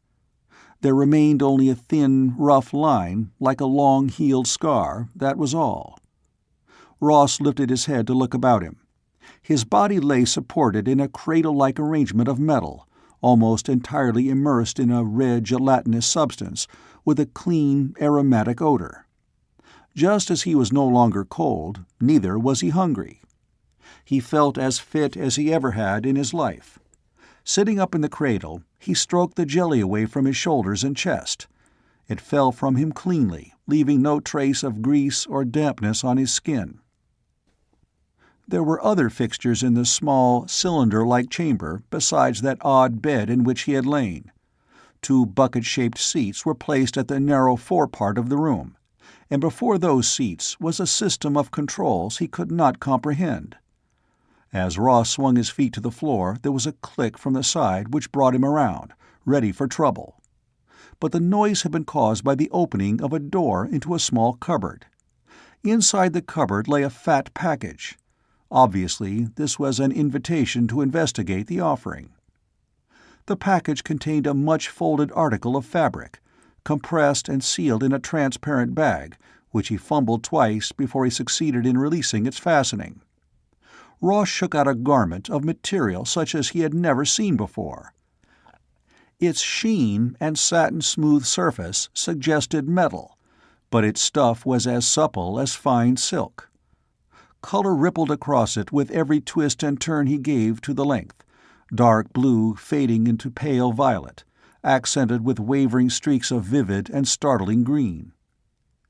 Ross experimented with a row of small, brilliant green studs, which made a transverse line from the right shoulder to the left hip, and they came apart. As he climbed into the suit, the stuff modeled to his body in a tight but perfect fit. Across the shoulders were bands of green to match the studs, and the stocking-like tights were soled with a thick substance which formed a cushion for his feet. He pressed the studs together, felt them lock, and then stood smoothing that strange, beautiful fabric, unable to account for either it or his surroundings. His head was clear. He could remember every detail of his flight up to the time he had fallen through the wall, and he was certain that he had passed through not only 1 but 2 of the red time-posts. Could this be the third? If so, was he still a captive? Why would they leave him to freeze in the open country one moment and then treat him this way later? He could not connect the ice-encased building from which the Reds had taken him with this one. At the sound of another soft noise, Ross glanced over his shoulder just in time to see the cradle of jelly, from which he had emerged, close in upon itself until its bulk was a third of its former size. Compact as a box, it folded up against the wall. Ross, his cushioned feet making no sound, advanced to the bucket chairs. But lowering his body into one of them for a better look at what vaguely resembled the control of a helicopter, like the one in which he had taken the first stage of his fantastic journey across space and time, he did not find it comfortable. He realized that it had not been constructed to accommodate a body shaped precisely like his own. A body like his own. That jelly bath or bed or whatever it was, the clothing which adapted so skillfully to his measurements. Ross leaned forward to study the devices on the control board, confirming his suspicions. He had made the final jump of them all. He was now in some building of that alien race upon whose existence Millard and Kilgary's had staked the entire project. This was the source, or one of the sources, from which the Reds were getting the knowledge which fitted no modern pattern. A world encased in ice and a building with strange machinery. This thing, a cylinder with a pilot's seat and a set of controls. Was it an alien place? But the jelly bath and the rest of it. Had his presence activated that cupboard to supply him with clothing? And what had become of the tunic he was wearing when he entered? Ross got up to search the chamber. The bed bath was folded against the wall, but there was no sign of his beaker clothing, his belt, the hide boots. He could not understand his own state of well-being, the lack of hunger and thirst. There were 2 possible explanations for it all. One was that the aliens still lived here, and for some reason had come to his aid. The other was that he stood in a place where robot machinery worked, though those who had set it up were no longer there. It was difficult to separate his memory of the half-buried globe he had seen from his sickness of that moment. Yet he knew that he had climbed and crawled through emptiness, neither seeing nor hearing any other life. Now Ross restlessly paced up and down, seeking the door through which he must have come, but there was not even a line to betray such an opening. "I want out!" he said aloud, standing in the center of the cramped room, his fists planted on his hips, his eyes still searching for the vanished door. He had tapped, he had pushed, he had tried every possible way to find it. If he could only remember how he had come in. But all he could recall was leaning against a wall which moved inward and allowed him to fall. But where had he fallen? Into that jelly bath? Ross, stung by a sudden idea, glanced at the ceiling. It was low enough so that by standing on tiptoes he could drum his fingers on its surface. Now he moved to the place directly above where the cradle had swung before it had folded itself away. Rapping and poking, his efforts were rewarded at last. The blue curve gave under his assault. He pushed now, rising on his toes, though in that position he could exert little pressure. Then, as if some faulty catch had been released, the ceiling swung up so that he lost his footing and would have fallen had he not caught the back of one of the bucket chairs. He jumped, and by hooking his hands over the edge of the opening, he was able to work his way up and out, to face a small line of light. His fingers worked at that, and he opened a second door, entering a familiar corridor. Holding the door open, Ross looked back, his eyes widening at what he saw. For it was plain now that he had just climbed out of a machine with the unmistakable outline of a snub-nosed rocket.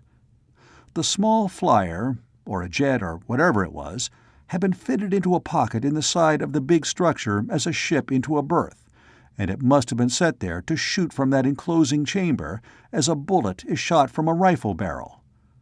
But why? Ross's imagination jumped from fact to theory. The torpedo craft could be an atomic jet.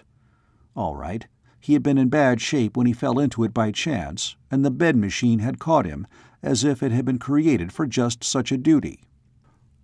What kind of a small plane would be equipped with a restorative apparatus? Only one intended to handle emergencies, to transport badly injured living things who had to leave the building in a hurry. In other words, a lifeboat. But why would a building need a lifeboat? That would be rather standard equipment for a ship. Ross stepped into the corridor and stared about him with open and incredulous wonder. Could this be some form of ship, grounded here, deserted and derelict, and now being plundered by the Reds? The facts fitted. They fitted so well, with all he had been able to discover, that Ross was sure it was true. But he determined to prove it beyond all doubt. He closed the door leading to the lifeboat berth, but not so securely that he could not open it again. That was too good a hiding place. On his cushioned feet, he padded back to the stairway, and he stood there listening. Far below were sounds, a rasp of metal against metal, a low murmur of muted voices. But from above there was nothing, so he would explore above before he ventured into that other danger zone. Ross climbed, passing 2 more levels, to come out into a vast room with a curving roof which must fill the whole crown of the globe. Here was such a wealth of machines, controls, things he could not understand, that he stood bewildered, content for the moment merely to look. There were, he counted slowly, 5 control boards like those he had seen in the small escape ship. Each of these was faced by 2 or 3 of the bucket seats, only these swung in webbing. He put his hand on one, and it bobbed elastically. The control boards were so complicated that the one in the lifeboat might have been a child's toy in comparison. The air in the ship had been good. In the lifeboat it had held the pleasant odor of the jelly. But here Ross sniffed a faint but persistent hint of corruption, of an old malodor. He left the vantage point by the stairs and paced between the control boards and their empty swinging seats. This was the main control room, of that he was certain. From this point, all the vast bulk beneath him had been set in motion, sailed here and there. Had it been on the sea or through the air? The globe shape suggested an airborne craft. But a civilization so advanced as this would surely have left some remains. Ross was willing to believe that he could be much farther back in time than 2000 BC, but he was still sure that traces of those who could build a thing like this would have existed in the 20th century AD. Maybe that was how the Reds had found this. Something they had turned up within their country, say in Siberia or some of the forgotten corners of Asia, had been a clue. Having had little schooling other than the intensive cramming at the base and his own informal education, the idea of the race who had created this ship overawed Ross more than he would admit. If the project could find this, turn loose on it the guys who knew about such things, but that was just what they were striving for, and he was the only project man to have found the prize. Somehow, some way, he had to get back. Out of this half-buried ship and its ice-bound world. Back to where he could find his own people. Perhaps the job was impossible, but he had to try. His survival was considered impossible by the men who had thrown him into the crevice, but here he was. Thanks to the men who had built this ship, he was alive and well. Ross sat down in one of the uncomfortable seats to think, and thus avoided immediate disaster, for he was hidden from the stairs on which sounded the tap of boots.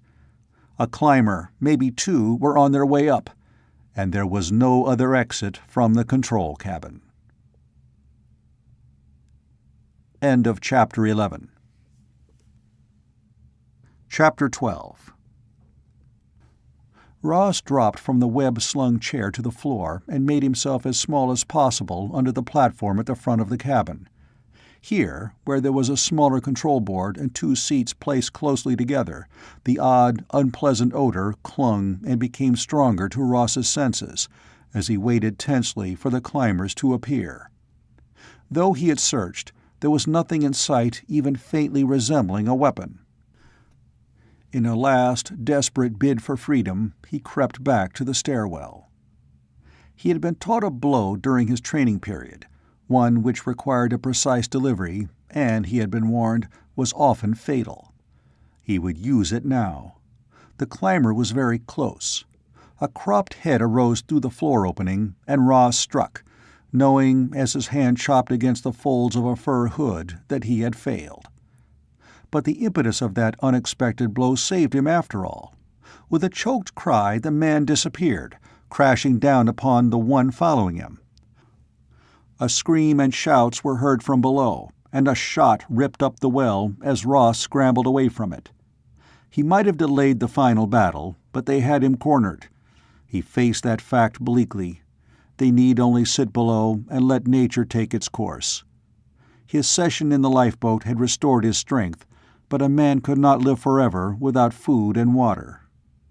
However, he had bought himself perhaps a yard of time which must be put to work. Turning to examine the seats, Ross discovered that they could be unhooked from their webbing swings.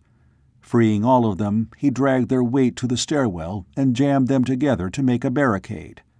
It could not hold long against any determined push from below, but he hoped it would deflect bullets if some sharpshooter tried to wing him by ricochet.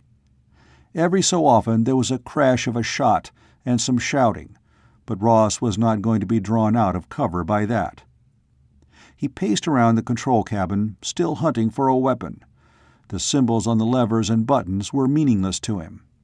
They made him feel frustrated, because he imagined that among that countless array were some that might help him out of the trap if he could only guess their use. Once more he stood by the platform thinking. This was the point from which the ship had been sailed, in the air or on some now frozen sea. These control boards must have given the ship's master the means not only of propelling the vast bulk, but of unloading and loading cargo, lighting, heating, ventilation, and perhaps defense. Of course, every control might be dead now, but he remembered that in the lifeboat the machines had worked successfully, fulfilled expertly the duty for which they had been constructed. The only step remaining was to try his luck. Having made his decision, Ross simply shut his eyes as he had in a very short and almost forgotten childhood, turned around 3 times, and pointed. Then he looked to see where luck had directed him. His finger indicated a board before which there had been 3 seats, and he crossed to it slowly, with a sense that once he touched the controls, he might inaugurate a chain of events he could not stop. The crash of a shot underlined the fact that he had no other recourse. Since the symbols meant nothing, Ross concentrated on the shapes of the various devices, and chose one which vaguely resembled the type of light switch he had always known. Since it was up, he pressed it down, counting to 20 slowly as he waited for a reaction. Below the switch was an oval button marked with 2 wiggles and a double dot in red. Ross snapped it level with the panel, and when it did not snap back, he felt somehow encouraged. When the 2 levers flanking that button did not push in or move up and down, Ross pulled them out without even waiting to count off. This time he had results. A crackling of noise with a sing-song rhythm, the volume of which, low at first, arose to a drone, filled the cabin. Ross, deafened by the din, twisted first one lever and then the other, until he had brought the sound to a less piercing howl. But he needed action, not just noise. He moved from behind the first chair to the next one. Here were 5 oval buttons, marked in the same vivid green as that which trimmed his clothing. 2 wiggles, a dot, a double bar, a pair of entwined circles, and a crosshatch. Why make a choice? Recklessness bubbled to the surface, and Ross pushed all the buttons in rapid succession. The results were, in a measure, spectacular. Out of the top of the control board rose a triangle of screen, which steadied and stood firm while across it played a rippling wave of color. Meanwhile, the sing-song became an angry squawking, as if in protest. Well, he had something, even if he didn't know what it was. And he also proved that the ship was alive. However, Ross wanted more than a squawk of exasperation, which was exactly what the noise had become. It almost sounded, Ross decided as he listened, as if he were being expertly chewed out in another language. Yes, he wanted more than a series of squawks and a fanciful display of light waves on a screen. At the section of the board before the third and last seat, there was less choice, only 2 switches. As Ross flicked up the first, the pattern on the screen dwindled into a brown color shot with cream, in which there was a suggestion of a picture. Suppose one didn't put the switch all the way up? Ross examined the slot in which the bar moved, and now noted a series of tiny point marks along it. Selective? It would not do any harm to see. First, he hurried back to the cork of chairs he had jammed into the stairwell. The squawks were now coming only at intervals, and Ross could hear nothing to suggest that his barrier was being forced. He returned to the lever and moved it back 2 notches, standing open-mouthed at the immediate result.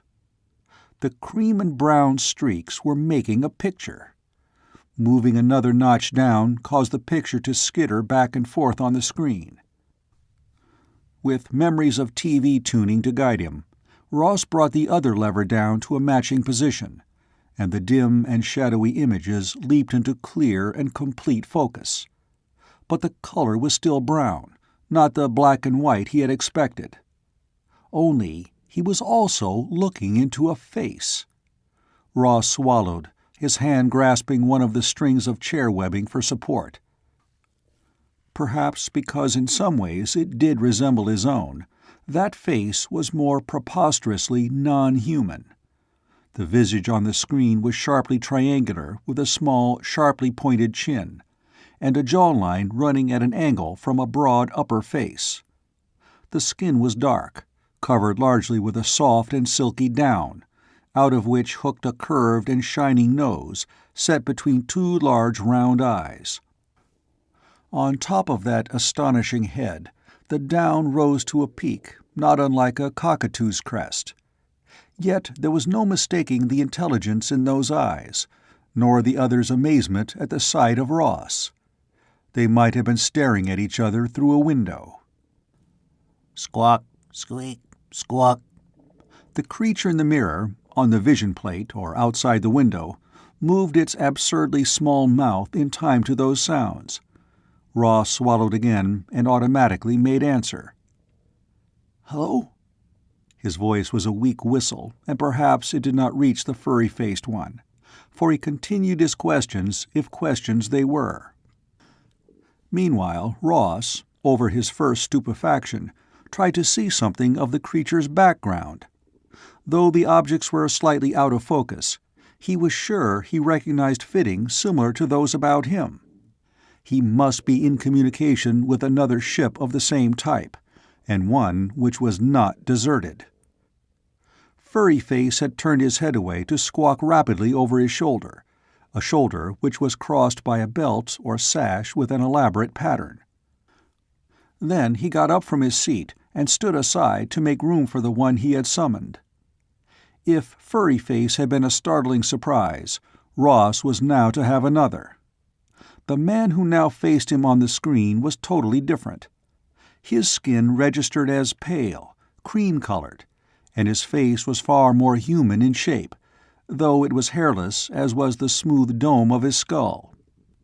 When one became accustomed to that egg slickness, the stranger was not bad-looking, and he was wearing a suit which matched the one Ross had taken from the lifeboat. This one did not attempt to say anything. Instead, he stared at Ross long and measuringly, his eyes growing colder and less friendly with every second of that examination. Ross had resented Calgary's back at the project, but the Major could not match Baldy for the sheer weight of unpleasant warning he could pack into a look. Ross might have been startled by Furryface, but now his stubborn streak arose to meet this implied challenge. He found himself breathing hard and glaring back with an intensity which he hoped would get across and prove to Baldy that he would not have everything his own way if he proposed to tangle with Ross. His preoccupation with the stranger on the screen betrayed Ross into the hands of those from below. He heard their attack on the barricade too late. By the time he turned around, the cork of seats was heaved up and a gun was pointing at his middle. His hands went up in small reluctant jerks as that threat held him where he was. Two of the fur-clad Reds climbed into the control chamber. Ross recognized the leader as Ash's double, the man he had followed across time. He blinked for just an instant as he faced Ross and then shouted an order at his companion. The other spun Murdock around, bringing his hands down behind him to clamp his wrists together. Once again, Ross fronted the screen, and saw Baldy watching the whole scene, with an expression suggesting that he had been shocked out of his complacent superiority. "Ah." Ross's captors were staring at the screen and the unearthly man there. Then one flung himself at the control panel and his hands whipped back and forth, restoring to utter silence both screen and room. "What are you?" The man who might have been Ash spoke slowly in the beaker tongue, drilling Ross with his stare as if by the force of his will alone he could pull the truth out of the prisoner. "What do you think I am?" Ross countered. He was wearing the uniform of Baldy, and he had clearly established contact with the time owners of this ship. Let that worry the Red. But they did not try to answer him. At a signal, he was led to the stair. To descend that ladder with his hands behind him was almost impossible, and they had to pause at the next level to unclasp the handcuffs and let him go free. Keeping a gun on him carefully, they hurried along, trying to push the pace while Ross delayed all he could. He realized that in his recognition of the power of the gun back in the control room, his surrender to its threat, he had betrayed his real origin. So he must continue to confuse the trail to the project in every possible way left to him. He was sure that this time they would not leave him in the first convenient crevice. He knew he was right when they covered him with a fur parka at the entrance to the ship, once more manacling his hands and dropping a noose leash on him. So they were taking him back to their post here. Well, in the post was the time transporter which could return him to his own kind. It must be possible to get to that. He gave his captors no more trouble, but trudged, outwardly dispirited, along the rutted way through the snow, up the slope and out of the valley. He did manage to catch a good look at the globe ship. More than half of it, he judged, was below the surface of the ground. To be so buried, it must either have lain there a long time, or if it was an air vessel, crashed hard enough to dig itself that partial grave. Yet Ross had established contact with another ship like it, and neither of the creatures he had seen were human, at least not human in any way he knew. Ross chewed on that as he walked. He believed that those with him were looting the ship of its cargo, and by its size, that cargo must be a large one. But cargo from where? Made by what hands? What kind of hands? En route to what port? And how had the Reds located the ship in the first place? There were plenty of questions and very few answers. Ross clung to the hope that somehow he had endangered the Reds' job here by activating the communication system of the derelict and calling the attention of its probable owners to its fate. He also believed that the owners might take steps to regain their property. Baldy had impressed him deeply during those few moments of silent appraisal, and he knew he would not like to be on the receiving end of any retaliation from the other. Well, now he had only one chance: to keep the Reds guessing as long as he could, and hope for some turn of fate which would allow him to try for the time transport. How the plate operated he did not know, but he had been transferred here from the Beaker Age, and if he could return to that time, escape might be possible. He had only to reach the river and follow it down to the sea, where the sub was to make rendezvous at intervals. The odds were overwhelmingly against him, and Ross knew it. But there was no reason, he decided, to lie down and roll over dead to please the Reds. As they approached the post, Ross realized how much skill had gone into its construction. It looked as if they were merely coming up to the outer edge of a glacier tongue. Had it not been for the track in the snow, there would have been no reason to suspect that the ice covered anything but a thick core of its own substance.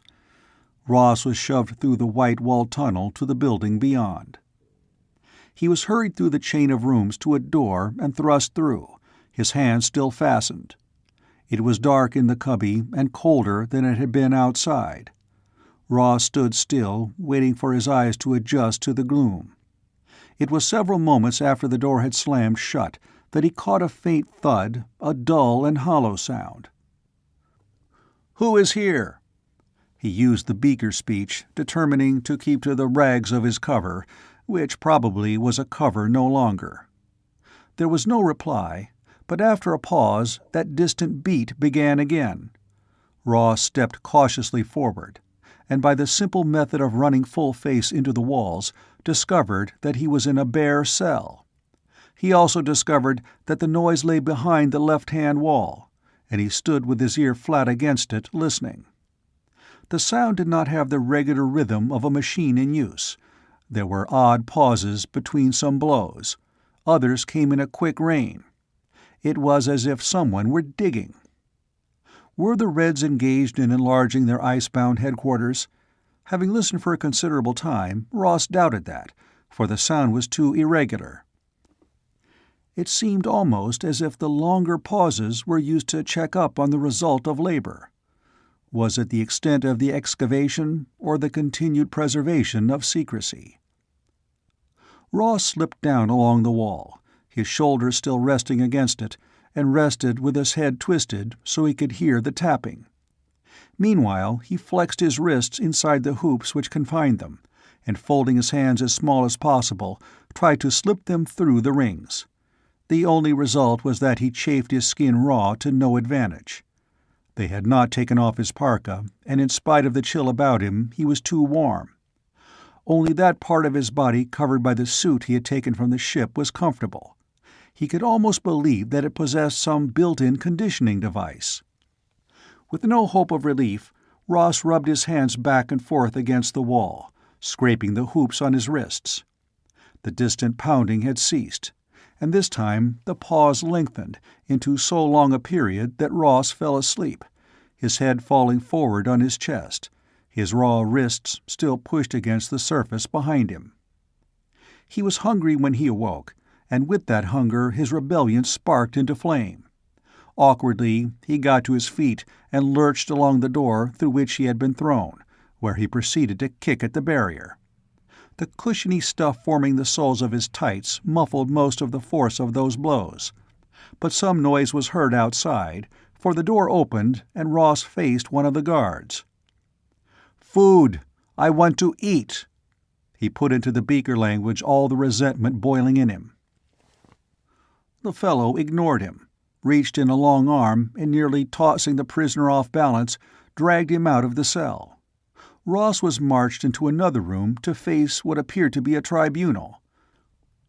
Two of the men there he knew, Ash's double and the quiet man who had questioned him back in the other time station. The third, clearly one of greater authority, regarded Ross bleakly. "Who are you?" the quiet man asked. "Rossa, son of Gertie, and I would eat before I make talk with you. I have not done any wrong that you should treat me as a barbarian who has stolen salt from the trading post." "You are an agent," the leader corrected him dispassionately, "of whom you will tell us in due time. But first you shall speak of the ship, of what you found there, and why you meddled with the controls. Wait a moment before you refuse, my young friend." He raised his hand from his lap, and once again Ross faced an automatic. "Ah, I see that you know what I hold. Odd knowledge for an innocent Bronze Age trader. And please have no doubts about my hesitation to use this. I shall not kill you, naturally," the man continued, "but there are certain wounds which supply a maximum of pain and little serious damage. Remove his parka, Kirchhoff." Once more Ross was unmanacled, the fur stripped from him. His questioner carefully studied the suit he wore under it. "Now you will tell us exactly what we wish to hear." There was a confidence in that statement which chilled Ross. Major Calgary's had displayed its like. Ash had it in another degree, and certainly it had been present in Baldy. There was no doubt that the speaker meant exactly what he said. He had at his command methods which would wring from his captive the full sum of what he wanted, and there would be no consideration for that captive during the process. His implied threat struck as cold as the glacial air, and Ross tried to meet it with an outward show of uncracked defenses. He decided to pick and choose from his information, feeding them scraps to stave off the inevitable. Hope dies very hard, and Ross, having been pushed into corners long before his work at the project, had had considerable training in verbal fencing with hostile authority. He would volunteer nothing, let it be pulled from him reluctant word by word. He would spin it out as long as he could, and hope that time might fight for him. "You are an agent." Ross accepted this statement as one he would neither affirm nor deny. "You came to spy under the cover of a barbarian trader." Smoothly, without pause, the man changed language in mid-sentence, slipping from the beaker speech into English. But long experience in meeting the dangerous with an expression of complete lack of comprehension was Ross's weapon now. He stared somewhat stupidly at his interrogator with that bewildered, boyish look he had so long cultivated to bemuse enemies in his past. Whether he could have held out long against the other's skill, for Ross possessed no illusions concerning the type of examiner he now faced, he was never to know. Perhaps the drastic interruption that occurred the next moment saved for Ross a measure of self-esteem. There was a distant boom, hollow and thunderous. Underneath and around them the floor, walls, and ceiling of the room moved, as if they had been pried from their setting of ice and were being rolled about by the exploring thumb and forefinger of some impatient giant. End of Chapter 12. Chapter 13. Ross swayed against a guard, was fended off, and bounced against the wall as the man shouted words Ross could not understand. A determined roar from the leader brought a semblance of order, but it was plain that they had not been expecting this. Ross was hustled out of the room back to his cell. His guards were opening the cell door when a second shock was felt, and he was thrust into safekeeping with no ceremony. He half-crouched against the questionable security of the wall, wading through 2 more twisting earth waves, both of which were accompanied or preceded by dull sounds. Bombing. That last wrench was really bad. Ross found himself lying on the floor, feeling tremors rippling along the earth. His stomach knotted convulsively with a fear unlike any he had ever known. It was as if the very security of the world had been jerked from under him. But that last explosion, if it was an explosion, appeared to be the end. Ross sat up gingerly after several long moments, during which no more shocks moved the floor and walls. A line of light marked the door, showing cracks where none had previously existed. Ross, not yet ready to try standing erect, was heading toward it on his hands and knees, when a sharp noise behind him brought him to a stop. There was no light to see by, but he was certain that the scrape of metal against metal sounded from the far side of the wall. He crawled back and put his ear to the surface.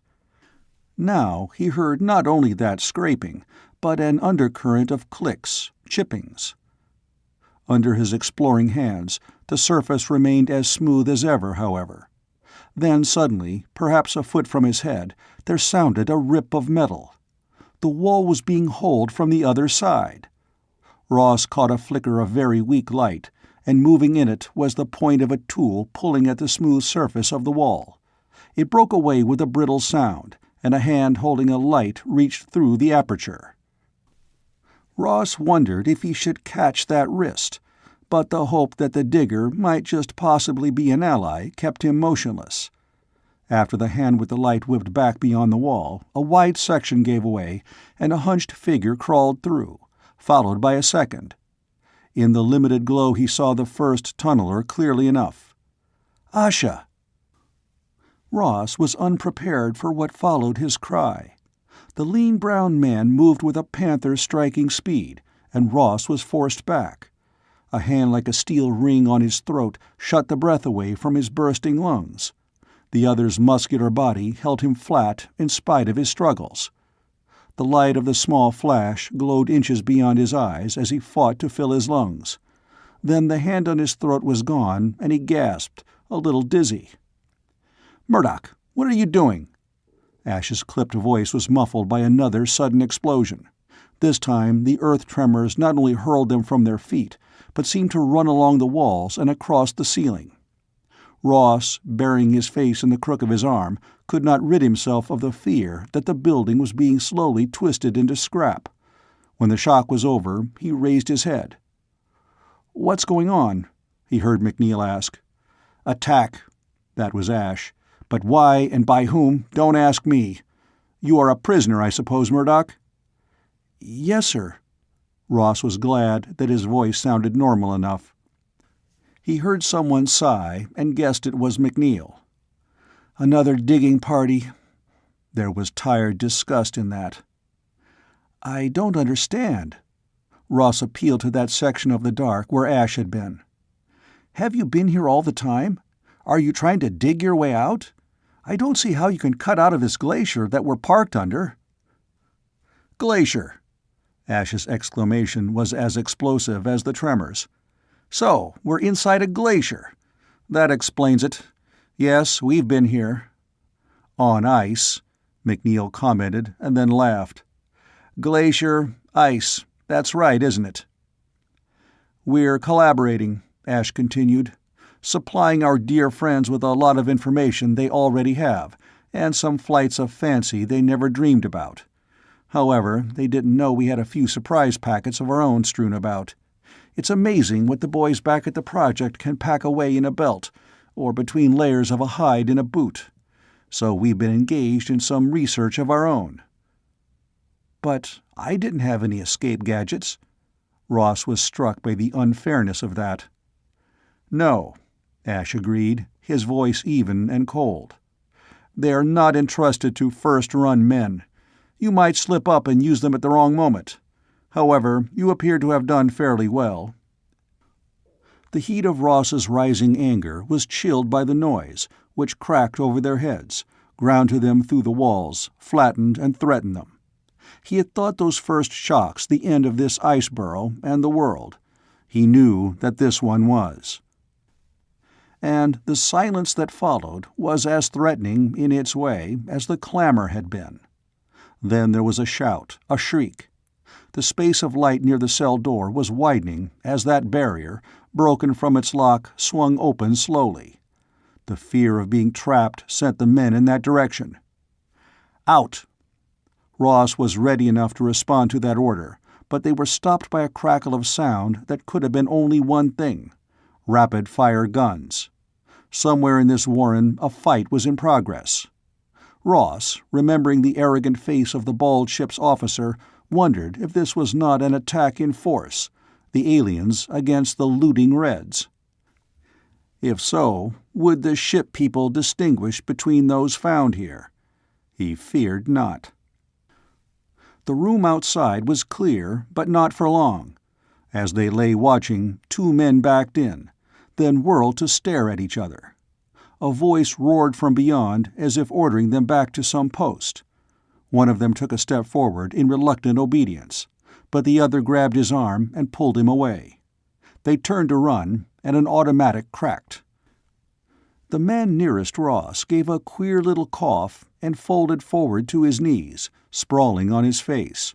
His companion stared at him wildly for an instant, and then skidded into the passage beyond, escaping by inches a shot which clipped the door as he lunged through it. No one followed, for outside there was a crescendo of noise, shouting, cries of pain, and unidentified hissing. Ash darted into the room, taking cover by the body. Then he came back, the fellow's gun in his hand, and with a jerk of his head summoned the other two. He motioned them on in a direction away from the sounds of battle. "I don't get all this," McNeil commented as they reached the next passage. "What's going on? Mutiny? Or have our boys gotten through?" "It must be the ship people," Ross answered. "What ship?" Ash caught him up swiftly. "The big one the Reds have been looting." "Ship?" echoed McNeil. "And where did you get that rig?" In the bright light it was easy to see Ross's alien dress. McNeil fingered the elastic material wonderingly. "From the ship," Ross returned impatiently. "But if the ship people are attacking, I don't think they will notice any difference between us and the Reds." There was a burst of ear-splitting sound. For the third time, Ross was thrown from his feet. This time the burrow lights flickered, dimmed, and went out. "Oh, fine," commented McNeil, bitterly out of the dark. "I never did care for blind man's bluff." "The transfer plate." Ross clung to his own plan of escape. "If we can reach that—" The light which had served Ash and McNeil in their tunneling clicked on. Since the earth shocks appeared to be over for a while, they moved on, with Ash in the lead and McNeil bringing up the rear. Ross hoped Ash knew the way. The sound of fighting had died out, so one side or the other must have gained the victory. They might have only a few moments left to pass undetected. Ross's sense of direction was fairly acute, but he could not have gone so unerringly to what he sought as Ash did. Only he did not lead them to the room with the glowing plate, and Ross stifled a protest as they came instead to a small record room. On a table were 3 spools of tape, which Ash caught up avidly, thrusting 2 in the front of his baggy tunic, passing the third to McNeil. Then he sped about trying the cupboards on the walls, but all were locked. His hand falling from the last latch, Ash came back to the door where Ross waited. "To the plate!" Ross urged. Ash surveyed the cupboards once more regretfully. "If we could have just 10 minutes here." McNeil snorted. "Listen, you may yearn to be the filling in an ice sandwich, but I don't. Another shock, and we'll be buried so deep even a drill couldn't find us. Let's get out now. The kid is right about that, if we still can." Once more Ash took the lead, and they wove through ghostly rooms to what must have been the heart of the post, the transfer point. To Ross's unvoiced relief, the plate was glowing. He had been nagged by the fear that when the lights blew out, the transfer plate might also have been affected. He jumped for the plate. Neither Ash nor McNeil wasted time in joining him there. As they clung together, there was a cry from behind them, underlined by a shot. Ross, feeling Ash sag against him, caught him in his arms. By the reflected glow of the plate, he saw the red leader of the post, and behind him, his hairless face hanging oddly bodiless in the gloom, was the alien. Were those two now allies?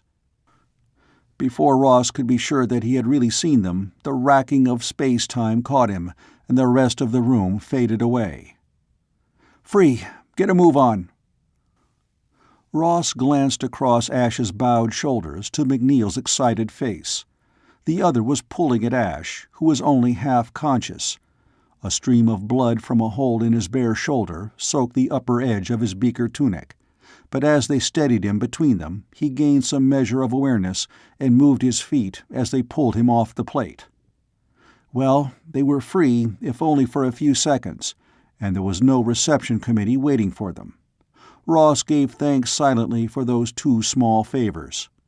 But if they were now returned to the Bronze Age village, they were still in enemy territory. With Ash wounded, the odds against them were so high it was almost hopeless. Working hurriedly with strips torn from McNeil's kilt, they managed to stop the flow of blood from Ash's wound. Although he was still groggy, he was fighting, driven by the fear which whipped them all. Time was one of their foremost enemies. Ross, Ash's gun in hand, kept watch on the transfer plate, ready to shoot at anything appearing there. "That will have to do." Ash pulled free from McNeil. "We must move." He hesitated, then, pulling the spools of tape from his blood-stained tunic, passed them to McNeil. "You'd better carry these." "All right," the other answered, almost absently.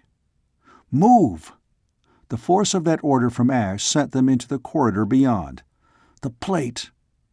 But the plate remained clear, and Ross noted that they must have returned to their proper time, for the walls about them were the logs and stone of the village he remembered.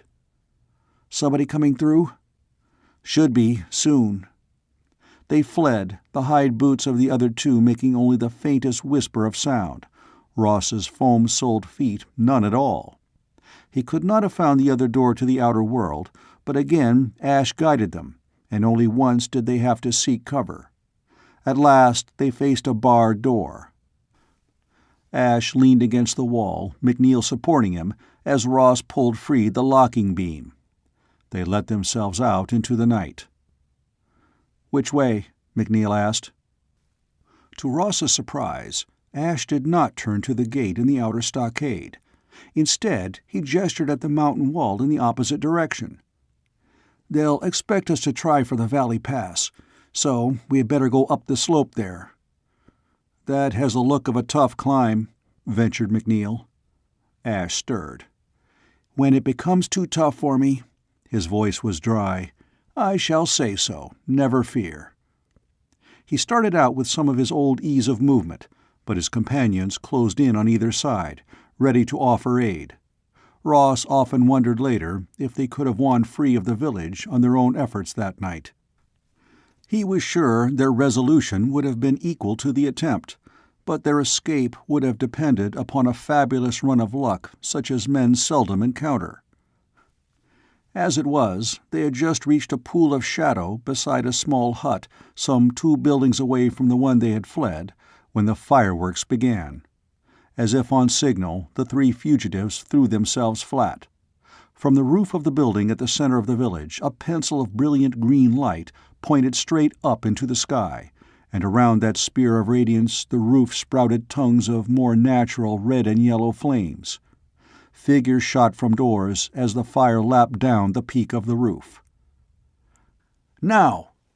In spite of the rising clamor, Ash's voice carried to his 2 companions.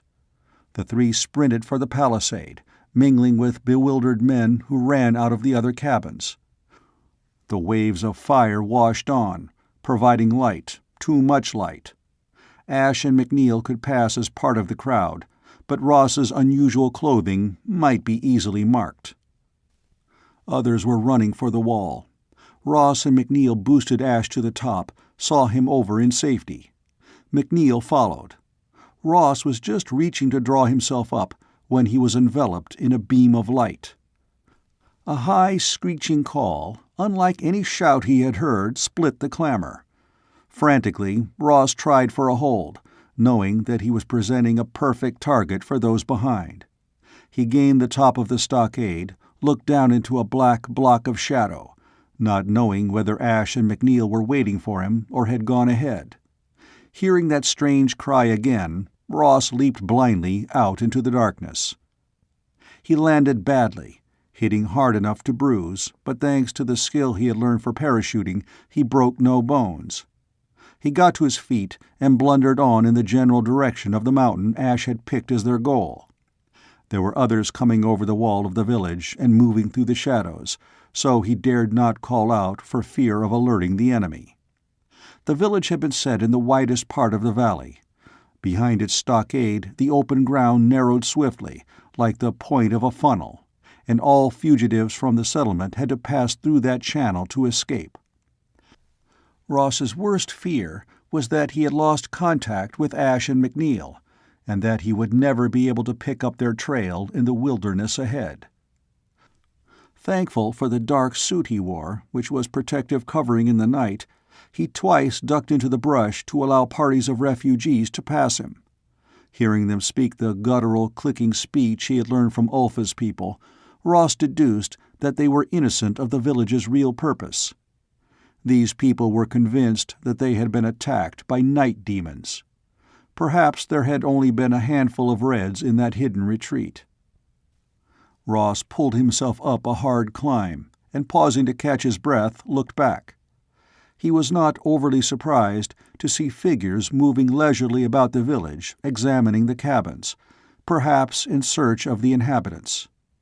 Each of those searchers was clad in a form-fitting suit that matched his own, and their bulbous, hairless heads gleamed white in the firelight.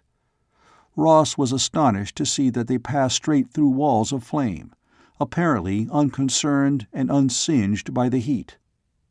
The human beings trapped in the town wailed and ran, or lay and beat their heads and hands on the ground, supine before the invaders. Each captive was dragged back to a knot of aliens near the main building. Some were hurled out again into the dark, unharmed. A few others were retained. A sorting of prisoners was plainly in progress.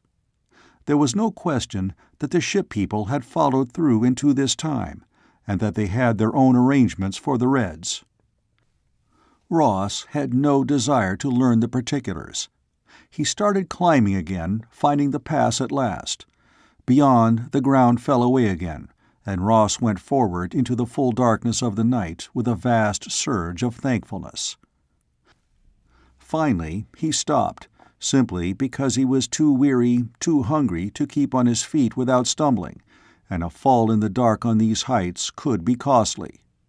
Ross discovered a small hollow behind a stunted tree, and crept into it as best he could, his heart laboring against his ribs, a hot stab of pain cutting into his side with every breath he drew. He awoke all at once with the snap of a fighting man who is alert to ever-present danger. A hand lay warm and hard over his mouth, and above it his eyes met McNeil's. When he saw that Ross was awake, McNeil withdrew his hand. The morning sunlight was warm about them. Moving clumsily because of his stiff, bruised body, Ross crawled out of the hollow. He looked around, but McNeil stood there alone. "Ash?" Ross questioned him. McNeil, showing a haggard face covered with several days' growth of rusty brown beard, nodded his head toward the slope. Fumbling inside his kilt, he brought out something clenched in his fist and offered it to Ross. The latter held out his palm, and McNeil covered it with a handful of coarse ground grain. Just to look at the stuff made Ross long for a drink, but he mouthed it and chewed, getting up to follow McNeil down into the tree-grown lower slopes. "It's not good," McNeil spoke jerkily, using beaker speech. "Ash is out of his head some of the time.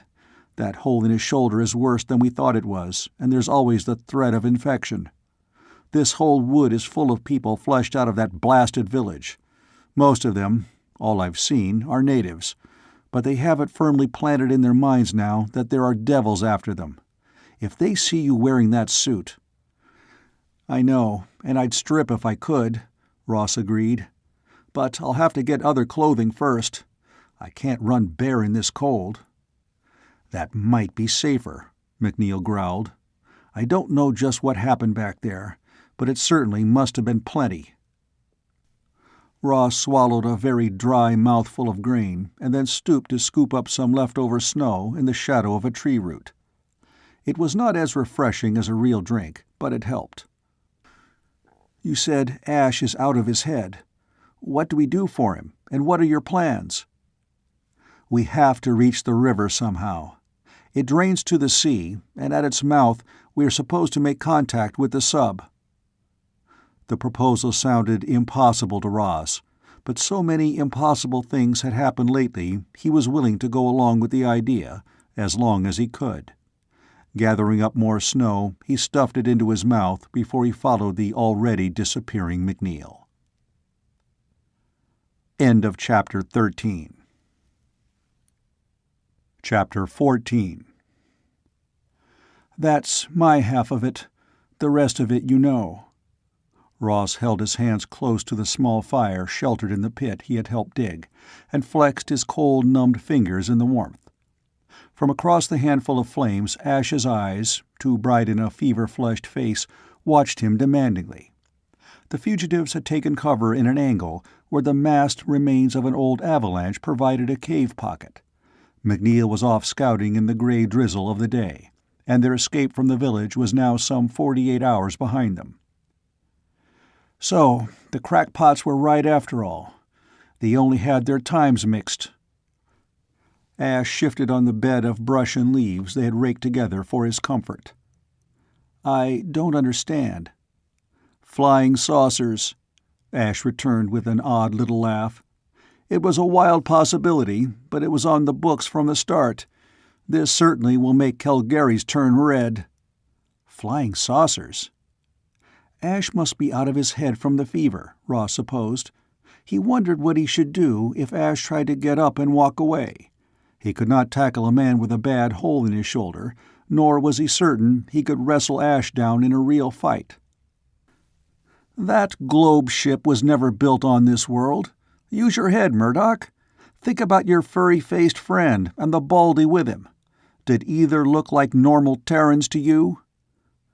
"But a spaceship—" It was something that had so long been laughed to scorn. When men had failed to break into space after the initial excitement of the satellite launchings, spaceflight had become a matter for jeers. On the other hand, there was the evidence collected by his own eyes and ears, his own experience. The services of the lifeboat had been techniques outside of his experience. "This was insinuated once." Ash was lying flat now, gazing speculatively up at the projection of logs and earth which made them a partial roof. "Along with a lot of other bright ideas, by a gentleman named Charles Fort, who took a lot of pleasure in pricking what he considered to be vastly overinflated scientific pomposity. He gathered together 4 bookloads of reported incidents of unexplained happenings, which he dared the scientists of his day to explain. And one of his bright suggestions was that such phenomena as the vast artificial earthworks found in Ohio and Indiana were originally thrown up by space castaways to serve as SOS signals. An intriguing idea, and now perhaps we may prove it true. But if such spaceships were wrecked on this world, I still don't see why we didn't find traces of them in our own time." "Because that wreck you explored was embedded in a glacial era. Do you have any idea how long ago that was, counting from our own time?"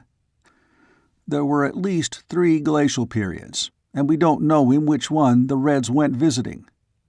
That age began about 1,000,000 years before we were born, and the last of the ice ebbed out of New York State some 38,000 years ago, boy. That was the early Stone Age, reckoning it by the scale of human development, with an extremely thin population of the first real types of men clinging to a few warmer fringes of wilderness. Climate changes, geographical changes, all altered the face of our continents. There was a sea in Kansas. England was part of Europe. So even though as many as 50 such ships were lost here, they could all have been ground to bits by the ice flow, buried miles deep in quakes, or rusted away generations before the first really intelligent man arrived to wonder at them. Certainly, there couldn't be too many such wrecks to be found. What do you think this planet was, a flypaper to attract them? But if ships crashed here once, why didn't they later, when men were better able to understand them? Ross countered. For several reasons, all of them possible and able to be fitted into the fabric of history as we know it on this world. Civilizations rise, exist, and fall, each taking with it into the limbo of forgotten things some of the discoveries which made it great. How did the Indian civilizations of the New World learn to harden gold into a usable point for a cutting weapon? What was the secret of building possessed by the ancient Egyptians? Today, you will find plenty of men to argue these problems and 100 others. The Egyptians once had a well-traveled trade route to India. Bronze Age traders opened up roads down into Africa. The Romans knew China. Then came an end to each of these empires, and those trade routes were forgotten. To our European ancestors of the Middle Ages, China was almost a legend, and the fact that the Egyptians had successfully sailed around the Cape of Good Hope was unknown. Suppose our space voyagers represented some star-born confederacy, or empire which lived, rose to its highest point, and fell again into planet-bound barbarism all before the first of our species painted pictures on a cave wall. Or take it that this world was an unlucky reef on which too many ships and cargoes were lost, so that our whole solar system was posted, and skippers of starships thereafter avoided it. Or they might even had some rule that when a planet developed a primitive race of its own, it was to be left strictly alone until it discovered spaceflight for itself. Yes, every one of Ash's suppositions made good sense, and Ross was able to believe them. It was easier to think that both Furry Face and Baldy were inhabitants of another world than to think their kind existed on this planet before his own species was born. But how did the Reds locate that ship? Unless that information is on the tapes we were able to bring along, we shall probably never know, Ash said drowsily. I might make one guess. The Reds have been making an all-out effort for the past 100 years to open up Siberia. In some sections of that huge country, there have been great climatic changes almost overnight in the far past. Mammoths have been discovered frozen in the ice with half-digested tropical plants in their stomach. It's as if the beasts were given some deep freeze treatment instantaneously. If in their excavations the Reds came across the remains of a spaceship, remains well enough preserved for them to realize what they had discovered, they might start questing back in time to find a better one intact at an earlier date. That theory fits everything we know now. But why would the aliens attack the Reds now? No ship's officers ever thought gently of pirates. Ash's eyes closed. There were questions, a flood of them, that Ross wanted to ask. He smoothed the fabric on his arm, that stuff which clung so tightly to his skin, yet kept him warm without any need for more covering. If Ash were right, on what world, what kind of world, had that material been woven, and how far had it been brought that he could wear it now? Suddenly McNeil slid into their shelter and dropped 2 hairs at the edge of the fire. "How goes it?" he said as Ross began to clean them. "Reasonably well." Ash, his eyes still closed, replied to that before Ross could. "How far are we from the river, and do we have company?" "About 5 miles, if we had wings," McNeil answered in a dry tone. "And we have company all right, lots of it."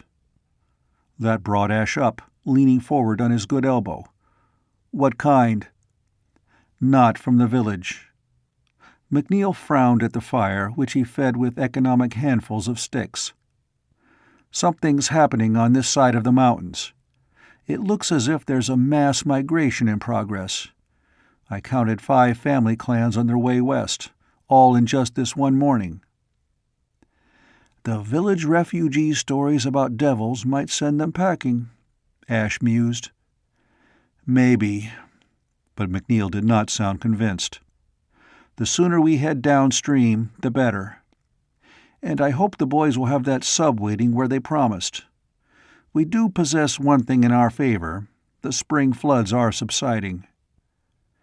And the high water should have plenty of raft material." Ash lay back again. "We'll make those 5 miles tomorrow." McNeil stirred uneasily, and Ross, having cleaned and spitted the hares, swung them over the fires to broil. 5 miles in this country," the younger man observed, "is a pretty good day's march." He did not add as he wanted to, "for a well man." "I will make it," Ash promised, and both listeners knew that as long as his body would obey him, he meant to keep that promise. They also knew the futility of argument. Ash proved to be a prophet to be honored on 2 counts. They did make the trek to the river the next day, and there was a wealth of raft material marking the high water level of the spring flood. The migrations McNeil had reported were still in progress, and the 3 men hid twice to watch the passing of small family clans. Once a respectably sized tribe, including wounded men, marched across their route, seeking a ford at the river. "They've been badly mauled," McNeil whispered as they watched the people huddle along the water's edge while scouts cast upstream and down, searching for a ford. When they returned with the news that there was no ford to be found, the tribesmen then sullenly went to work with flint axes and knives to make rafts. "Pressure. They are on the run." Ash rested his chin on his good forearm and studied the busy scene. "These are not from the village. Notice the dress and the red paint on their faces. They're not like Ulfa's kin either. I wouldn't say they were local at all. Reminds me of something I saw once, animals running before a forest fire. They can't be all looking for new hunting territory," McNeil returned. "Red sweeping them out," Ross suggested. "Or could the ship people?" Ash started to shake his head, and then winced. "I wonder—" The crease between his level brows deepened. "The Axe people." His voice was still a whisper, but it carried a note of triumph, as if he had fitted some stubborn jigsaw piece into its proper place. "Axe people? Invasion of another people from the east. They turned up in prehistory about this period. Remember, Webb spoke of them. They used axes for weapons and tamed horses." "Tartars?" McNeil was puzzled. "This far west?" "Not Tartars, no. You needn't expect those to come boiling out of Middle Asia for some thousands of years yet.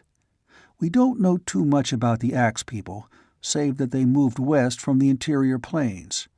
Eventually they crossed to Britain. Perhaps they were the ancestors of the Celts who loved horses too. But in their time they were a tidal wave. The sooner we head downstream, the better." McNeil stirred restlessly, but they knew they must keep to cover until the tribesmen below were gone. So they lay in hiding another night, witnessing on the next morning the arrival of a smaller party of the red-painted men, again with wounded among them. At the coming of this rear guard, the activity on the river bank rose close to frenzy. The 3 men out of time were doubly uneasy. It was not for them to merely cross the river. They had to build a raft which would be waterworthy enough to take them downstream, to the sea if they were lucky. But to build such a sturdy raft would take time they did not have now. In fact, McNeil waited only until the last tribal raft was out of bowshot before he plunged down to the shore, Ross at his heels. Since they lacked even the stone tools of the tribesmen, they were at a disadvantage, and Ross found he was hands and feet for Ash, working under the other's close direction. Before night closed in, they had a good beginning and 2 sets of blistered hands, as well as aching backs. When it was too dark to work any longer, Ash pointed back over the track they had followed. Marking the mountain pass was a light. It looked like a fire, and if it was, it must be a big one for them to be able to sight it across this distance. "Camp?" McNeil wondered. "Must be," Ash agreed. "Those who built that blaze are in such numbers that they don't have to take precautions." "Will they be here by tomorrow?" "Their scouts might, but this is early spring, and forage can't have been too good on the march. If I were the chief of that tribe, I'd turn aside into the meadowland we skirted yesterday and let the herds graze for a day, maybe more.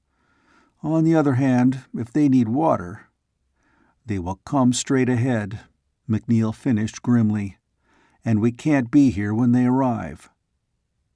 Ross stretched, grimaced at the twinge of pain in his shoulders. His hands smarted and throbbed, and this was just the beginning of their task. If Ash had been fit, they might have trusted to logs for support and swum downstream to hunt a safer place for their shipbuilding project. But he knew that Ash could not stand such an effort. Ross slept the night mainly because his body was too exhausted to let him lie awake and worry. Roused in the earliest dawn by McNeil, they both crawled down to the water's edge and struggled to bind stubbornly resisting saplings together with cords twisted from bark. They reinforced them at crucial points with some string torn from their kilts, and strips of rabbit hide saved from their kills of the past few days. They worked with hunger gnawing at them, having no time now to hunt. When the sun was well westward, they had a clumsy craft, which floated sluggishly. Whether it would answer to either pole or improvised paddle, they could not know until they tried it. Ash, his face flushed and his skin hot to the touch, crawled on board and lay in the middle, on the thin heap of bedding they had put there for him. He eagerly drank the water they carried to him in cupped hands, and gave a little sigh of relief as Ross wiped his face with wet grass, muttering something about Calgaries which neither of his companions understood.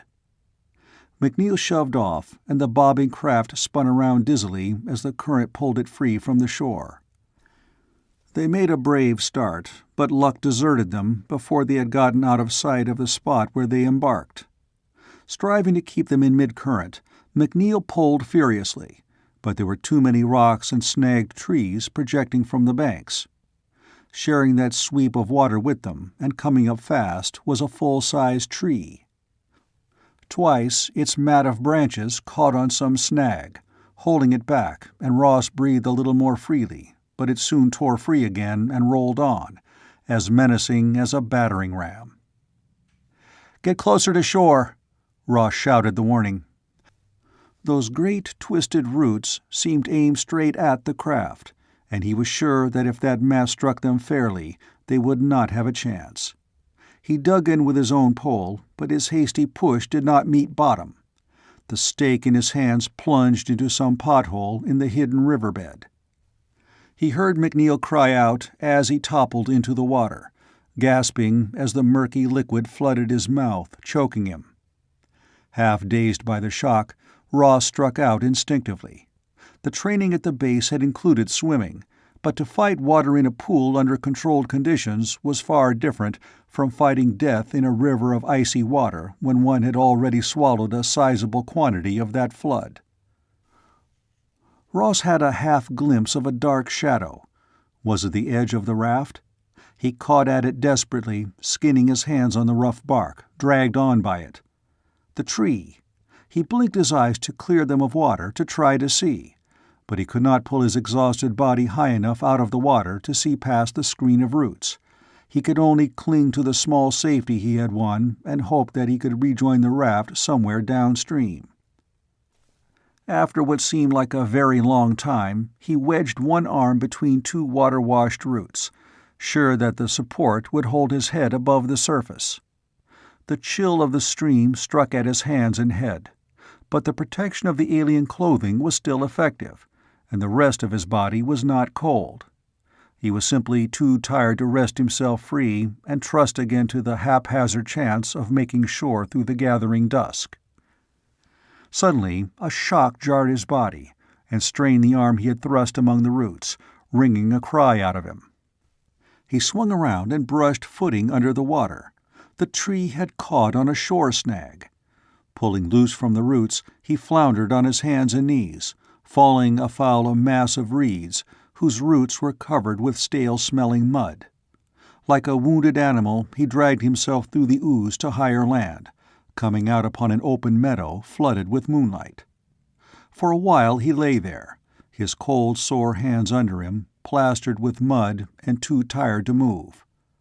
The sound of a sharp barking aroused him, an imperative, summoning bark, neither belonging to a wolf nor a hunting fox. He listened to it dully, and then, through the ground upon which he lay, Ross felt as well as heard the pounding of hoofs. Hoofs. Horses. Horses from over the mountains. Horses which might mean danger.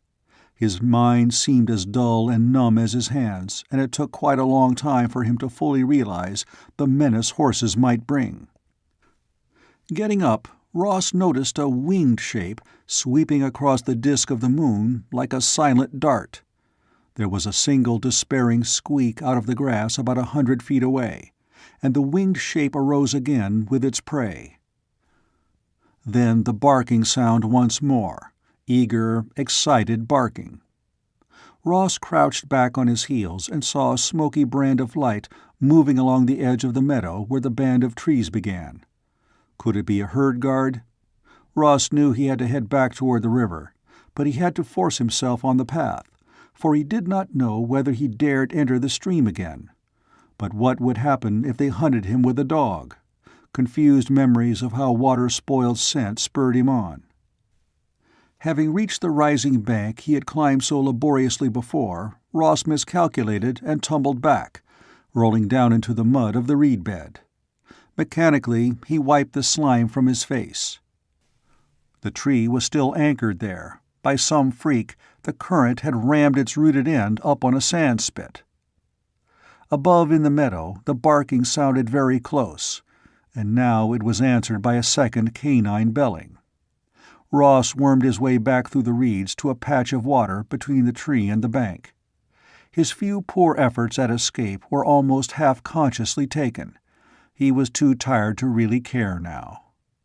Soon he saw a 4-footed shape running along the top of the bank, giving tongue. It was then joined by a larger and even more vocal companion.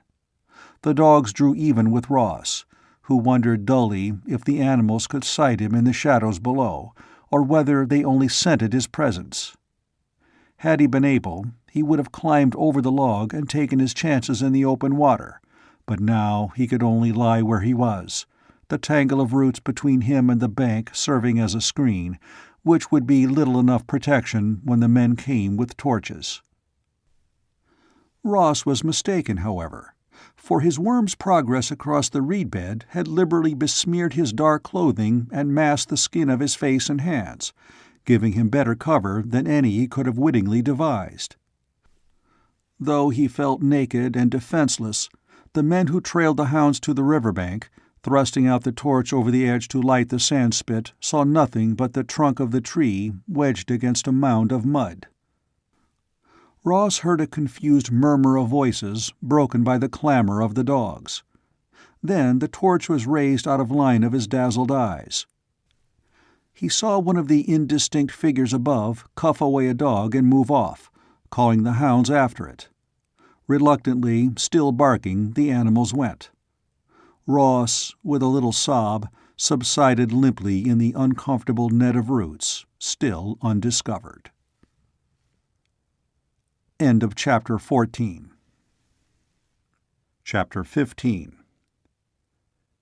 It was such a small thing, a tag of ragged stuff looped about a length of splintered sapling.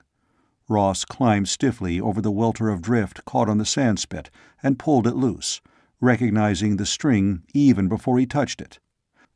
That square knot was of McNeil's tying, and as Murdock sat down weakly in the sand and mud, nervously fingering the twisted cord, staring vacantly at the river, his last small hope died. The raft must have broken up, and neither Ash nor McNeil could have survived the ultimate disaster. Ross Murdock was alone, marooned in a time which was not his own, with little promise of escape. That one thought blanked out his mind with its own darkness. What was the use of getting up again, of trying to find food for his empty stomach, or warmth and shelter? He had always prided himself on being able to go it alone, had thought himself secure in that calculated loneliness. Now that belief had been washed away in the river along with most of the willpower which had kept him going these past days. Before, there had always been some goal, no matter how remote. Now he had nothing. Even if he managed to reach the mouth of the river, he had no idea of where or how to summon the sub from the overseas post. All three of the time travelers might already have been written off the rolls, since they had not reported in. Ross pulled the rag free from the sapling and wreathed it in a tight bracelet about his grimed wrist for some unexplainable reason. Worn and tired, he tried to think ahead. There was no chance of again contacting Ulfa's tribe. Along with all the other woodland hunters, they must have fled before the advance of the horsemen. No, there was no reason to go back, and why make the effort to advance? The sun was hot. This was one of those spring days which foretell the ripeness of summer. Insects buzzed in the reed banks where a green sheen showed. Birds wheeled and circled in the sky, some flock disturbed, their cries reaching Ross in hoarse calls of warning. He was still plastered with patches of dried mud and slime, the reek of it thick in his nostrils. Now Ross brushed a splotch on his knee, picking loose flakes to expose the alien cloth of his suit underneath, seemingly unbefouled. All at once it became necessary to be clean again at least. Ross waded into the stream, stooping to splash the brown water over his body, and then rubbing away the resulting mud. In the sunlight, the fabric had a brilliant glow, as if it not only drew the light, but reflected it. Wading farther out into the water, he began to swim, not with any goal in view, but because it was easier than crawling back to land once more. Using the downstream current to supplant his skill, he watched both banks. He could not really hope to see either the raft or indications that its passengers had wandered ashore, but somewhere deep inside him he had not yet accepted the probable. The effort of swimming broke through that fog of inertia which had held him since he had awakened that morning. It was with a somewhat healthier interest in life that Ross came ashore again on an arm of what was a bay or inlet angling back into the land. Here the banks of the river were well above his head, and believing that he was well sheltered, he stripped, hanging his suit in the sunlight and letting the unusual heat of the day soothe his body. A raw fish, cornered in the shallows and scooped out, furnished one of the best meals he had ever tasted. He had reached for the suit draped over a willow limb when the first and only warning that his fortunes had once again changed came, swiftly, silently, and with deadly promise.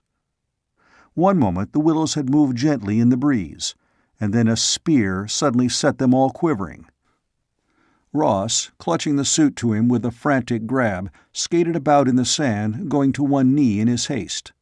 He found himself completely at the mercy of two men standing on the bank well above him. Unlike Ulfa's people or the Beaker traders, they were very tall, with heavy braids of light or sun-bleached hair swinging forward on their wide chests. Their leather tunics hung to mid-thigh above leggings which were bound to their limbs with painted straps. Cuff bracelets of copper ringed their forearms, and necklaces of animal teeth and beads displayed their personal wealth. Ross could not remember having seen their like on any of the briefing tapes at the base. One spear had been a warning, but a second was held ready, so Ross made the age-old signal of surrender, reluctantly dropping his suit and raising his hands palm out and shoulder high. "Friend?" Ross asked in the Beaker tongue. The traders ranged far, and perhaps There was a chance that they had had contact with this tribe. The spear twirled, and the younger stranger effortlessly leaped down the bank, paddling over to Ross to pick up the suit he had dropped, holding it up while he made some comment to his companion. He seemed fascinated by the fabric, pulling and smoothing it between his hands, and Ross wondered if there was a chance of trading it for his own freedom. Both men were armed, not only with long-bladed daggers favored by the Beaker folk, but also with axes. When Ross made a slight effort to lower his hands, the man before him reached to his belt axe, growling what was plainly a warning. Ross blinked, realizing that they might well knock him out and leave him behind, taking the suit with them. Finally, they decided in favor of including him in their loot. Throwing the suit over one arm, the stranger caught Ross by the shoulder and pushed him forward roughly. The pebbled beach was painful to Ross's feet, and the breeze which whipped about him as he reached the top of the bank reminded him only too forcibly of his ordeal in the glacial world. Murdock was tempted to make a sudden dash out on the point of the bank and dive into the river, but it was already too late. The man who was holding the spear had moved behind him, and Ross's wrist, held in a vice grip at the small of his back, kept him prisoner as he was pushed on into the meadow. There, 3 shaggy horses grazed, their nose ropes gathered into the hands of a third man. A sharp stone half buried in the ground changed the pattern of the day. Ross's heel scraped against it, and the resulting pain triggered his rebellion into explosion. He threw himself backward, his bruised heel sliding between the feet of his captor, bringing them both to the ground with himself on top. The other expelled air from his lungs in a grunt of surprise, and Ross whipped over, one hand grasping the hilt of the tribesman's dagger, while the other, free of that prisoning wristlock, chopped at the fellow's throat. Dagger out and ready, Ross faced the men in a half-crouch as he had been drilled. They stared at him in open-mouthed amazement. Then, too late, the spears went up.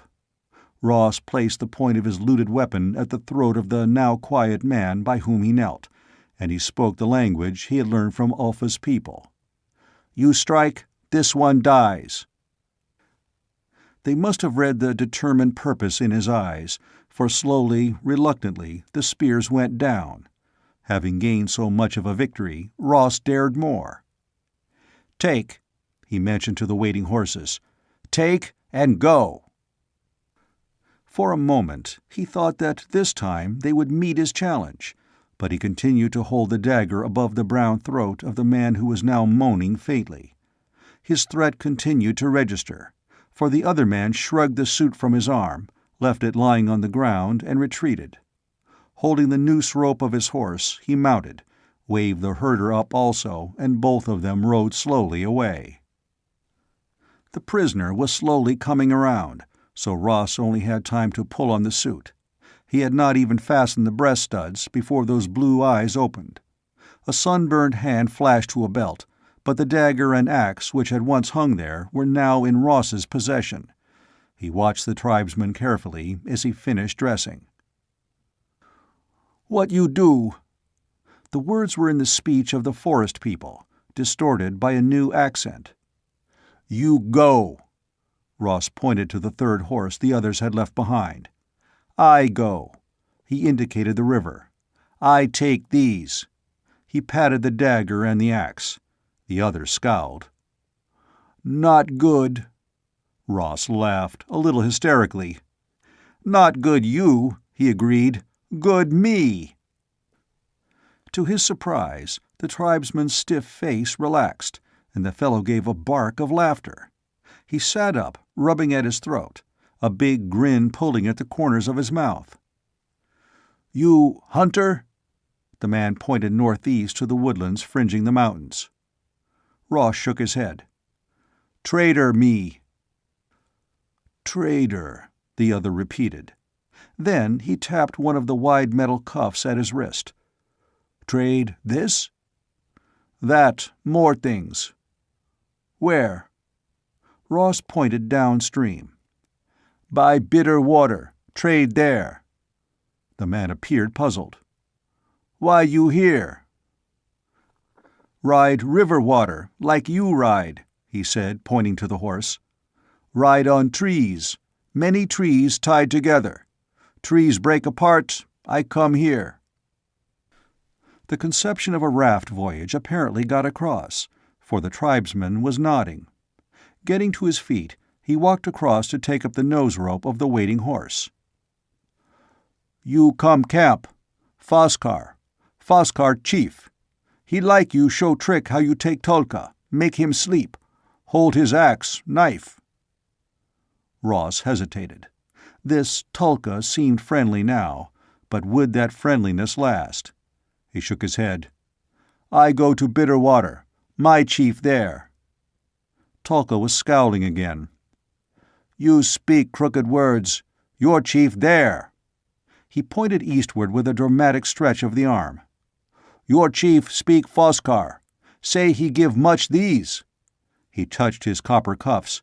Good knives, axes, get you back. Ross stared at him without understanding. Ash? Ash in this Foskar's camp, offering a reward for him? But how could that be? How you know my chief? Tulka laughed, this time derisively. You wear shining skin. Your chief wear shining skin. He say, find other shiny skin. Give many good things to man who bring you back. Shiny skin. The suit from the alien ship. Was it the ship people? Ross remembered the light on him as he climbed out of the Red Village. He must have been sighted by one of the spacemen. But why were they searching for him, alerting the natives in an effort to scoop him up? What made Ross Murdock so important that they must have him? He only knew that he was not going to be taken if he could help it, that he had no desire to meet this chief who had offered treasure for his capture. You will come. Tulka went into action, his mount flashing forward, almost in a running leap at Ross, who stumbled back when the horse and rider loomed over him.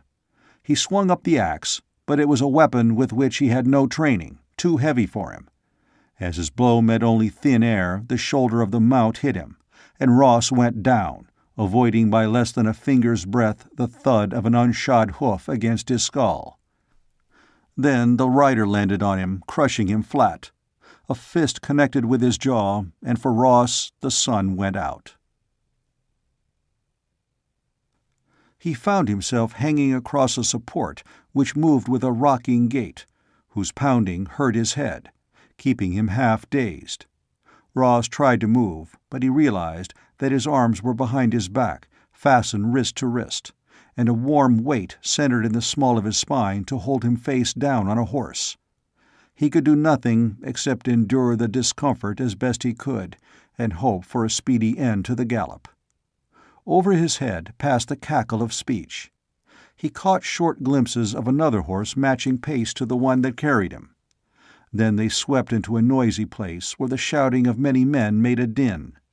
The horse stopped, and Ross was pulled from its back and dropped to the trodden dust, to lie blinking up dizzily, trying to focus on the scene about him. They had arrived at the camp of the horsemen, whose hide tents served as a backdrop for the fair, long-haired giants and the tall women hovering about to view the captive. The circle about him then broke, and men stood aside for a newcomer. Ross had believed that his original captors were physically imposing, but this one was their master. Lying on the ground at the chieftain's feet, Ross felt like a small and helpless child. Foskar, if Foskar this was, could not yet have entered middle age, and the muscles which moved along his arms and across his shoulders as he leaned over to study Tulka's prize made him bare strong. Ross glared up at him, that same hot rage which had led to his attack on Tulka, now urging him to the only defiance he had left: words. "Look well, Foskar. Free me, and I would do more than look at you," he said in the speech of the woods hunters. Foskar's blue eyes widened, and he lowered a fist which could have swallowed in its grasp both of Ross's hands, linking those great fingers in the stuff of the suit and drawing the captive to his feet, with no sign that this act had required any effort. Even standing, Ross was a good 8 inches shorter than the chieftain. Yet he put up his chin and eyed the others squarely, without giving ground. "So, yet still my hands are tied." He put into that all the taunting inflection he could summon. His reception by Tulka had given him one faint clue to the character of these people. They might be brought to acknowledge the worth of one who stood up to them. "Child." The fist shifted from its grip on the fabric covering Ross's chest to his shoulder, and now, under its compulsion, Ross swayed back and forth. "Child?" From somewhere, Ross raised that short laugh. "Ask Tulka. I be no child, Foskar. Tulka's axe, Tulka's knife, they were in my hand. A horse Tulka had to use to bring me down." Foskar regarded him intently and then grinned. "Sharp tongue," he commented. "Tulka lost knife, axe? So, Enar." He called over his shoulder, and one of the men stepped out a pace beyond his fellows. He was shorter and much younger than his chief, with a boy's rangy slimness and an open, good-looking face, his eyes bright on Foskar with a kind of eager excitement. Like the other tribesmen, he was armed with belt dagger and axe, and since he wore 2 necklaces and both cuff bracelets and upper armlets, as did Foskar, Ross thought he must be a relative of the older man. "Child." Foskar clapped his hand on Ross's shoulder and then withdrew the hold. "Child." He indicated Enar, who reddened. "You take from Enar, axe, knife," Foskar ordered, "as you took from Tulka." He made a sign, and someone cut the thongs about Ross's wrists. Ross rubbed one numbed hand against the other, setting his jaw. Foskar had stung his young follower with that contemptuous child, so the boy would be eager to match all his skill against the prisoner. This would not be as easy as his taking Tulka by surprise. But if he refused, Foskar might well order him killed out of hand. He had chosen to be defiant, he would have to do his best. "Take axe, knife." Foskar stepped back, waving at his men to open out a ring encircling the 2 young men. Ross felt a little sick as he watched Enar's hand go to the haft of the axe. Nothing had been said about Enar's not using his weapons in defense, but Ross discovered that there was some sense of sportsmanship in the tribesmen after all. It was Tulka who pushed to the chief's side and said something which made Foskar roar bull-voiced at his youthful champion. Enar's hand came away from the axe hilt as if that polished wood were white-hot, and he transferred his discomfiture to Ross as the other understood. Enar had to win now for his own pride's sake, and Ross felt he had to win for his life.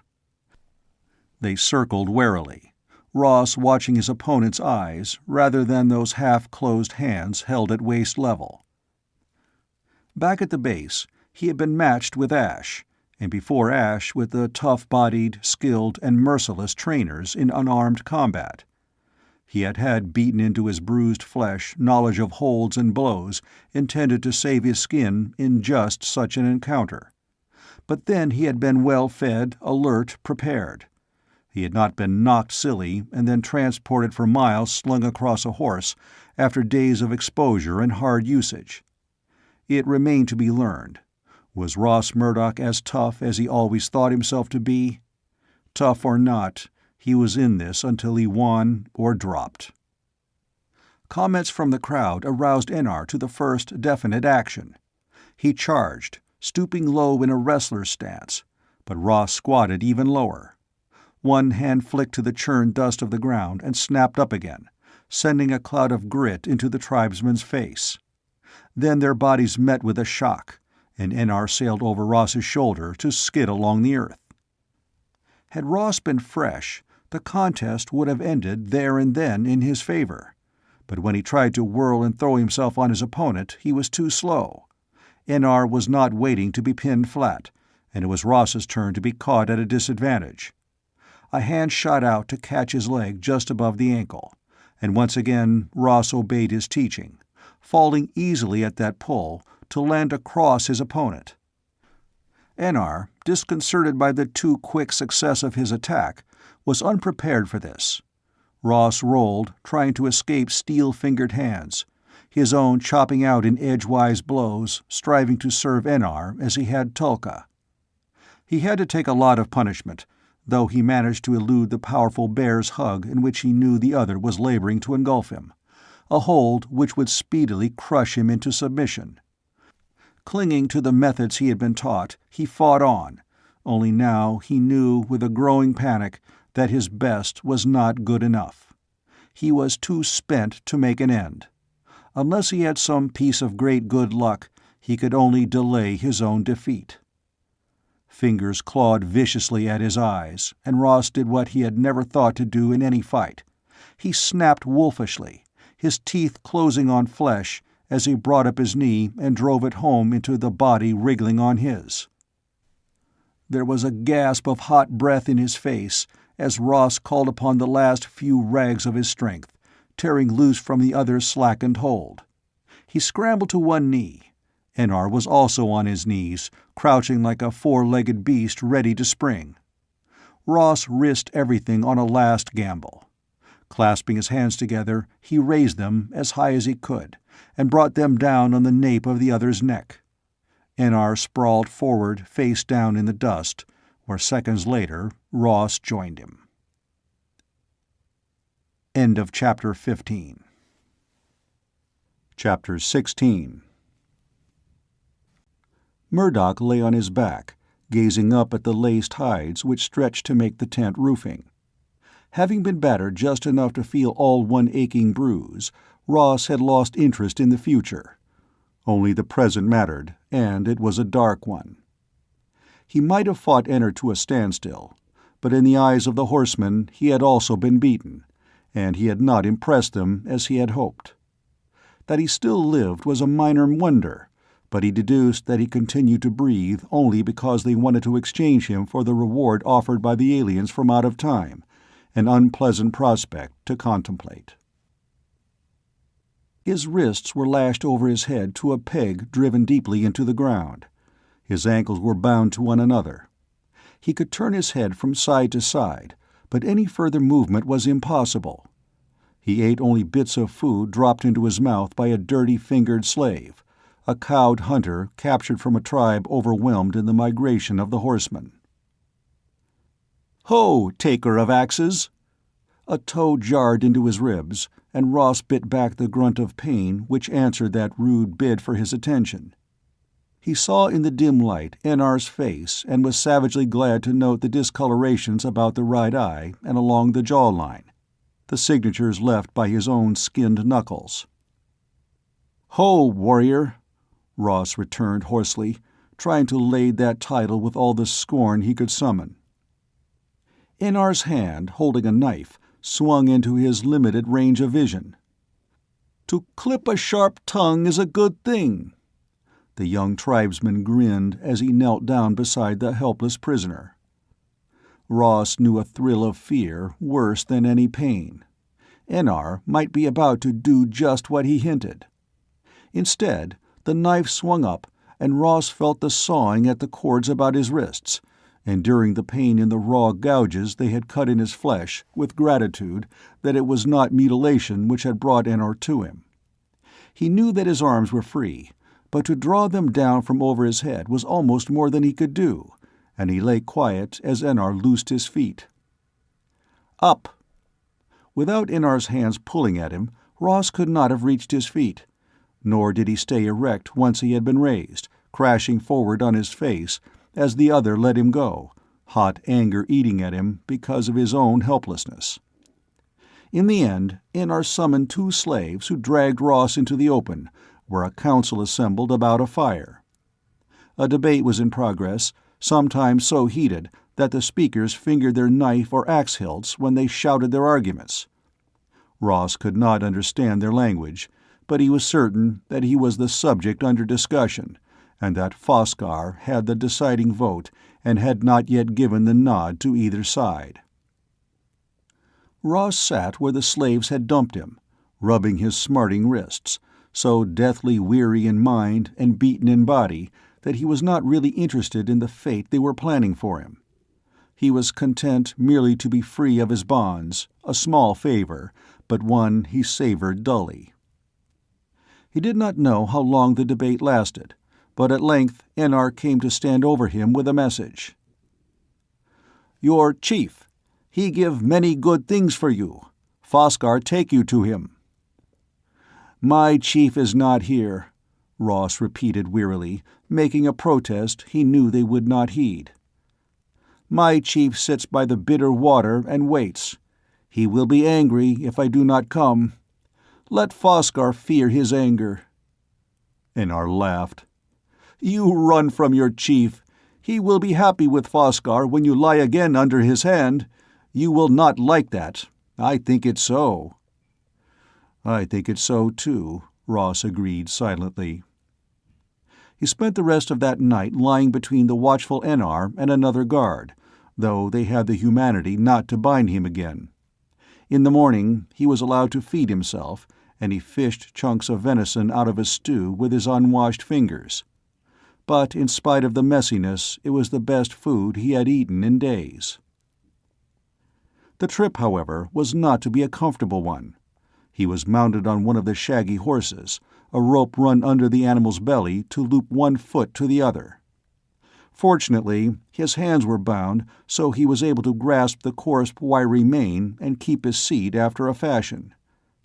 The nose rope of his mount was passed to Tulka, and Enar rode beside him with only half an eye for the path of his own horse and the balance of his attention for the prisoner.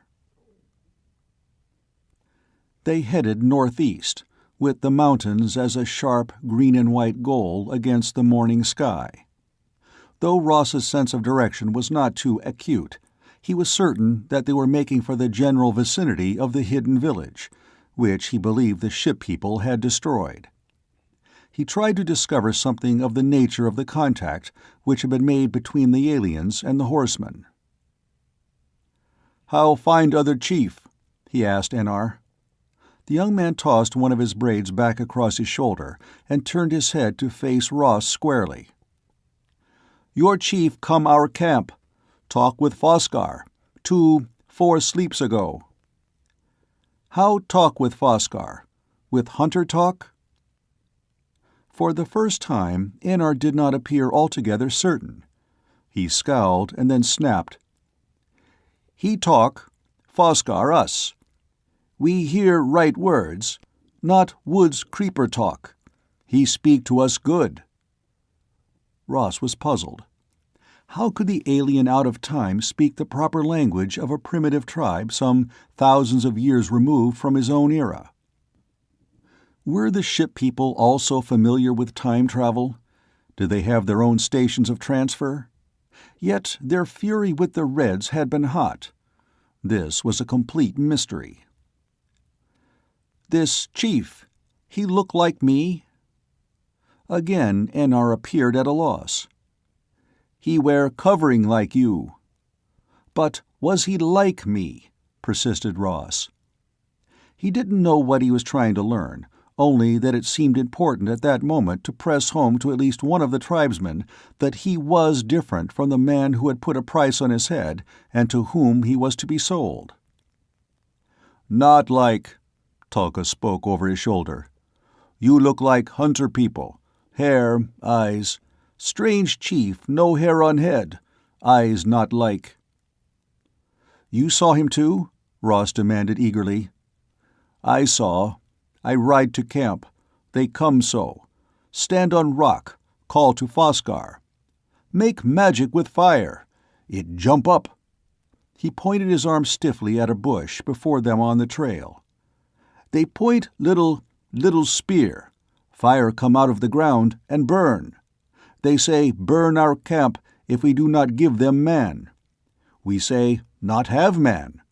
Then they say many good things for us if we find and bring man." "But they are not my people," Ross cut in. "You see, I have hair. I am not like them. They are bad." "You may be taken in war by them. Chief's slave." Enar had a reply to that, which was logical according to the customs of his own tribe. They want slave back. It is so." "My people strong too. Much magic," Ross pushed. "Take me to bitter water, and they pay much. More than stranger chief." Both tribesmen were amused. "Where bitter water?" asked Tulka. Ross jerked his head to the west. "Some sleeps away." "Some sleeps," repeated Enar jeeringly. "We ride some sleeps, maybe many sleeps, where we know not the trails. Maybe no people there, maybe no bitter water. All things you say with split tongue, so that we not give you back to master. We go this way, not even one sleep. Find chief, get good things. Why we do hard thing when we can do easy?" What argument could Ross offer in rebuttal to the simple logic of his captors? For a moment he raged inwardly at his own helplessness, but long ago he had learned that giving away to hot fury was no good unless one did it deliberately to impress, and then only when one had the upper hand. Now Ross had no hand at all. For the most part they kept to the open, whereas Ross and the other two agents had skulked in wooded areas on their flight through the same territory. So they approached the mountains from a different angle, and though he tried, Ross could pick out no familiar landmarks. If by some miracle he was able to free himself from his captors, he could only head due west and hope to strike the river. At midday, their party made camp in a grove of trees by a spring. The weather was as unseasonably warm as it had been the day before, and flies, brought out of cold-weather hiding, attacked the stamping horses and crawled over Ross. He tried to keep them off with swings of his bound hands, for their bites drew blood. Having been tumbled from his mount, he remained fastened to a tree with a noose about his neck, while the horsemen built a fire and broiled strips of deer meat. It would seem that Foskar was in no hurry to get on, since after they had eaten, the men continued to lounge at ease, some even dropping off to sleep.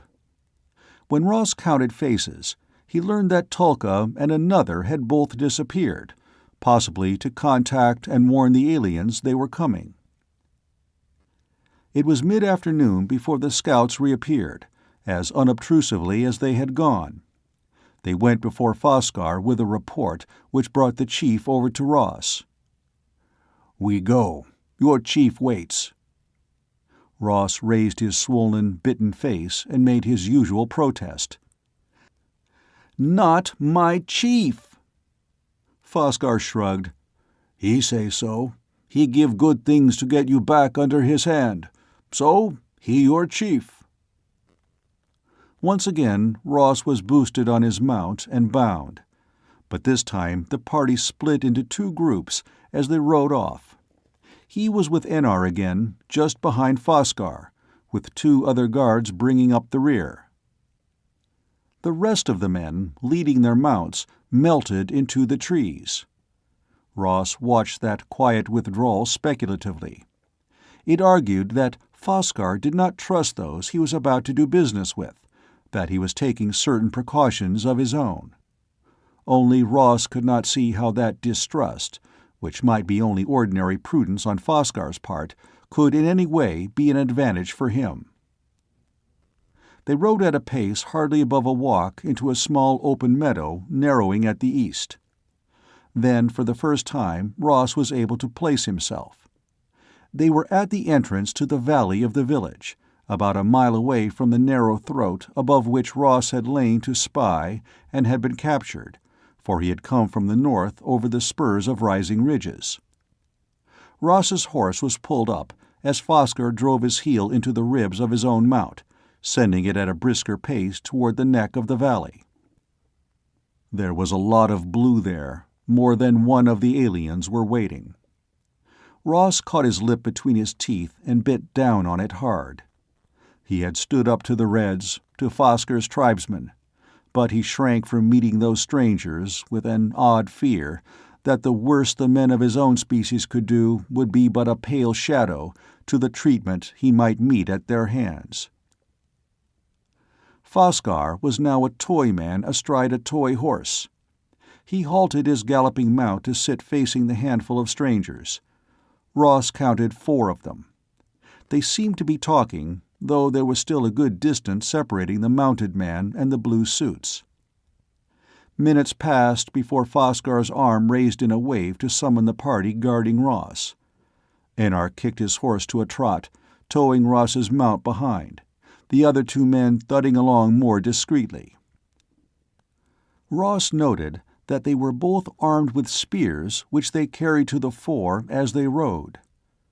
They were perhaps 3/4 of the way to join Foskar, and Ross could see plainly the bald heads of the aliens as their faces turned in his direction.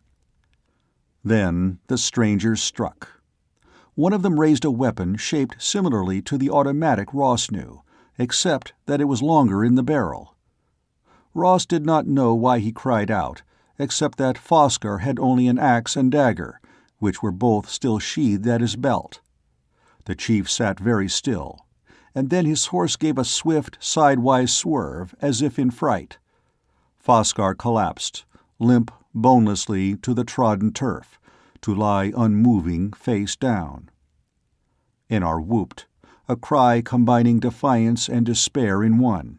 He reined up with violence enough to set his horse rearing. Then, dropping his hold on the leading rope of Ross's mount, he whirled and set off in a wild dash for the trees to the left. A spear lanced across Ross's shoulder, ripping at the blue fabric, but his horse whirled to follow the other, taking him out of danger of a second thrust.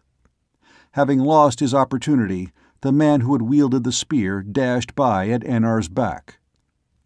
Ross clung to the mane with both hands. His greatest fear was that he might slip from the saddle pad and, since he was tied by his feet, lie unprotected and helpless under those dashing hoofs. Somehow he managed to cling to the horse's neck, his face lashed by the rough mane while the animal pounded on. Had Ross been able to grasp the dangling nose rope, he might have had a faint chance of controlling that run, but as it was, he could only hold fast and hope. He had only broken glimpses of what lay ahead. Then a brilliant fire, as vivid as the flames which had eaten up the Red Village, burst from the ground a few yards ahead, sending the horses wild. There was more fire, and the horse changed course through the rising smoke. Ross realized that the aliens were trying to cut him off from the thin safety of the woodlands. Why they didn't just shoot him as they had a Foskar, he could not understand. The smoke of the burning grass was thick, cutting between him and the woods. Might it also provide a curtain behind which he could hope to escape both parties? The fire was sending the horse back toward the waiting ship people. Ross could hear a confused shouting in the smoke. Then his mount made a miscalculation, and a tongue of red licked too close. The animal screamed, dashing on blindly straight between 2 of the blazes and away from the blue-clad men. Ross coughed, almost choking, his eyes watering as the stench of singed hair thickened the smoke. But he had been carried out of the fire circle and was shooting back into the meadowland. Mount and unwilling rider were well away from the upper end of that cleared space when another horse cut in from the left, matching speed to the uncontrolled animal to which Ross clung. It was one of the tribesmen riding easily. The trick worked, for the wild race slowed to a gallop, and the other rider, in a feat of horsemanship at which Ross marveled, leaned from his seat to catch the dangling nose-rope, bringing the runaway against his own steady steed.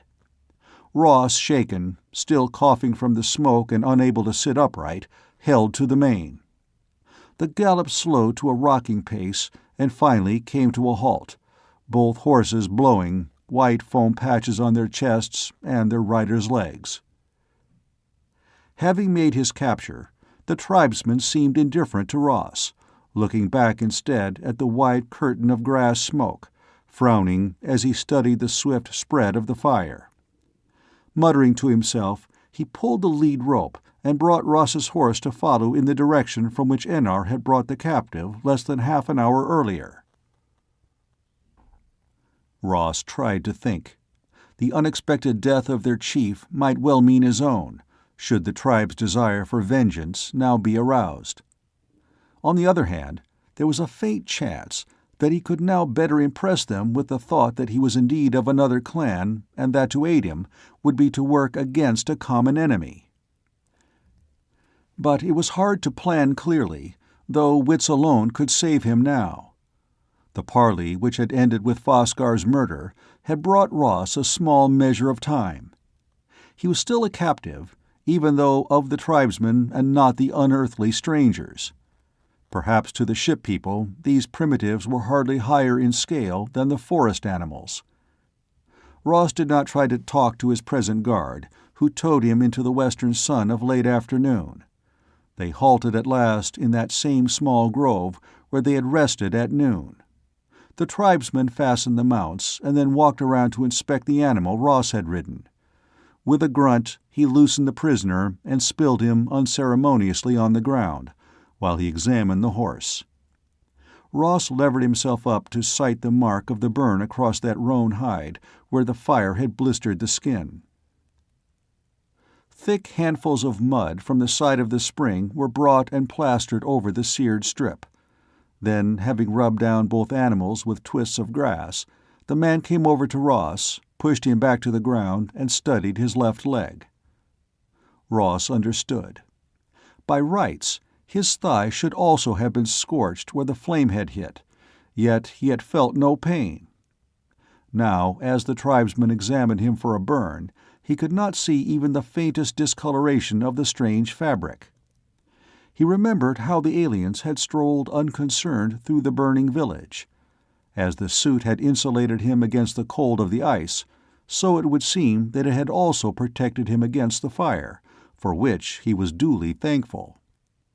His escape from injury was a puzzle to the tribesmen, who, failing to find any trace of burn on him, left Ross alone and went to sit well away from his prisoner, as if he feared him. They did not have long to wait. One by one, those who had ridden in Foscar's company gathered at the grove. The very last to come were Enar and Tulka, carrying the body of their chief. The faces of both men were smeared with dust, and when the others sighted the body, they too rubbed dust into their cheeks, reciting a string of words and going one by one to touch the dead chieftain's right hand. Enar, resigning his burden to the others, slid from his tired horse and stood for a long moment, his head bowed. Then he gazed straight at Ross and came across the tiny clearing to stand over the man of a later time. The boyishness which had been part of him when he had fought at Foscar's command was gone. His eyes were merciless as he leaned down to speak, shaping each word with slow care so that Ross could understand the promise, that frightful promise. "Woods rat, Foscar goes to his burial fire, and he shall take a slave with him to serve him beyond the sky, a slave to run at his voice, to shake when he thunders. Slave dog, you shall run for Foscar beyond the sky, and he shall have you forever to walk upon as man walks upon the earth. I, Enar, swear that Foscar shall be sent to the chiefs in the sky in all honor, and that you, Dog One, shall lie at his feet in that going." He did not touch Ross, but there was no doubt in Ross's mind that he meant every word he spoke. End of Chapter 16. Chapter 17. The preparations for Foscar's funeral went on through the night. A wooden structure, made up of tied faggots, dragged in from the woodland, grew taller beyond the big tribal camp. The constant crooning wail of the women in the tents produced a minor murmur of sound, enough to drive a man to the edge of madness. Ross had been left under guard where he could watch it all, a refinement of torture which he would earlier have believed too subtle for Enar. Though the older men carried minor commands among the horsemen, because Enar was the closest of blood kin among the adult males, he was in charge of the coming ceremony. The pick of the horse herd, a roan stallion, was brought in to be picketed near Ross as sacrifice number 2, and 2 of the hounds were in turn leashed close by. Foskar, his best weapons to hand and a red cloak lapped about him, lay waiting on a bier. Nearby squatted the tribal wizard, shaking his thunder rattle and chanting in a voice which approached a shriek. This wild activity might have been a scene lifted directly from some tape stored at Project Base. It was very difficult for Ross to remember that this was reality, that he was to be one of the main actors in the coming event, with no timely aid from Operation Retrograde to snatch him to safety. Sometime during that nightmare he slept, his weariness of body overcoming him. He awoke, dazed, to find a hand clutching his mop of hair, pulling his head up. "You sleep. You do not fear Foskar's dog one?" Groggily, Ross blinked up. Fear? Sure he was afraid. Fear, he realized with a clear thrust of consciousness such as he had seldom experienced before, had always stalked beside him, slept in his bed. But he had never surrendered to it, and he would not now if he could help it.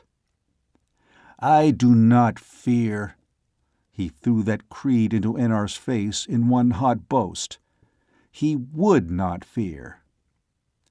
"We shall see if you speak so loudly when the fire bites you," the other spat, yet in that oath there was a reluctant recognition of Ross's courage.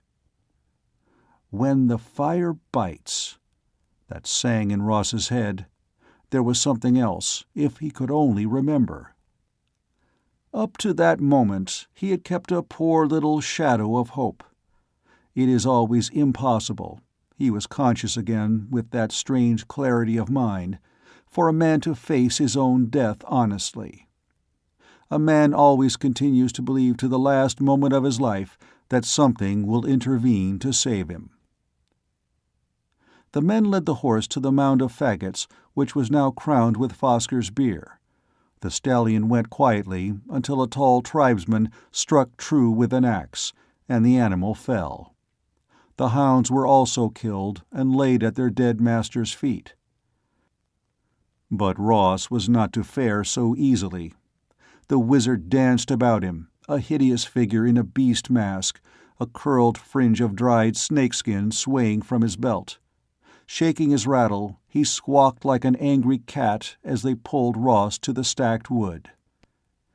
Fire. There was something about fire, if he could only remember. Ross stumbled and nearly fell across one leg of the dead horse they were propping into place. Then he remembered that tongue of flame in the meadow grass, which had burned the horse but not the rider. His hands and his head would have no protection, but the rest of his body was covered with the flame-resistant fabric of the alien suit. Could he do it?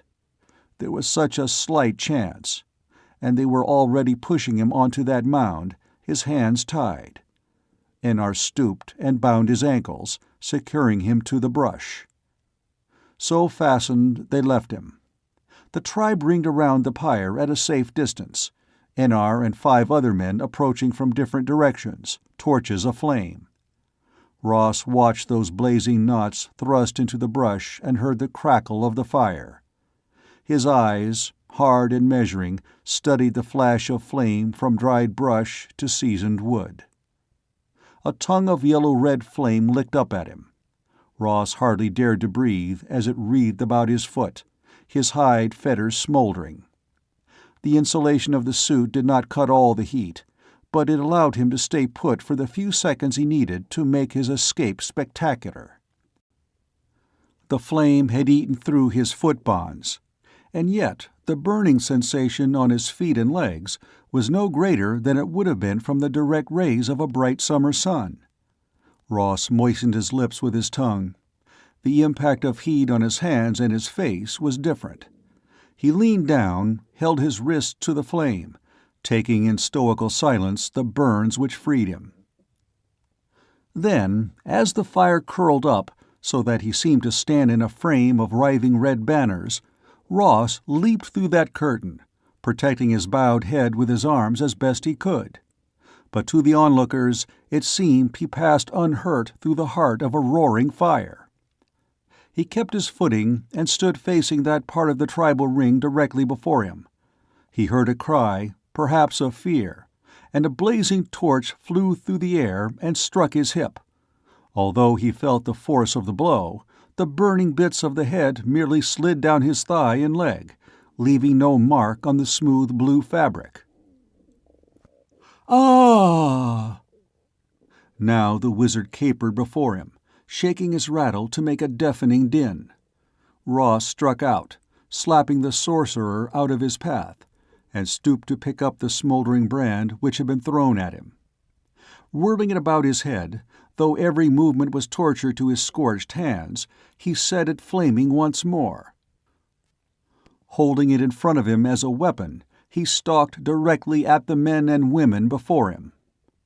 The torch was a poor enough defense against spears and axes, but Ross did not care.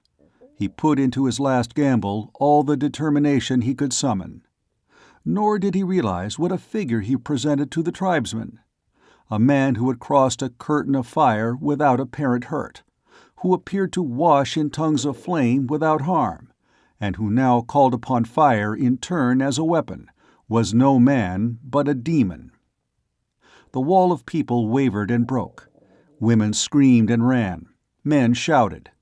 But no one threw a spear or struck with an axe.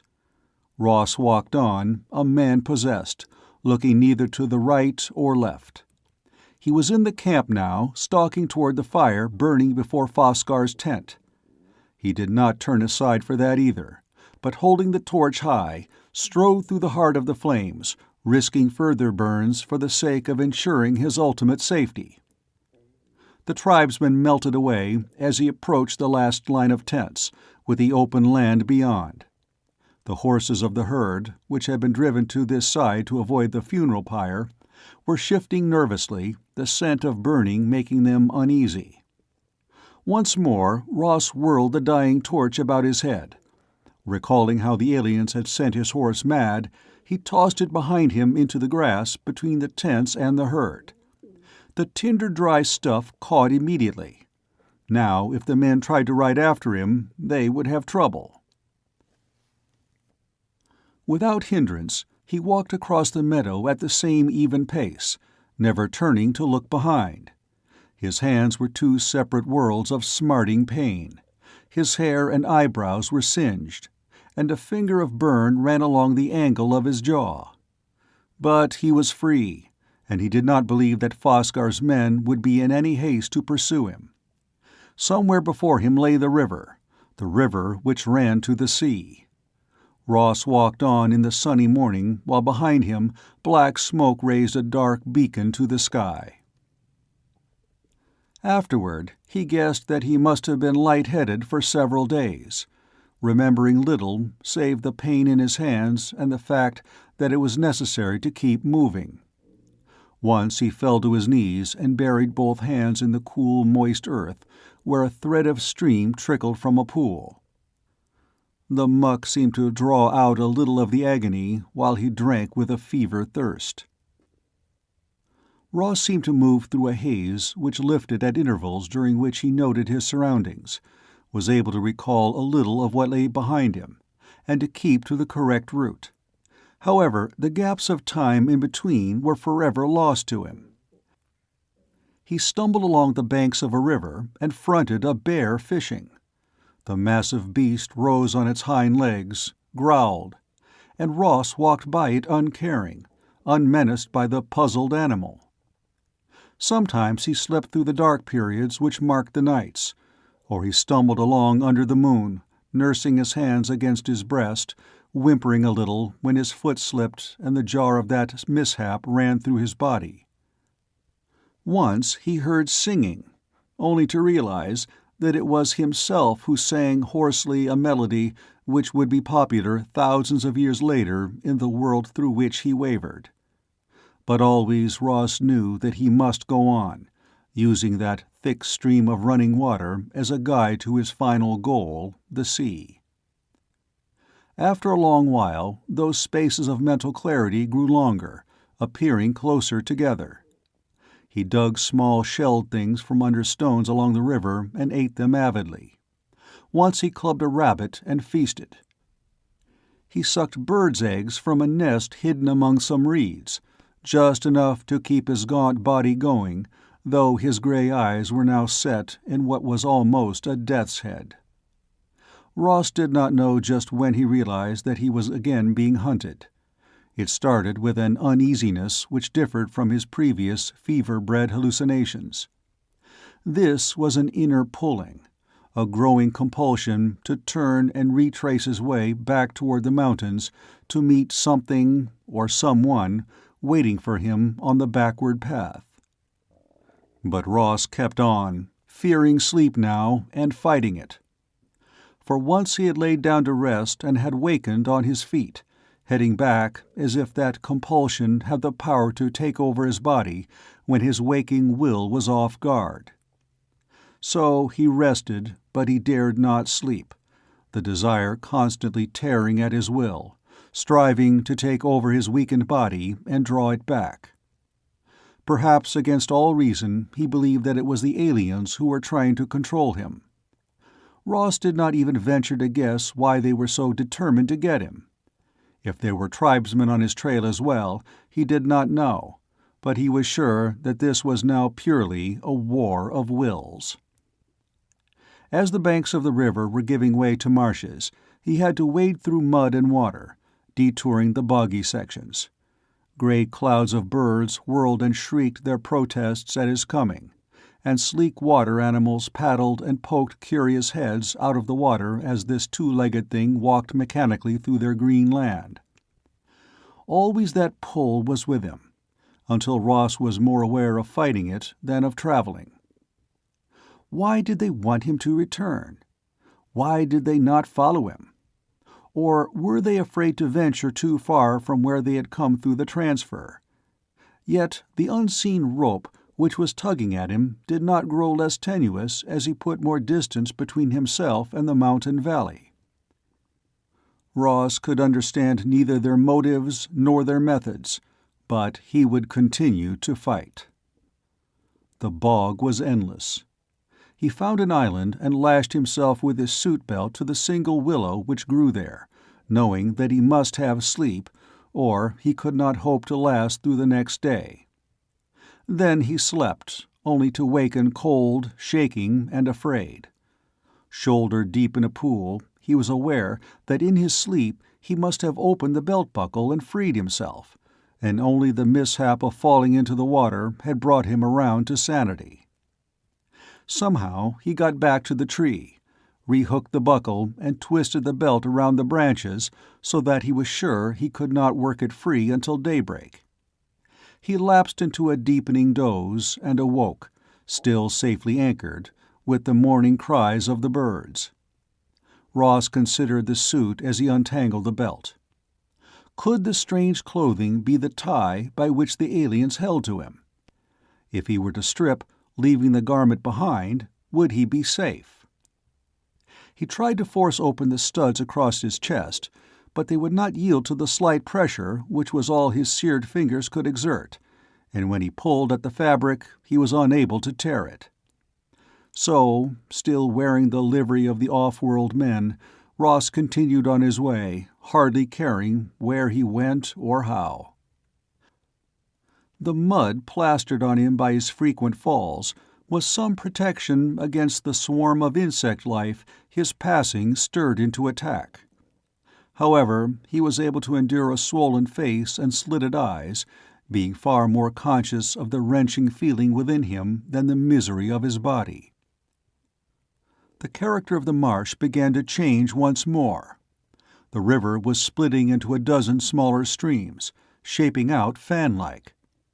Looking down at this from one of the marsh hillocks, Ross knew a faint surge of relief.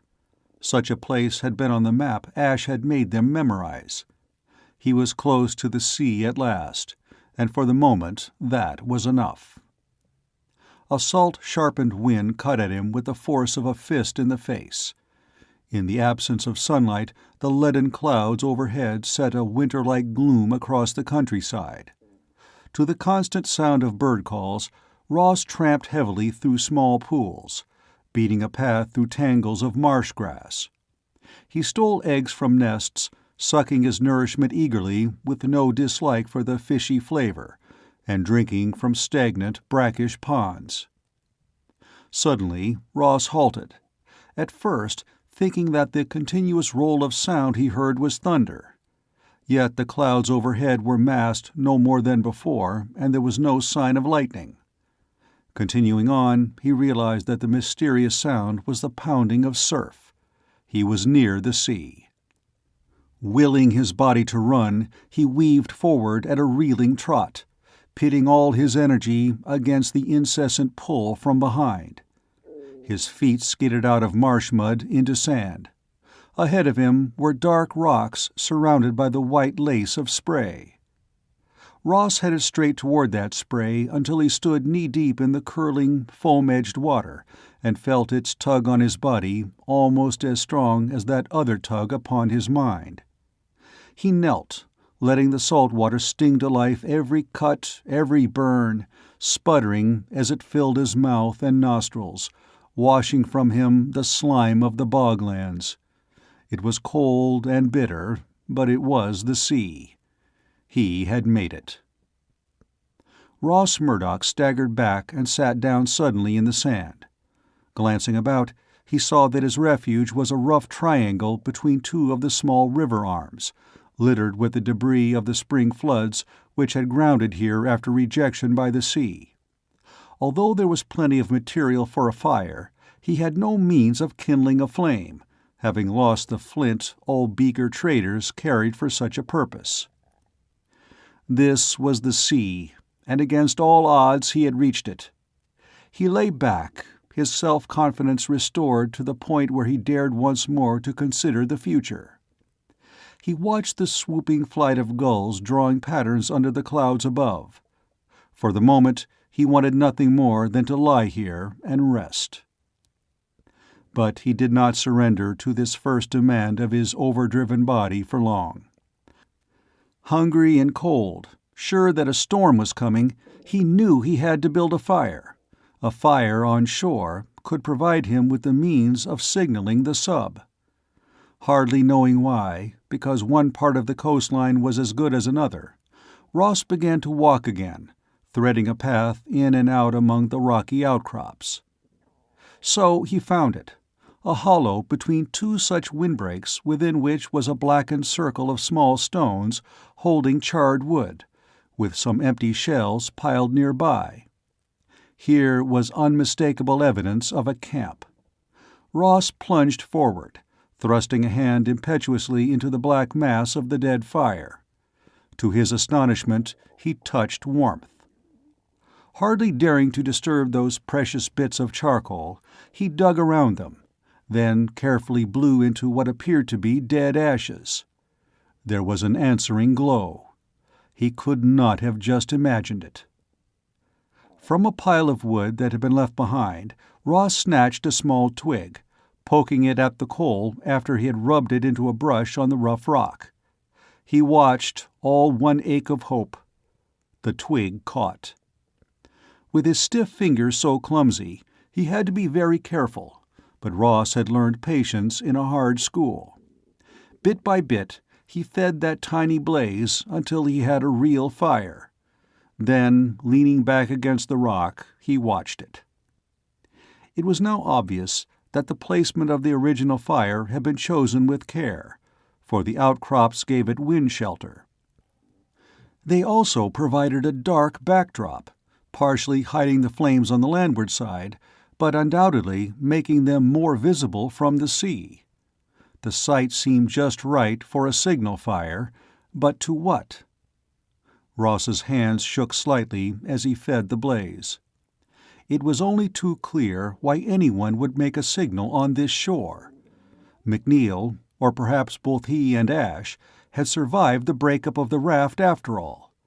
They had reached this point, abandoned no earlier than this morning, judging by the life remaining in the coals, and put up the signal. Then, just as arranged, they had been collected by the sub, by now on its way back to the hidden North American post. There was no hope of any pickup for him now. Just as he had believed them dead after he had found that rag on the sapling, so they must have thought him finished after his fall in the river. He was just a few hours too late. Ross folded his arms across his hunched knees and rested his head on them. There was no possible way he could ever reach the post or his own kind ever again.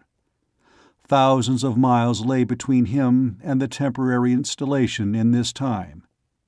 He was so sunk in his own complete despair that he was long unaware of finally being free of the pressure to turn back which had so long haunted him. But as he roused to feed the fire, he got to wondering. Had those who hunted him given up the chase? Since he had lost his own race with time, he did not really care. What did it matter? The pile of wood was getting low, but he decided that did not matter either. Even so, Ross got to his feet, moving over to the drifts of storm rack to gather more. Why should he stay here by a useless beacon? But somehow he could not force himself to move on, as futile as his vigil seemed. Dragging the sun-dried, bleached limbs of long-dead trees to his half-shelter, he piled them up, working until he laughed at the barricade he had built. A siege! For the first time in days he spoke aloud. I might be ready for a siege! He pulled over another branch, added it to his pile, and kneeled down once more by the flames. There were fisher-folk to be found along this coast, and tomorrow, when he was rested, he would strike south and try to find one of their primitive villages. Traders would be coming into this territory now that the red-inspired raiders were gone. If he could contact them... But that spark of interest in the future died almost as soon as it was born. To be a Beaker trader as an agent for the project was one thing. To live the role for the rest of his life was something else. Ross stood by his fire, staring out to sea for a sign he knew he would never see again as long as he lived. Then, as if a spear had struck between his shoulder blades, he was attacked. The blow was not physical, but came instead as a tearing, red pain in his head, a pressure so terrible he could not move. He knew instantly that behind him now lurked the ultimate danger. End of Chapter 17. Chapter 18. Ross fought to break that hold, to turn his head, to face the peril which crept upon him now. Unlike anything he had ever met before in his short lifetime, it could only have come from some alien source. This strange encounter was a battle of will against will.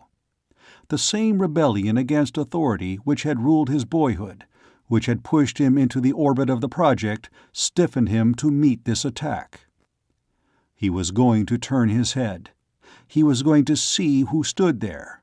He was. Inch by inch, Ross's head came around, though sweat stung his seared and bitten flesh, and every breath was an effort. He caught a half-glimpse of the beach behind the rocks, and the stretch of sand was empty. Overhead, the birds were gone, as if they had never existed, or as if they had been swept away by some impatient fighter who wanted no distractions from the purpose at hand. Having successfully turned his head, Ross decided to turn his body. His left hand went out slowly, as if it moved some great weight. His palm gritted painfully on the rock, and he savored that pain, for it pierced through the dead blanket of compulsion that was being used against him. Deliberately, he ground his blistered skin against the stone, concentrating on the sharp torment in his hand as the agony shot up his arm. While he focused his attention on the physical pain, he could feel the pressure against him weaken. Summoning all his strength, Ross swung around in a movement which was only a shadow of his former feline grace. The beach was still empty, except for the piles of driftwood, the rocks, and the other things he had originally found there. Yet he knew that something was waiting to pounce. Having discovered that for him pain was a defense weapon, he had that one resource. If they took him, it would be after besting him in a fight. Even as he made this decision, Ross was conscious of a curious weakening of the force bent upon him. It was as if his opponents had been surprised, either at his simple actions of the past few seconds, or at his determination. Ross leaped upon that surprise, adding it to his stock of unseen weapons. He leaned forward, still grinding his torn hand against the rock as a steadying influence, and took up a length of dried wood and thrust its end into the fire. Having once used fire to save himself, he was ready and willing to do it again, although at the same time another part of him shrank from what he intended. Holding his improvised torch breast high, Ross stared across it, searching the land for the faintest sign of his enemies. In spite of the fire and the light he held before him, the dusk prevented him from seeing too far. Behind him, the crash of the surf could have covered the noise of a marching army. "Come and get me!" He whirled his brand into bursting life and then hurled it straight into the drift among the dunes. He was grabbing for a second brand almost before the blazing head of the first had fallen into the twisted, bleached roots of a dead tree. He stood tense, a second torch now kindled in his hand. The sharp vice of another's will which had nipped him so tightly a moment ago was easing, slowly disappearing as water might trickle away. Yet he could not believe that this small act of defiance had so daunted his unseen opponent as to make him give up the struggle this easily. It was more likely the pause of a wrestler seeking for a deadlier grip. The brand in his hand, Ross's second line of defense, was a weapon he was loath to use, but would use if he were forced to it. He kept his hand mercilessly flat against the rock as a reminder and a spur. Fire twisted and crackled among the driftwood where the first torch had lodged, providing a flickering light yards from where he stood. He was grateful for it in the gloom of the gathering storm. If they would only come to open war before the rain struck.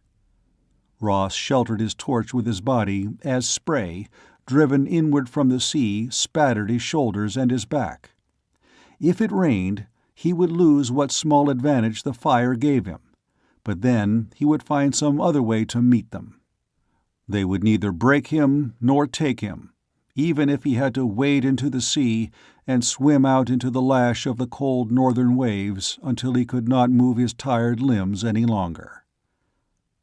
Once again that steel-edge will struck at Ross, probing his stubbornness, assaulting his mind. He whirled the torch, brought the scorching breath of the flame across the hand resting on the rock. Unable to control his own cry of protest, he was not sure he had the fortitude to repeat such an act. He had won again. The pressure had fallen away in a flick, almost as if some current had been snapped off. Through the red curtain of his torment, Ross sensed a surprise and disbelief. He was unaware that in this queer duel he was using both a power of will and a depth of perception he had never known he possessed. Because of his daring, he had shaken his opponents as no physical attack could have affected them. "Come and get me!" he shouted again at the barren shoreline where the fire ate at the drift and nothing stirred, yet something very much alive and conscious lay hidden. This time there was more than simple challenge in Ross's demand. There was a note of triumph. The spray whipped by him, striking at his fire, at the brand he held. Let the sea-water put both out. He would find another way of fighting. He was certain of that, and he sensed that those out there knew it too, and were troubled. The fire was being driven by the wind along the criss-cross lines of bone-white wood left high on the beach, forming a wall of flame between him and the interior, not, however, an insurmountable barrier to whatever lurked there. Again Ross leaned against the rock, studying the length of beach. Had he been wrong in thinking that they were within the range of his voice? The power they had used might carry over a greater distance. "Yah!" Instead of a demand, he now voiced a taunting cry, screaming his defiance. Some wild madness had been transmitted to him by the winds, the roaring sea, his own pain. Ready to face the worst they could send against him, he tried to hurl that thought back at them as they had struck with their united will at him. No answer came to his challenge, no rise to counterattack. Moving away from the rock, Ross began to walk forward toward the burning drift, his torch ready in his hand. "I am here!" he shouted into the wind. "Come out! Face me!" It was then that he saw those who had tracked him. Two tall, thin figures, wearing dark clothes, were standing quietly watching him, their eyes dark holes in the white ovals of their faces.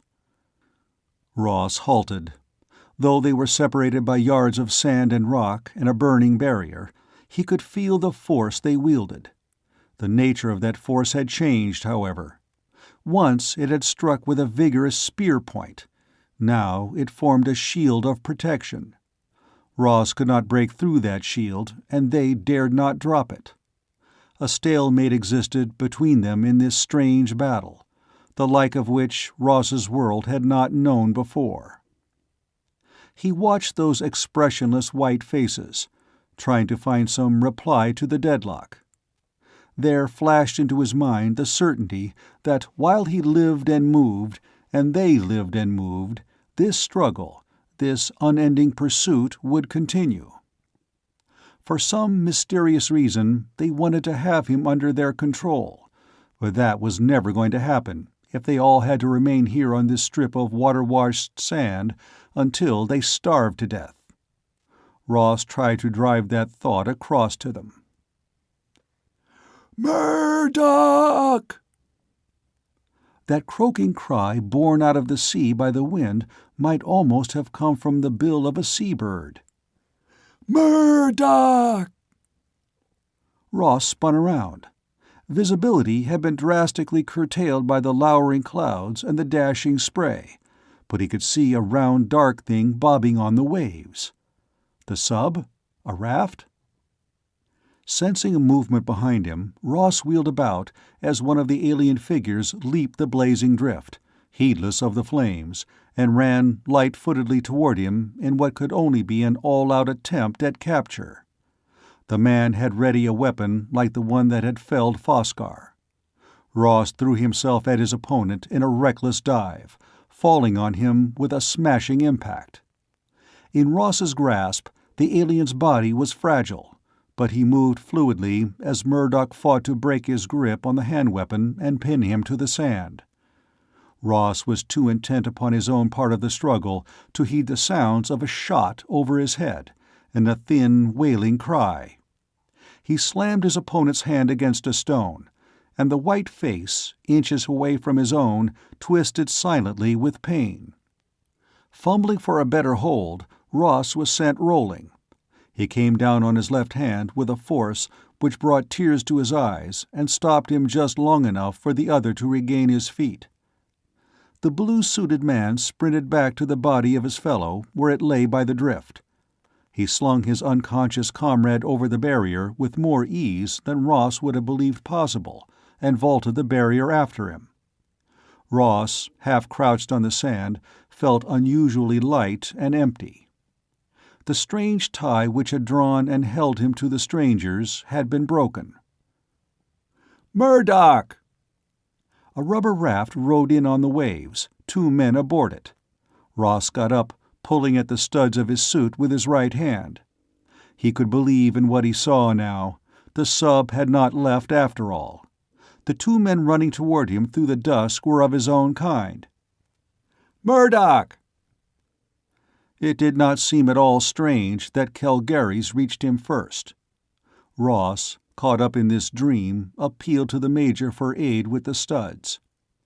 If the strangers from the ship did trace him by the suit, They were not going to follow the sub back to the post and serve the project as they had the Reds. "Got to get this off." He pulled the words out one by one, tugging frantically at the stubborn studs. "They can trace this and follow us." Calgary's needed no better explanation. Ripping loose the fastenings, he pulled the clinging fabric from Ross, sending him reeling with pain as he pulled the left sleeve down the younger man's arm. The wind and spray were ice on his body as they dragged him down to the raft, bundling him aboard. He did not at all remember their arrival on board the sub. He was lying in the vibrating heart of the undersea ship when he opened his eyes to see Calgary's regarding him intently. Ash, a coat of bandage about his shoulder and chest, lay on a neighboring bunk. McNeil stood watching a medical corpsman lay out supplies. "He needs a shot," the medic was saying as Ross blinked at the Major. "You left the suit back there?" Ross demanded. "We did. What's this about them tracing you by it? Who was tracing you?" "Men from the spaceship. That's the only way they could have trailed me down the river." He was finding it difficult to talk, and the protesting medic kept waving a needle in his direction. But somehow, in bursts of half-finished sentences, Ross got out his story. Foskar's death, his own escape from the chief's funeral pyre, and the weird duel of wills back on the beach. Even as he poured it out, he thought how unlikely most of it must sound. Yet Calgary's appeared to accept every word, and there was no expression of disbelief on Ash's face. "So, that's how you got those burns," said the Major slowly when Ross had finished his story. "Deliberately searing your hand in the fire to break their hold." He crashed his fist against the wall of the tiny cabin, and then, when Ross winced at the jar, he hurriedly uncurled those fingers to press Ross's shoulder with a surprisingly warm and gentle touch. "Put him to sleep," he ordered the medic. "He deserves about a month of it, I should judge. I think he has brought us a bigger slice of the future than we had hoped for." Ross felt the prick of the needle, and then nothing more. Even when he was carried ashore at the post, and later when he was transported into his proper time, he did not awaken. He only approached a strange, dreamy state in which he ate and drowsed, not caring for the world beyond his own bunk. But there came a day when he did care, sitting up to demand food with a great deal of his old self-assertion. The doctor looked him over, permitting him to get out of bed and try out his legs. They were exceedingly uncooperative at first, and Ross was glad he had tried to move only from his bunk to a waiting chair. "Visitors welcome?" Ross looked up eagerly and then smiled, somewhat hesitatingly, at Ash. The older man wore his arm in a sling, but otherwise seemed his usual imperturbable self. "Ash, tell me what happened. Are we back at the main base? What about the Reds? We weren't traced by the ship people, were we?" Ash laughed. "Did Doc just wind you up to let you spin, Ross? Yes, this is home sweet home. As for the rest, well, it is a long story, and we are still picking up pieces of it here and there." Ross pointed to the bunk in invitation. "Can you tell me what is known?" He was still somewhat at a loss, his old secret awe of Ash tempering his outward show of eagerness. Ross still feared one of those snubs the other so well knew how to deliver to the bumptious.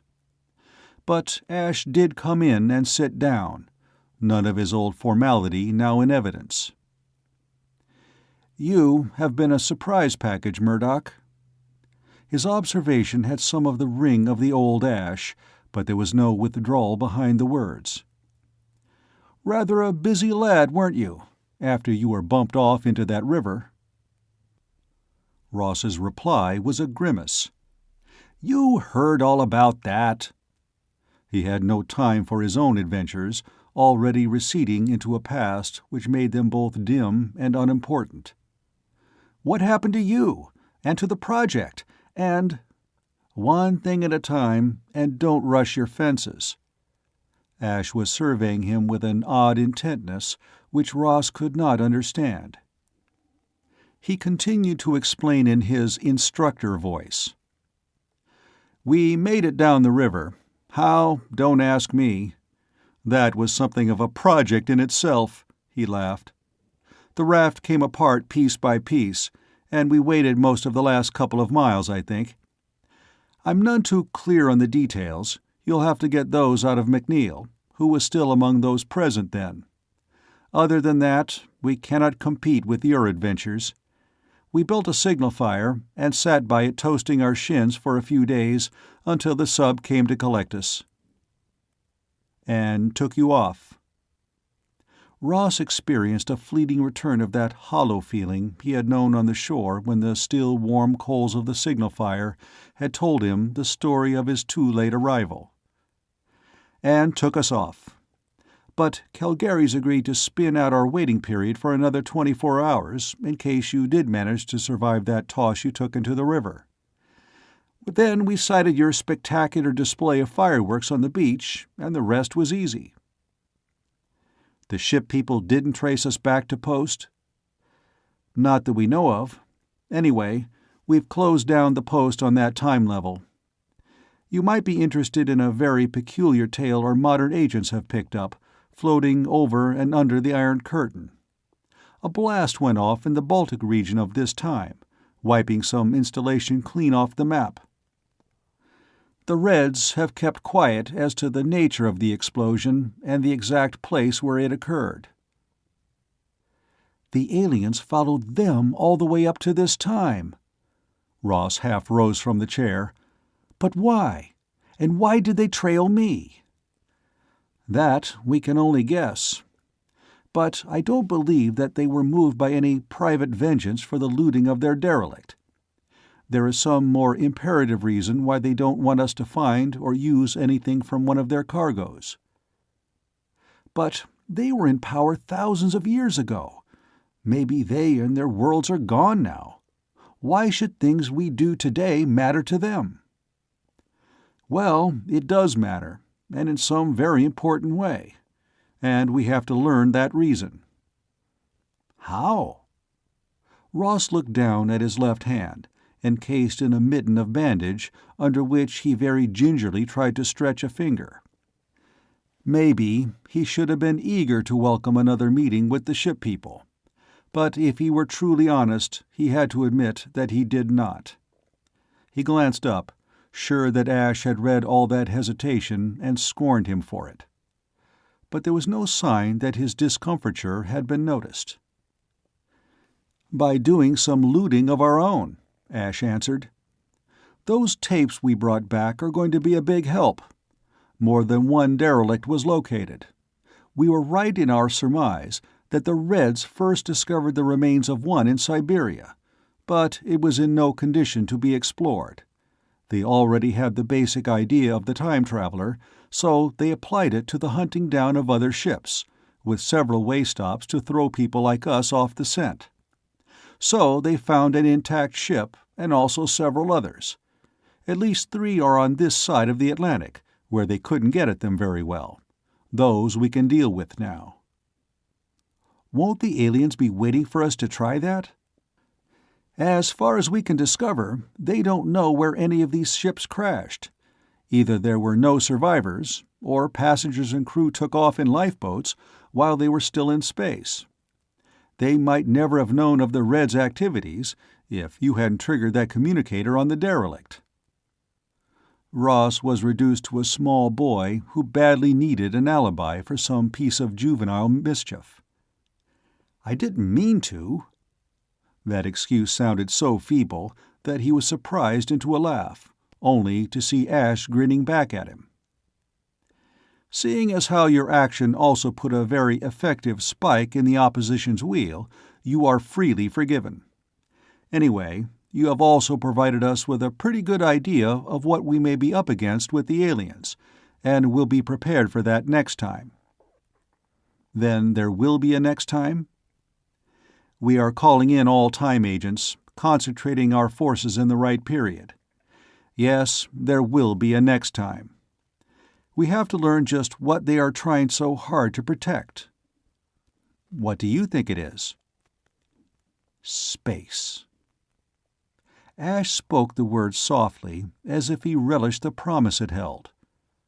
Space?